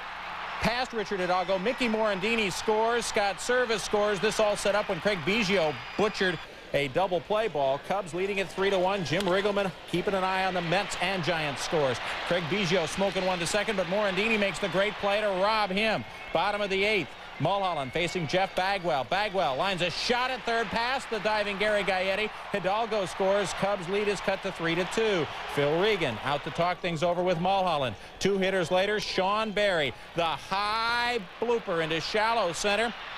Jeff Blauser goes back. Lance Johnson runs in. Ball falls between them. Bagwell hustles home all the way from first as Blauser's throw is way up the line. Bagwell scoring easily. Game tied at 3. Terry Mulholland upset. There it is. Miscommunication in the outfield for the Cubs. Bottom of the 10th, game tied at 3. Rod Beck in for relief with the bases loaded and 1 out. Gets Billy Spires to pop up to third. Spires not happy with his chance. He'd also almost gotten hit by a pitch. Take another look as Spires gets underneath the pitch and then slams his bat in frustration. Again, he was almost hit by a pitch earlier in that bat, which would have forced home the winning run. Next hitter, Ricky Gutierrez. The fly ball to center ends the threat. Bottom of the 11th. Game tied at 3. Carl Everett on third after a triple. The former Met. Richard Hidalgo hits the fly ball to center. Lance Johnson will make the catch, but Everett, who got the third when Sammy Sosa hesitated a bit on the triple, scores the winning run. Astros win 4-3. Cubs would have to wait for the result of the Giants game to decide their fate. Cubs, 2 pitchers. Mulholland striking out 9 in 8 innings. The Astros used 5 pitchers. Scott 1-0. Joe Carter against Jamie Wright, and Carter does it again. A 2-run homer, his 7th of the year as a Giant, number 396 in his career. Giants up 3-0. Bottom of the 5th, Giants lead after leading 7-0, lead 7-2. Larry Walker, the base hit, scores Nathy Perez to cut the lead to 7-3. 2 batters later, Todd Helton facing John Johnstone with 2 on, and Helton comes through big time. The 3-run bomb. It's a brand new ball game. 7-6 Giants. Same score. Top of the 7th. Bases loaded. Bill Miller facing Pedro Estacio with the bases loaded, but he bounces out to second. Bottom of the 7th. Still 7-6 Giants. Dusty Baker goes to the bullpen to bring in Julian Tavares. He had already made a double switch earlier to take Joe Carter out of the game. The move would not pay off, that one or this one.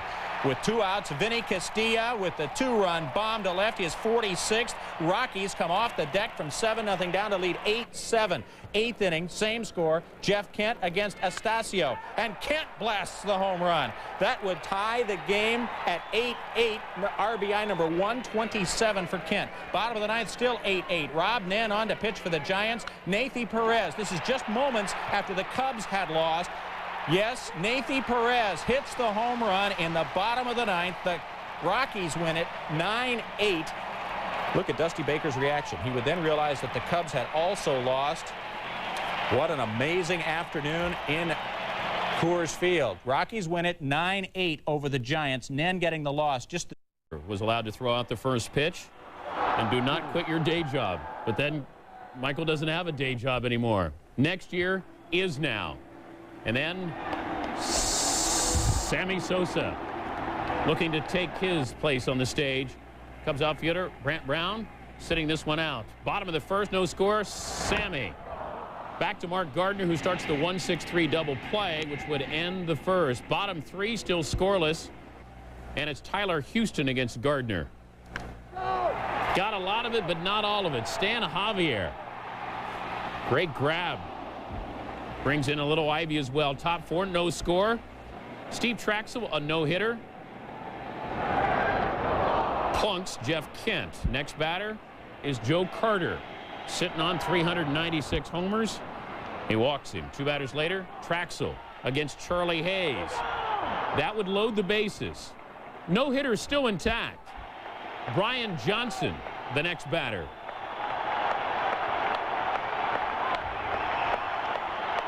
And Traxel gets Johnson looking. The no-hitter intact. So is the shutout. Bottom four, still no score. All righty. Gardner gets Sammy swinging. Sosa 0 for 2. Top five, Traxel with Barry Bonds up and popping up. Gary Gaetti in foul territory. And the no-hitter through 5. Bottom 5, still scoreless. And Gary Gaetti tells Gardner, you want to play with fire, Scarecrow. He gets burned. 2-0 Cubs. And Gary Gaetti, what a great addition he has been. Not acting like a 40-year-old. Bottom 6, still 2-0 Cubs. Bases loaded for Chicago. And the pinch hitter is Matt Mieske. Rich Rodriguez in. So is Lance Johnson and Sosa. It's 4-0 Cubs. Top of the 7th, still 4-0 Cubs. Traxel still has the no-hitter. Facing Brent Maine. Well, at least he still has the shutout. Still in the 7th, 4 batters later, Felix Heredia will come in to relieve Steve Traxel. And he gets greeted by Barry Bonds. Heredia gets Bonds to ground out to Grace, and that ends the inning. And the Giants' threat. Top 9, 5-1 Cubs. The Giants with men aboard. And Terry Mulholland, the former Giant, facing Ellis Burks, and he walks him. That loads the bases with nobody out. Next batter, Barry Bonds. Hit it hard, but hit it right at Sammy. Bill Miller scores. Giants down 5-2. So then it's time for another Giant to come in. Former Giant Rod Beck looking to close it out for the Cubs, facing Jeff Kent. To Ray Sanchez. Stan Javier will score on the play as the Cubs can't turn the double play. Giants down 5-3. Now 2 outs. Beck facing Joe Carter. Dusty Baker looking on. Joe, who homered on Sunday, cannot provide any drama here. And Mark Grace, the lone member of the Cubs who was on that 1989 team that went to the postseason, brings in the final out. And for the Giants, what a tremendous run it was over the last 2 weeks. But for Sammy Sosa and the Cubs, they are moving on. Sammy 2 for 4, 2 runs scored. The Giants 3, 4, and 5 hitters. Bonds. John Smoltz, the Braves starter. Still, though, classy move by Atlanta fans. Top first, they gave him a standing O. Sammy said, thanks for the love, but I got to bust John up. Lines the 1-2 pitch to left. Sosa said, what happened during the regular season is over. This is the playoffs. Next batter, Mark Grace. Sosa, have wheels, will travel. Javi Lopez, have arm, will gun you down. Javi threw up 27 of 80 would-be base stealers during the regular season, 5th best in the NL. Bottom 2, Andrew Jones, one of only 2 guys to ever homer in his first 2 World Series at-bats. Jose Hernandez can't come up with an E6, and out would have ended the inning. Next batter, Michael Tucker. Slow your roll, Mike. After hitting just 2 homers in his last 3 months and being dropped to 8th in the batting order and just a career 125 hitter in the postseason, Tucker slammed his 2nd career postseason homer. Top 3, Tyler Houston. Tucker starts back, then charges in. Playa hating on Tyler. Take another look. Tucker, full extension, money. Said Tucker about his home run and his catch. We wanted to score first and put the pressure on them. Top 6, Mickey Morandini to right. Keith Lockhart getting freaky with the leather. Lockhart, a .364 career postseason hitter, also went 1 for 3 in this game. Top 7, Sosa on second after a leadoff double. Mark Grace pops up the first pitch for the out. Cubs left 9 guys on base, 1 out. Next batter, Smoltz tells Henry Rodriguez he'll take that pitch and like it. Smoltz, best winning percentage in baseball, 17-3. Next, Gary Gaetti, check swing, grounder to second. Said Gaetti, Smoltz, he's tough. He's really tough. Bottom 7, 3-zip Braves still. Mark Clark walks pitcher John Smoltz on 5 pitches. Smoltz, a 196 hitter during the year. Clark then taken out of the game. 2 batters later, Felix Heredia facing Lockhart. Heredia walks Lockhart on the 3-2 pitch. Next, Chipper Jones, who's 50 career postseason hits, tops on the Braves, walks in 4 pitches to load him up. Next batter, Andres Galarraga. Big cat, 44 homers this year, but none ever in the postseason. Pops up the 3-1 pitch, 2 outs. Next batter, Ryan Klesko facing Matt Karchner. He tells Karchner, you not my daddy. Slams the 3-2 pitch deep to right, grand slam. 9th career postseason homer, 7th career grand slam. Atlanta dugout acting like it's Freaknik at Turner Field. Take another look. Klesko's like, I hit that. His 9 career postseason homers, tied for 2nd best among active players, and then he accidentally hits Smoltz with his helmet in the dugout. It's happening in game 2, 19-game winner, but he struggled in his last 2 starts of the season. Threw a nasty change to Klesko in the first error and another one to strike him out to end the inning. Top of the 2nd, no score. Sammy Sosa, Glavine going to stay away from him. Tom Glavine won 20 games on the regular season. No dummy, stay away from Sammy, but he blows away Glenn Allen Hill on the high fastball. The next man is Gary Gaetti. Sosa on first. He got cut down in game 1 running on Javi Lopez, and Sosa is toast again, and the threat is over. Top of the 5th, no score. Tom Glavine is zeroed in on his spots, as you see the spot there.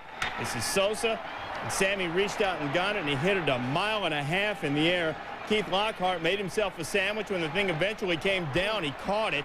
Next batter, Glavine, still painting that outside corner. This is Hill.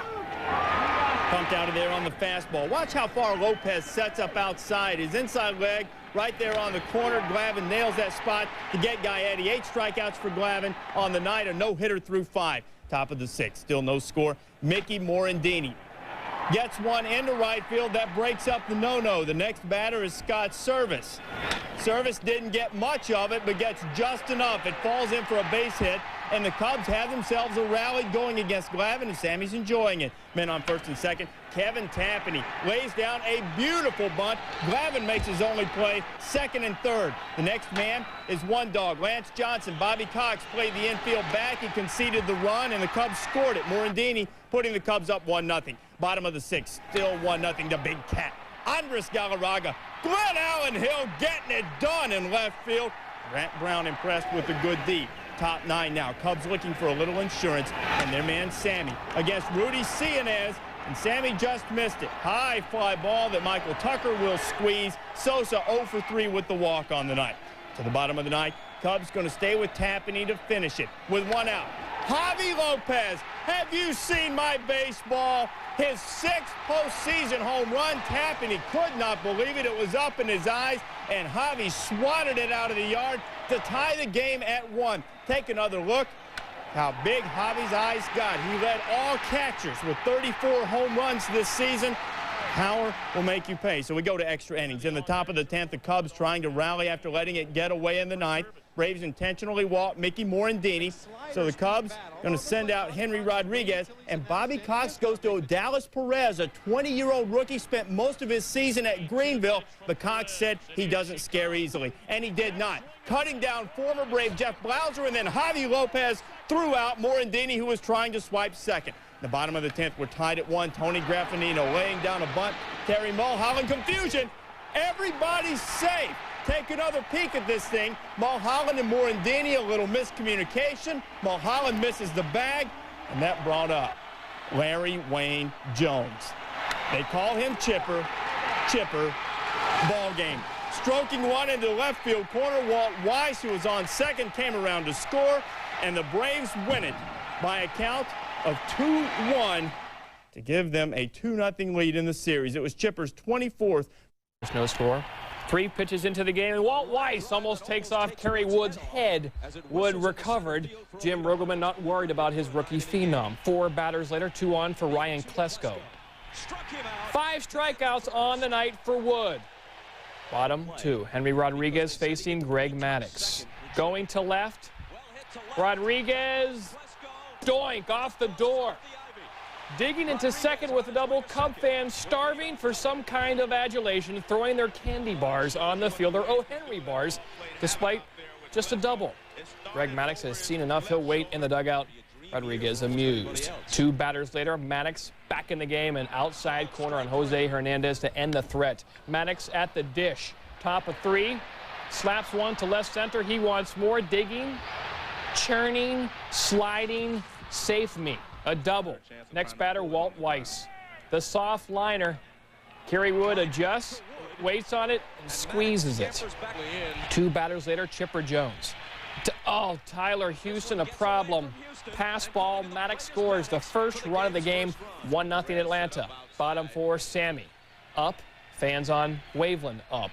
Sammy, sit down. Maddux striking out Sosa. Scottie Pippen, 7th inning stretch. Take me out to the ball game. Singer looking on. Top of 8, still 1-0. 2 on for Gerald Williams. Via weeds over the head of H-Rod. Here comes Keith Lockhart. He'll come around to score. Braves lead 2-0. After a walk, it loads the bases. Eddie Perez in the house. Eddie Perez out of the house. 9 for 20 lifetime with the bases loaded. Grand slam. 2nd career of Rod Beck, who gives it up. 6-0 Braves.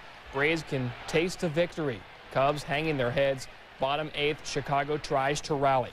Jose Hernandez to center to lead off the inning. Next batter, Sandy Martinez. Watch the ball shoot forward right there. Hits the infield portion of the grass and dirt. Then Lance Johnson singles to load the bases. That would end Greg Maddox's night. In comes Kerry Lightenberg. With Sosa on deck, Jim Riggleman needs a miracle. Mickey Morandini, not enough. In front of the track, Hernandez will score, but the Cubs are still down 6-1. They need a long fly. Sosa up with 2 on. Lightenberg gets the whiff. Sammy expanding his strike zone. He was 0 for 4 with 2 Ks on Saturday. To the bottom of the 9th, Lightenberg gets Hernandez to fly to center, and the Braves are winners. Andrew Jones makes the squeeze, and the Braves win 6-2. Sammy Sosa's incredible season is over, but not before one more thank you to his beloved bleacher bums out there and right, throwing his hat into the stands, also batting gloves as well. So Sammy's incredible season is over. Why can't the Cubs get pitchers like Greg Maddux?